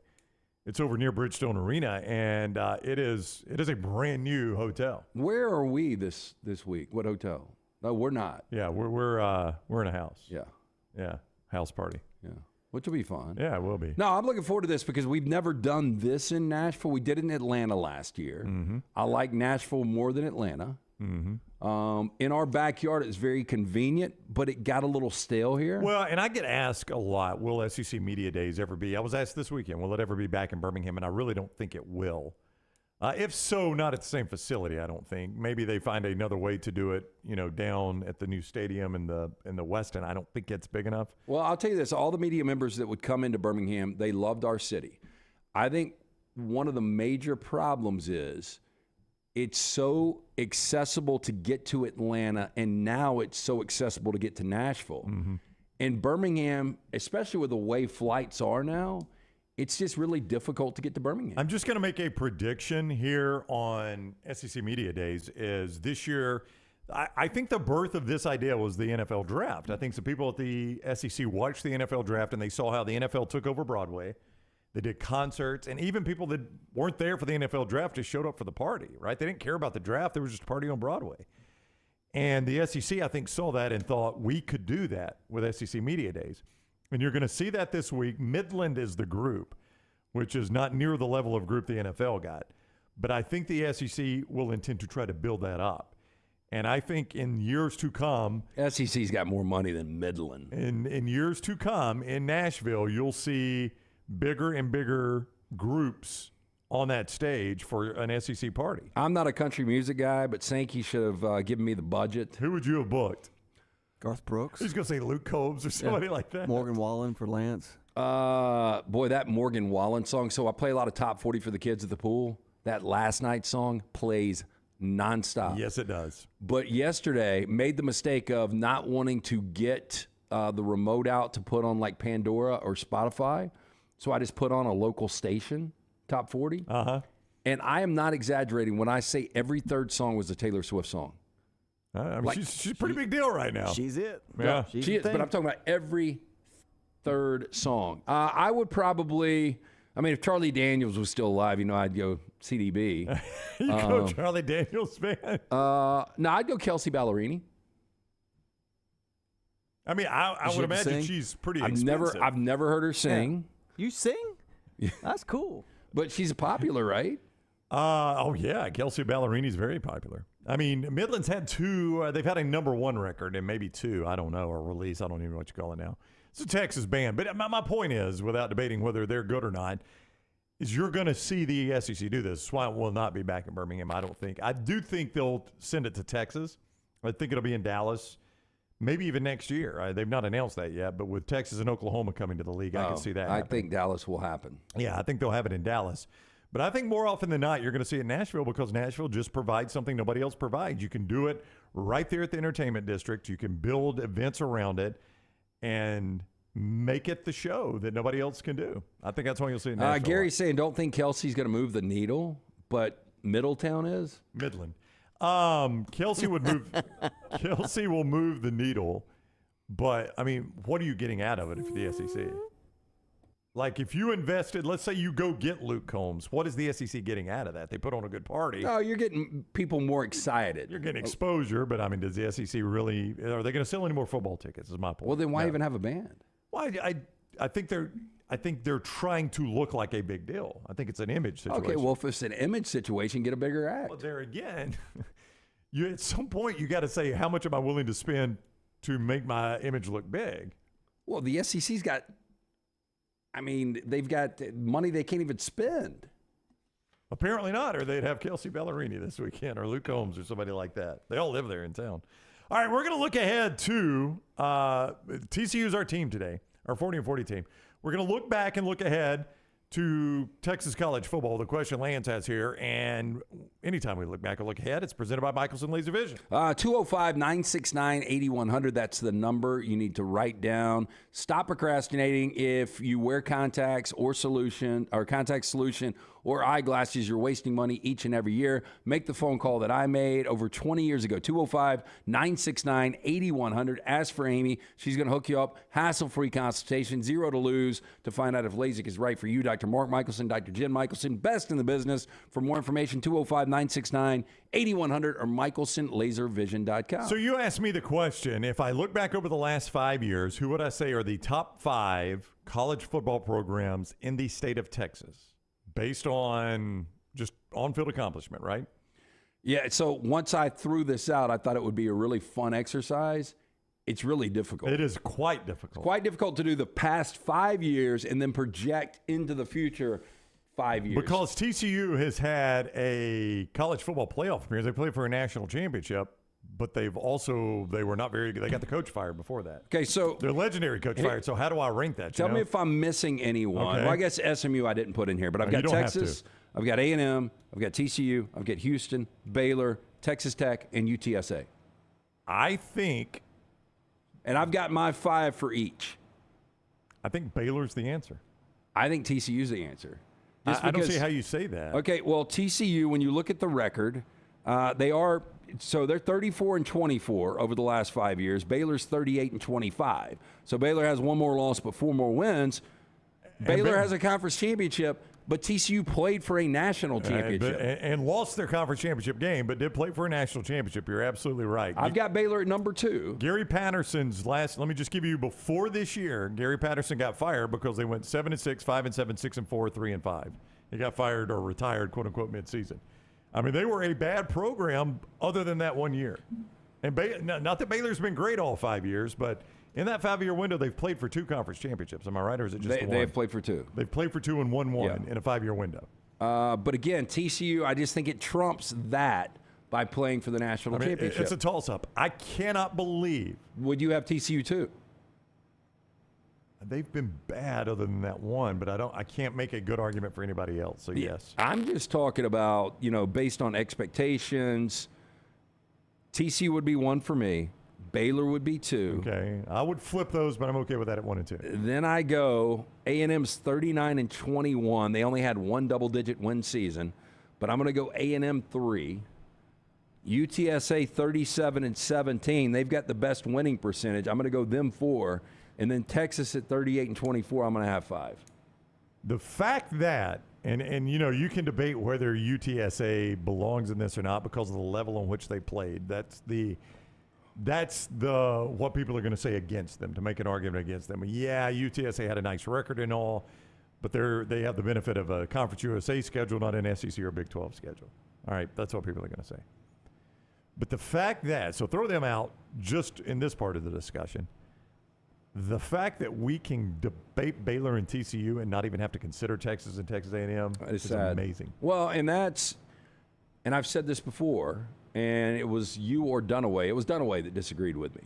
If I'm a Texas fan this year in year 3 with Sarkisian, with what we've recruited, with the money, the resources we've put into this, we've got a 5-star quarterback coming back in Quinn Ewers. Our quarterback room's as deep as any in college football. We've got one of the best receivers coming back. Defense has got to be better. If I'm Texas, not only do I need to win the Big 12 this year, I've got to be in the college football playoff. Dunaway disagree with that? Yeah. I mean, I would agree 100% with you. That's my expectation as a Texas fan. And more importantly, I look back and I'm like, Gary, in year 1, Sonny Dykes is able to take TCU in my conference to play for a national championship, and we can't even win a conference. No, I mean, I agree 100% with you. That was in year 1, and it's going to be an outlier for Sonny Dykes. I get that. But this is year 3. I didn't even ask Sark to do it in year 1, but this is year 3. You've had time to build. I'm 100% with you. They are picked to win the Big 12. If I'm a Texas fan and I'm not in the college football playoff this year, I'm disappointed. And this is going to be a little bit more difficult because of the conference. But if I'm an A&M fan, I'm doing the same thing. Like if I'm a Texas or Texas A&M fan, that Monday night in January, I'm at home. I'm watching something else. I'm watching Netflix. I'm disgusted to watch TCU playing for a national championship when my team can't even get, with the resources they've got, to a college football playoff.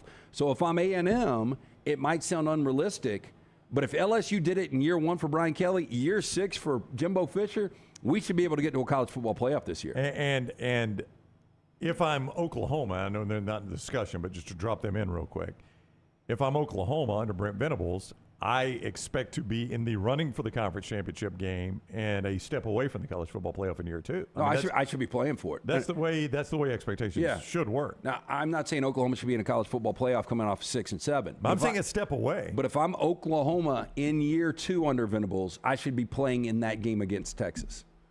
Yeah, I mean, I have no problem with that. We are the either second or best program in the Big 12 right now.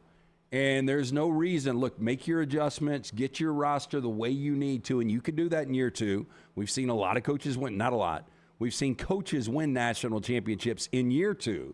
So if I'm Oklahoma, I'm expecting 6 and 7 to 10 wins. I've got an experienced quarterback, and I'm expecting to be back at least in the conference championship game. All right, so the second part of the question that you asked after you... Where did you have UTSA? Did you have them in the top 5? Yeah, I'd have them in the top 5. Yeah, I mean, last 3 years, Frank Wilson to Jeff Traylor, what Jeff Traylor's been able to do there, and he's built this thing in 3 years. It's been fantastic, and this will be their best team that they've had. I just cannot believe... I mean, Houston is another one where if I'm a Houston fan, I'm like, how are we not in this discussion? Yeah. I've got them coming up in the next 5, though. Oh, so we're about to do the future. Let me say, Greg from Pell City, though, our guy Greg from Pell City. Listen, the amount of storms that have come through our area are kind of crazy, right? And if you fear that you've got roof damage, our guy Greg from Pell City is the guy you need to call. Look, if you just need a new roof, it doesn't have to be damaged. You just need a new roof. Greg from Pell City, also the guy you need to call. But he'll jump up on that roof and he'll check it out and see if you've got storm damage. Here's the number, 205-542-3531. That is 205-542-3531. People are replacing roofs all the time. Let Greg from Pell City take a look at it before you agree to anything.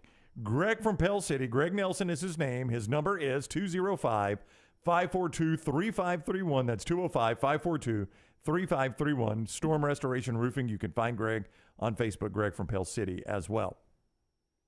So as you look back at that 5, it's surprising.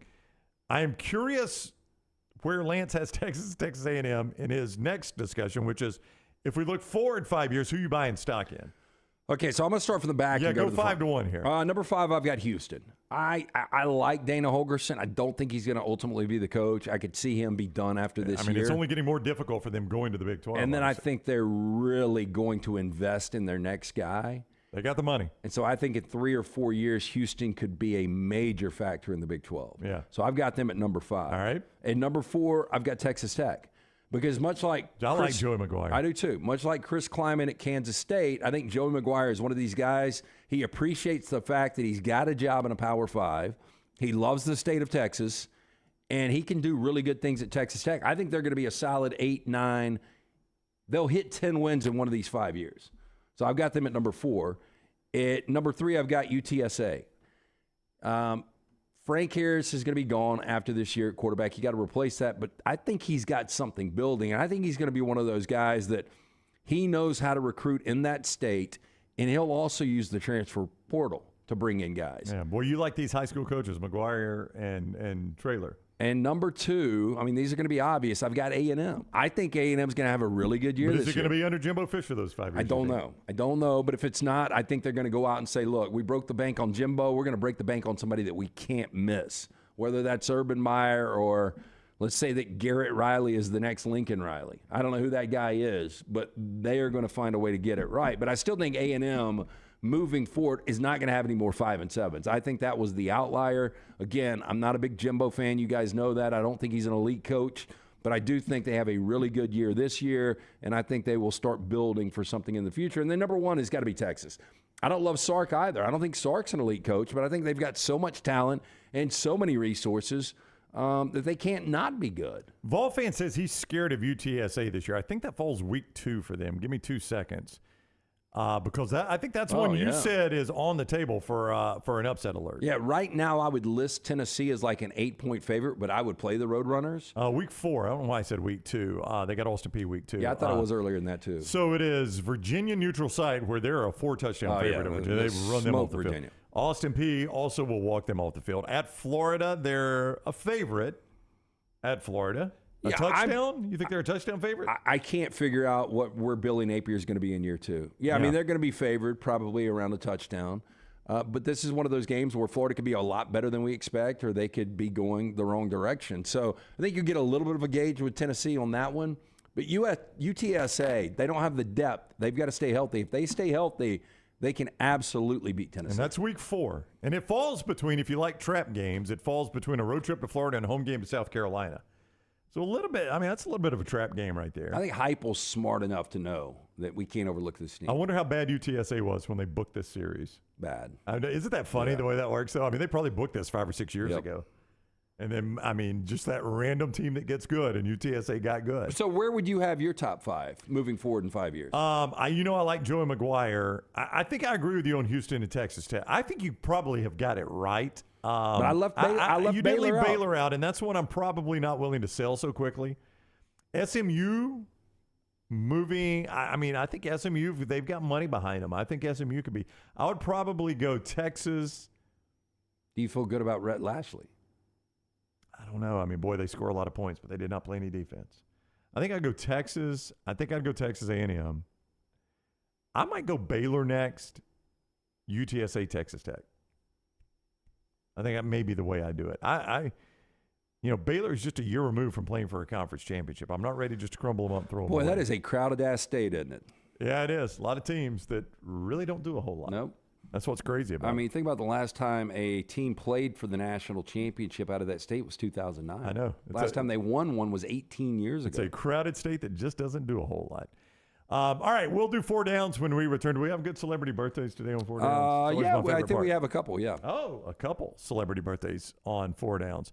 That's when we return. I do want to remind you as we go to break about my friends Tough Dog Coatings. I sent out a video. If you didn't see it on social media, I've got it up on Twitter and also on Facebook. And you can see a video just showing you a little bit about the floor they did in my garage. It's good for garages, basements, pool surrounds.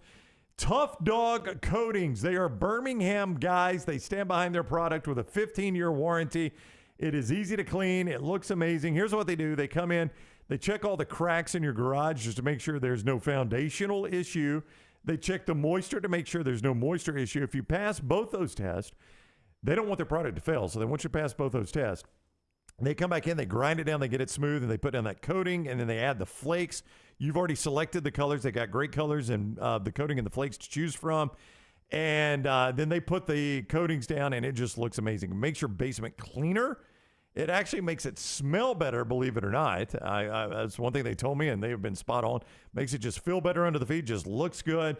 I had a friend of mine from Texas. I sent out the video. He texted me and said, man, I wish I could get them in Texas. I actually have always wanted my garage to have one of these coatings. I saw it in a high-end car dealership once, and I've always wanted it in my garage. I said, you know what? I wish they could help you too.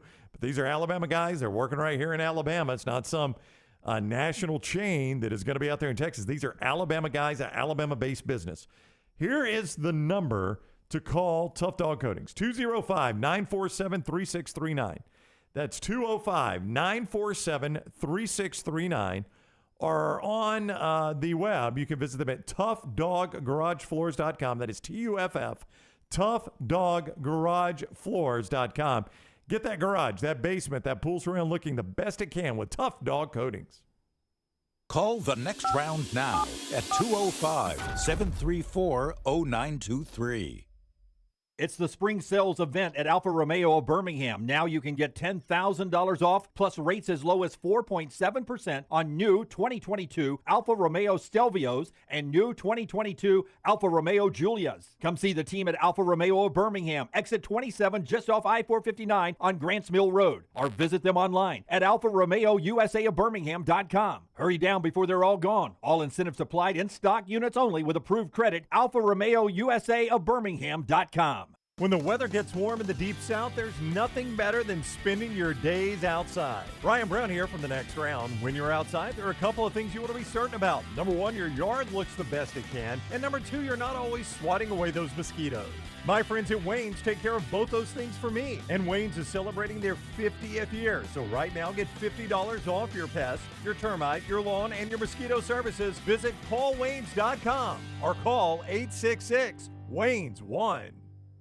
MyBookie.ag brings you our coverage of SEC Media Days 2023 live from Nashville. We'll be bringing you in-depth interviews with players, coaches, media members, and more, plus our live show every single day at a special time each afternoon. Be sure to follow us on all social media at Next Round Live so you don't miss a thing. SEC Media Days 2023 from Nashville, also brought to you by Moore's Marinades and Wing Sauces, Precision Sports Medicine, Michelson Laser Vision, and Woodbridge Wines. If you're looking for a fun golf atmosphere that is laid back with a peaceful environment, the Meadows Golf Course in Harpersville, right off of Highway 280, is perfect for you.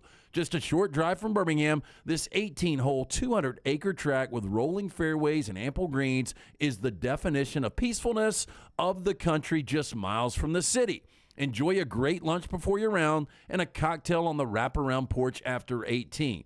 Come see us today. The Meadows Golf Course in Harpersville, right off of Highway 280. Stop by the New York Butcher Shop and pick up the finest in certified Angus prime beef steaks and burgers, premium pork chops, ribs, and all-natural chicken cut to order just for you.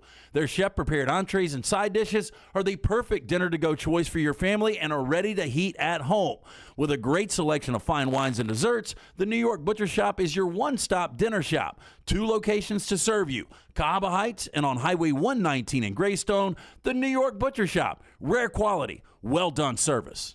The Double Down Media podcast family is live and full of content for all ages. The Mystery Fifth Hour gives the Next Round host a chance to talk about everything but sports. Pour a glass of Bama and bourbon, our weekly college football conversation, while sipping on some of the most interesting pours in the bourbon world. And in our Not For All Ages podcast, The Last Call, LT takes off the gloves for in-depth conversations with stars like Taylor Hicks, presented by Redmont Vodka. Find these podcasts and more by searching The Next Round on Apple, Spotify, and on our website, nextroundlive.com.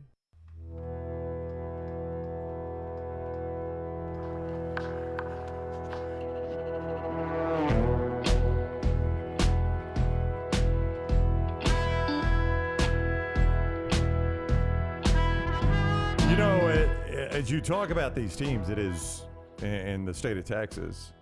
The very first playoff was when either Baylor or TCU would have been in there had the Big 12 not fumbled that situation. Well, and TCU, they deserve to be in it. You know, they played the final week. They won the game, I think, by 55 points, and then they were jumped. Yep. And it was all because the Big 12 tried to game the system and name co-champions rather than name TCU the champion, who beat Baylor head-to-head, right? Isn't that the way that went down? I don't know. It might have been the other way around. I don't exactly remember. I remember they were co-champions, and I'll tell you this. I say that they should have gotten in. Now, the team that leapfrogged them was Ohio State, who ultimately won the national championship, so it is hard to argue against that. No, they actually lost to Baylor. They actually lost to Baylor that year, but Baylor lost to West Virginia, 41-27 at Mountaineer Field. That's a bad loss. Man, knocked them out of the playoffs. That was the week after they beat TCU, which was a massive game. Baylor was number 5, TCU was number 9, and Baylor won 61-58. So technically it was Baylor, because that's right. It was Art Briles who was chewing out the Big 12 commissioner, if you remember. It was after their game against Kansas State at McLean Stadium, and they won 38-27 over number 9 Kansas State. And they were being awarded the co-champion, and he was chewing out the Big 12 commissioner, saying, we ought to be the champion. We beat them head-to-head. Well, which only makes sense, really. It only makes sense, I guess, and I don't remember. This 2014, so it's almost been a decade ago. Yeah. I guess Big 12, and that was Bowlesby back then, right? I think it was Bob Bowlesby. Yeah. The only reason they would do that is because TCU was ranked in the top 4. They were trying to game the system because they knew that the playoff committee was going to bump a team up based on being a conference champion. They put a great deal of value in the conference championship. So they're like, well, we'll have 2 conference champions. We won't just have one, we'll have 2, so they can't use it against us. And then what happened was the playoff committee basically said, you refuse to name a champion. We're going to use it against both your teams. So it blew up right in their face. And that's what kept either BYU or Baylor or TCU out of the playoffs, but you'd have to say it was Baylor that deserved to go. They won the game head-to-head. So as you look forward, it's hard to remember both those teams were right on the precipice for a playoff. Boy, there became a huge discussion who the SEC ought to book for a concert. Milkman says Jason Aldean, who, by the way, has a restaurant, or at least his name's on a restaurant right there on Broadway. His place is huge, Broadway. Hey, it's actually good food. I haven't eaten there, but I've been there. Surprisingly good food. You know, it's one of those clubs where a lot of them have gotten like this. Kid Rock's is like this, too, where they have the different levels. Yeah. And, like, the first level will be live band. Second level is usually a DJ. Yep.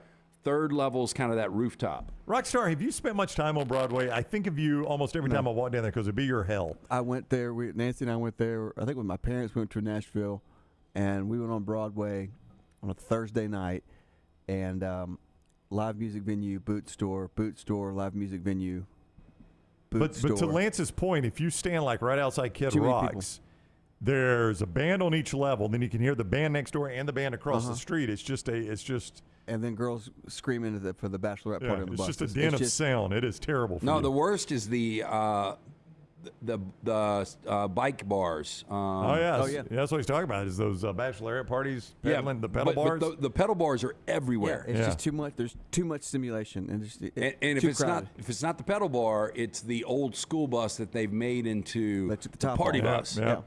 Patrick says David Allen Coe. Lance could do one song with him. I could. You've done it twice on stage already. Ashley McBride says Gary. She's an upcoming, very, very good artist. Patrick says Luke Combs does music for the SEC Network. Why not just use him already? Pritch Law says Kenny Chesney's the obvious choice. Big Tennessee fan, right? Yeah, and I think it's one of those concerts, maybe they do it for a little less. Maybe. I mean, it's right there in their hometown. Vol fan says 38 Special. Settled. Oh, I'd be all about it. Yeah, you don't want the crowd to go haywire, though. Metal Medic says Slayer. Slayer. Raining Blood. Yeah. So there you go. Those are some of the suggestions. All right, let's do 4 downs. TCU is our team today. So there'll be some TCU flavor in this one. It's presented by Slice. Yeah, our friends at Slice, 4 great locations. Make sure you get in. Lakeview, the original, Vestavia, Montevallo, now Crestline Park. Local pizza, local ingredients from the soul pie that Brown loves. I'm spicy Hawaiian. I like the Bajaya special, the wing and a prayer, the hot mama. There's so many good ones. But get in, and don't forget about the $75 takeout special 7 days a week, 12 wings, 2 specialty pizzas, half pan of the salad, all locations, 7 days a week. For more information, slicebirmingham.com. First down. More wins, TCU or the Cowboys? Oh, I'll go Cowboys. Yeah, I think this might be the easiest question I've ever asked. I think so. I know you needed somebody to compare them to, and you couldn't go Texans, but I think TCU is at best a 7 or 8 win team. I don't see the Cowboys being limited to 7 or 8 wins. Yeah, I actually think that the Texans would have a better chance of more wins in TCU than TCU of the Cowboys. In other words, you're saying Texans matching TCU better chance than TCU matching Dallas. Yeah. I think I would probably agree with you. I mean, if CJ Stroud is really good, I think D'Amico Ryans, again, is going to be one of these guys that builds a culture there, and I think ultimately he's going to have success. I just think TCU, really, the wheels are going to come off. Now, it's the Cowboys. So who knows? You never know with the Cowboys. Yeah. Second down. More total touchdowns, Dak Prescott or Chandler Morris? Well, I mean, that's the thing. They were so bad on defense last year that, I mean, they had to get into shootouts. I normally would go college just because they score more points in college, even though there are more games in the NFL. I think I'll stick with it here with Chandler Morris. I think they're going to be behind in a lot of games. Now, your problem will be if he doesn't start the whole year. Yeah, look, and you've got a whole new group of all skill guys, receivers, running backs. I think I would go Dak here. I mean, what would be a really, really good number of total touchdowns for Dak? 40 to 45? I mean, that'd be a really good number. That'd be huge. That'd be a huge NFL season. So you're probably looking at the 30s for him. Yeah, I think Dak's somewhere in the neighborhood of 35 total. Yeah. And I think Chandler Morris in the college game could throw for 30. I mean, that's going to be 3 a game, though. Yeah. But he could. I think they're going to score a lot of points. Yeah. That's the point. Third down. Better chance of never winning 10 games again, Sonny Dykes or Mark Stoops? I think I'll go Sonny I don't know, man. That Big 12 is getting a little bit easier, and the SEC is getting harder. I think Kentucky could win 10 this year. Yeah. I'm just looking at a harder conference moving forward versus a little bit of an easier conference. I think I'll go better chance of Sonny Dykes has done it twice, hasn't he? Yep. I'm going to say Sonny Dykes. I'll say Sonny Dykes, better chance of never doing it again. Stoops will maybe find it one time again. Yeah. 4th down. Sofia Vergara, 51 years old today. Looks good for 51. She really does. Antonio Brown, 35. Better career. Vergara, Antonio Brown. I mean, outside of Modern Family, what is Sofia Vergara? She did a Diet Pepsi commercial. No, outside of commercials or Modern Family. She was in Chef, modeling? but she played a small part as Jon Favreau's wife, ex-wife. Now, Modern Family killed. I mean, she was huge. Aside from football, what did Antonio Brown do? Again, but that. So you just do it for back row laughs. He threw furniture at neighbors. He arrived in a hot air balloon. I think he popped a moving company guy in the face. He farted on like a doctor or something like that. But again, Antonio Brown, she's an actress, he's a football player, right? So I'm just asking, she basically did one thing in her career. He did a lot of things. Well, so Antonio Brown without the craziness, because I think that did take away. It's like Sofia Vergara without the looks. Okay, but I'm just saying, without the craziness, Antonio Brown might have been a Hall of Famer. He was that good early on for 3, 4, 5 years.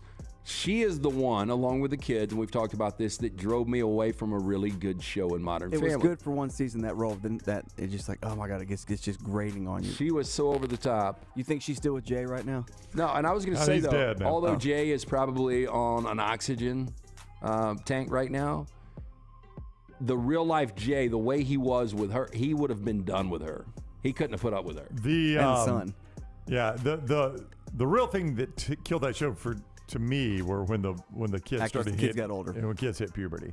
You know, when they're just precocious and they're young and they're funny, but then the older they get, they're like, eh. You know, I don't like her, but I mean, everybody's saying, including Lunsford, she's been a judge the last few years on America's Got Talent. Okay, so I did not know that. She's probably making $10 million a year on that. When Rockstar is giving us smart aleck answers, that's why I ask these questions. Just so I know. Okay.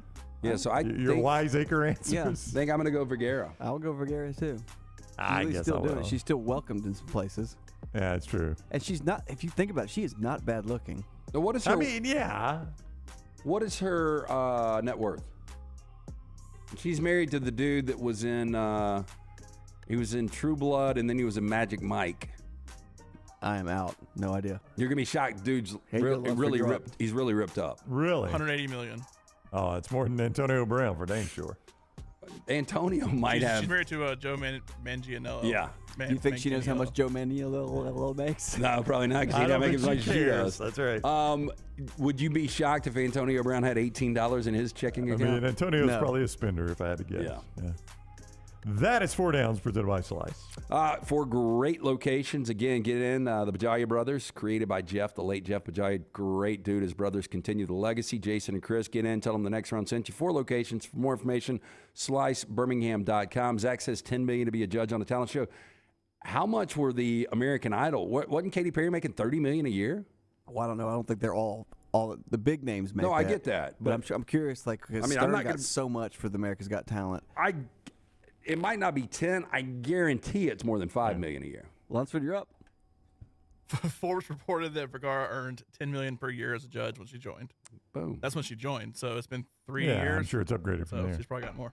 Scott is right. The Scott Forrester, the funny prank in the SEC Media Days concert is to book Guns N' Roses and let Mark Stoops sing the lead.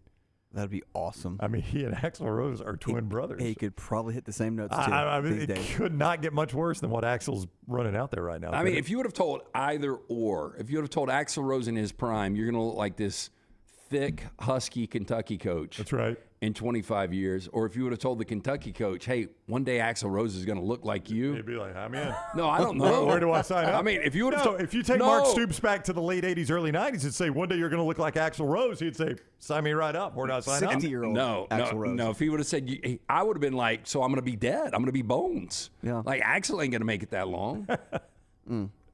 Poor guy. Yeah, but I mean, if you tell Mark Stoops just blindly, I'll give you Axl Rose's look, he'd say, I'll sign up for that. Well, by the way, it's Axl Rose in 2023. That's the look we're giving you. Going to put you down to your sha-na-na-na-na-na. Hey, so the supplemental income in Sofia Vergara's house is double the net worth of Antonio Brown? Remember, I randomly read an article on that dude when he was doing True Blood when I used to watch it. Right. And he said his first big purchase was a couch from Restoration Hardware because he's such a big dude that he wanted a big couch. And he said, I spent too much money on that couch. But I guess he doesn't have to worry about it now. I bet he's got HBO. I'm sure he does. He's wealthy.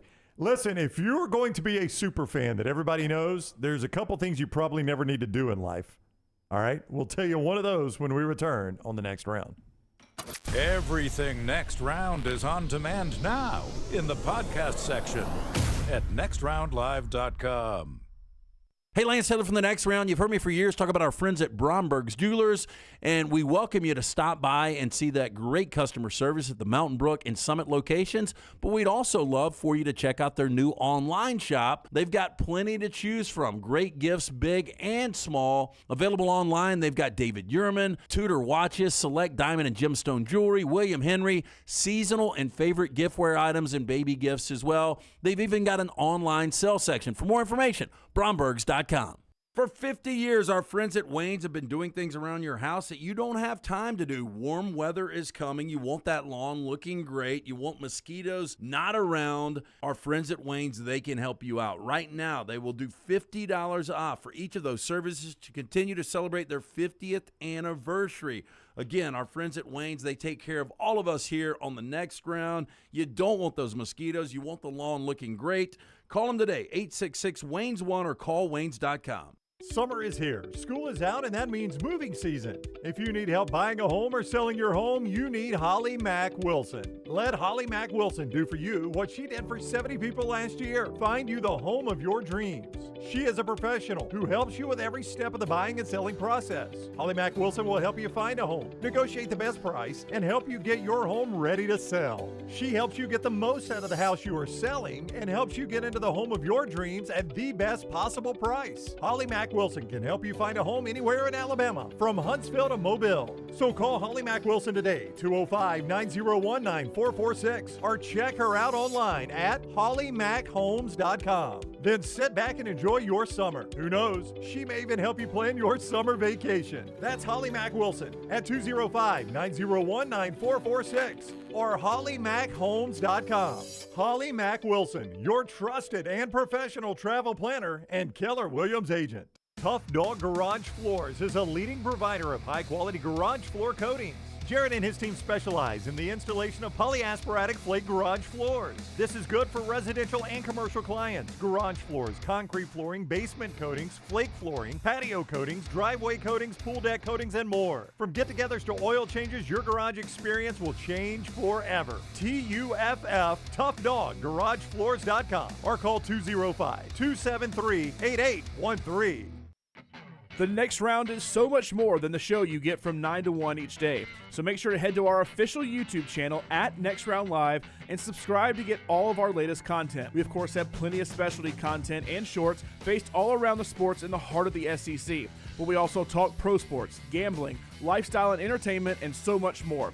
It's the Next Round YouTube channel where you never know what you're going to find next. Subscribe now to see the latest content and get notifications when we go live. That's at Next Round Live on YouTube.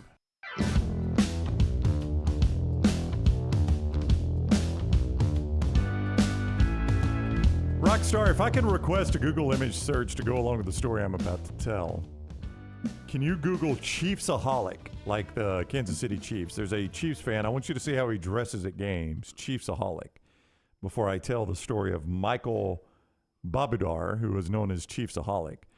Lance, you're going to love this. Do you you don't like Fireman Ed, the Jets fan? No. That just wears the hard hat. I mean, I've always appreciated over the top fandom. Yeah. I just don't get this though. So Rockstar is showing a photo for those of you watching on TV. But again, as soon as to each their own. Yeah. He's showing a photo of Chiefsaholic. This is the way the guy goes to Chiefs games dressed as a wolf. Never seen him, never heard of him. Because when you think Chiefs, you think wolf? Is that what he is? Is he a wolf? I don't know what the hell that I is. bet Chiefs, he looks like a wolf. He's single. You think he's single? Ain't no doubt he's single. I bet Chiefs back in the day had to kill wolves. Maybe so. Maybe they so. were both battling over buffalo carcasses, right? So that is Michael Babador, who is known as Kansas City Chiefs superfan Chiefsaholic. He even has his own Twitter handle at Chiefsaholic. People go to games. They have their pictures made with the man dressed as a wolf. Massive, massive Chiefs fan. Also arrested. Also charged with bank theft and transporting stolen property across state lines today by a U.S. District Court in Kansas City. According to an affidavit filed today, he traveled throughout the Midwest perpetrating a string of bank robberies and credit unions, allegedly laundering the robbery proceeds through casinos and bank accounts. Well, Brown, I got to ask you, how in the hell is he going to pay for tickets? They do get expensive. And they have, yeah. They made him shave and cut his hair, too. Look at that. Yeah, he's no longer a wolf. He's charged with stealing $70,000 from Great Western Bank in Clive, Iowa, transporting the stolen money across lines from Iowa to Missouri, where he cashed it in for chips at a casino. That was his way of laundering the money. You know what's so funny is I was about to bring up. wolf? Huh? I guarantee you he saw the movie Hell or High Water. Great movie, Taylor Sheridan, Chris Pine, and Ben Foster. Ben Foster. And Jeff Bridges, yeah. But that's how they launder their money. He, according to the affidavit, entered a bank wearing a ski mask, handed a teller a note demanding money, indicating he had a firearm. She handed him $70,000. Officers later found $1,460 and $20 bills nearby the woods, along with a glove worn by him. So he's also not a very smart guy. Wonder why he was dumping money in a glove. Well, I mean, what do you think is going through his mind at that point? He probably just disappeared. Is he not old enough to know about the OJ case? Over the next 6 weeks, he deposited the same approximate amount of money that was stolen from Great Western Bank into his money market savings account. Because that's what you really want to do, is steal X amount of money and then deposit it in a banking account that can easily be traced. Gosh. First of all, never deposit cash into a bank. Then he engaged in multiple casino chip purchases and redemptions at a casino in Riverside, Missouri.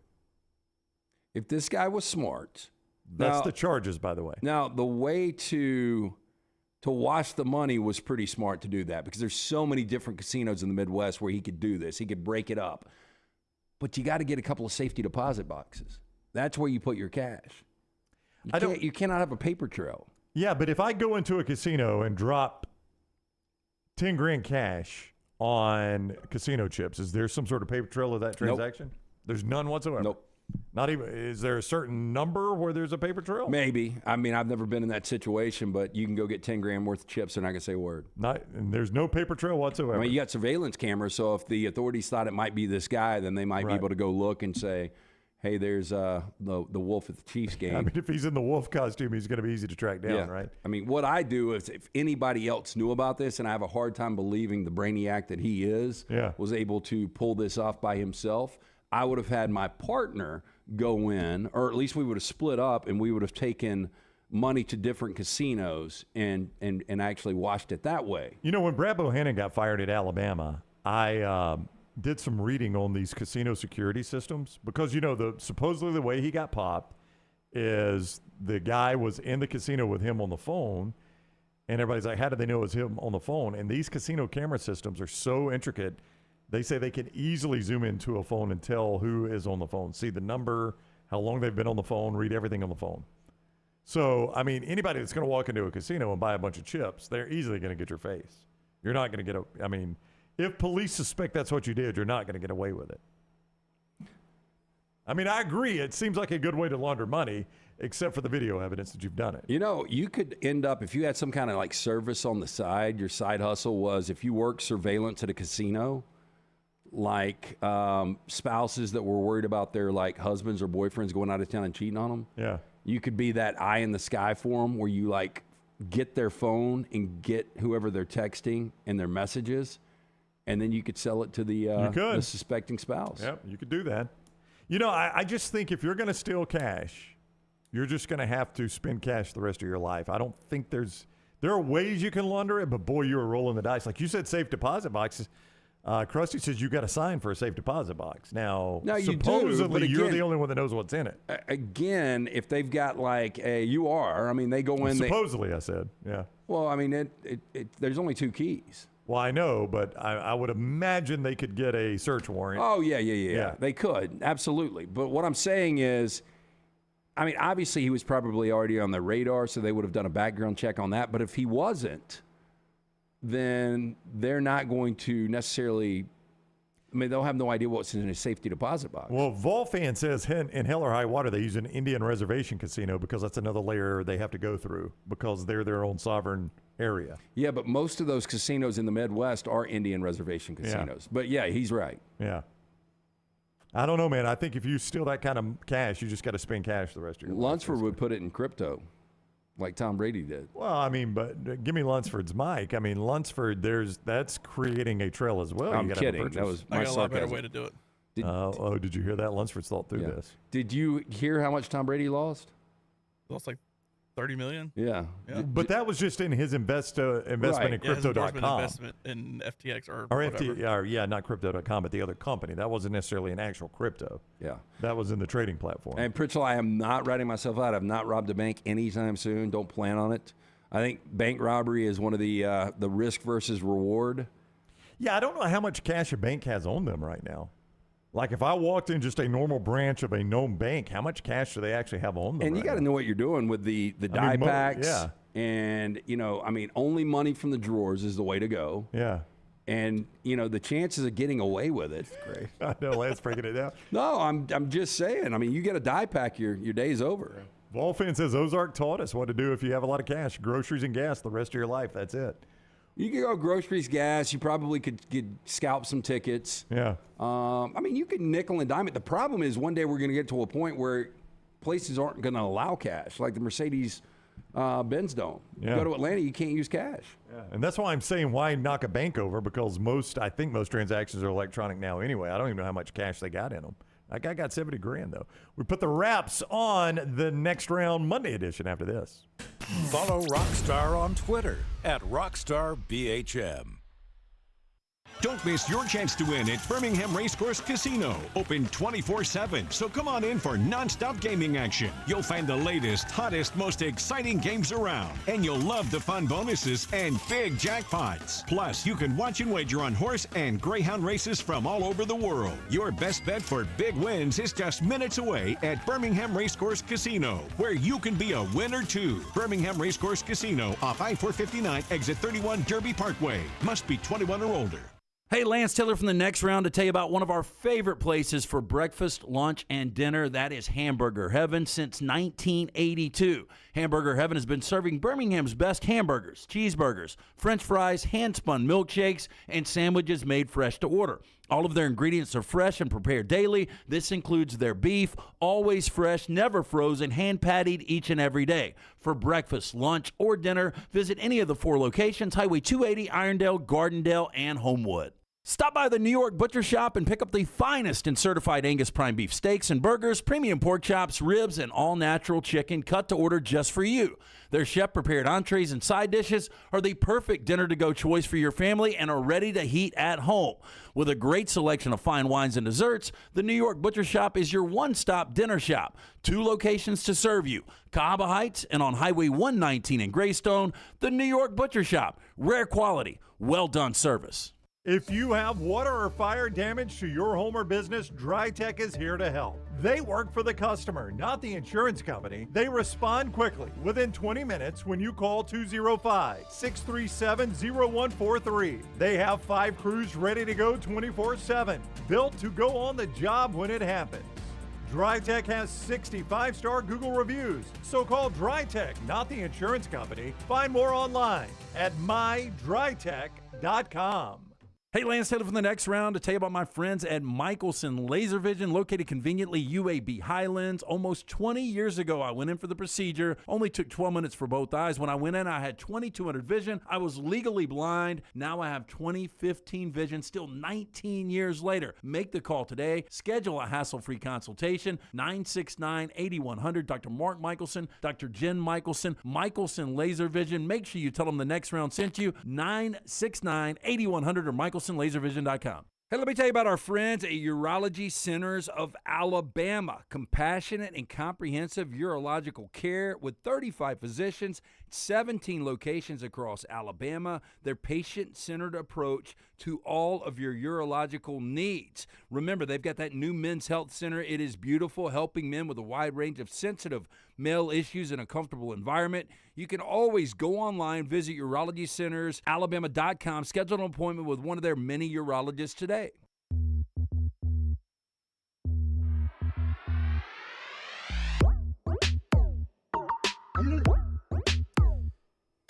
As we wrap the show up, Lance, Redmont Vodka bringing you part of the show today. Yeah, locally owned and operated. Their aim, clarity and taste, color and smell. It's vodka perfection. It is gluten-free. Also provides smooth finish. Doesn't have a harsh aftertaste. 8 times distilled. Available at your local package, including the Beverage Place Pink Package. Also ABC stores. Ask for it by name. Available in 22 states as well. It is Redmont Vodka. He said what? Jennifer Brown will be a terrible bank robber. Brownie doesn't let her know what cash is worth.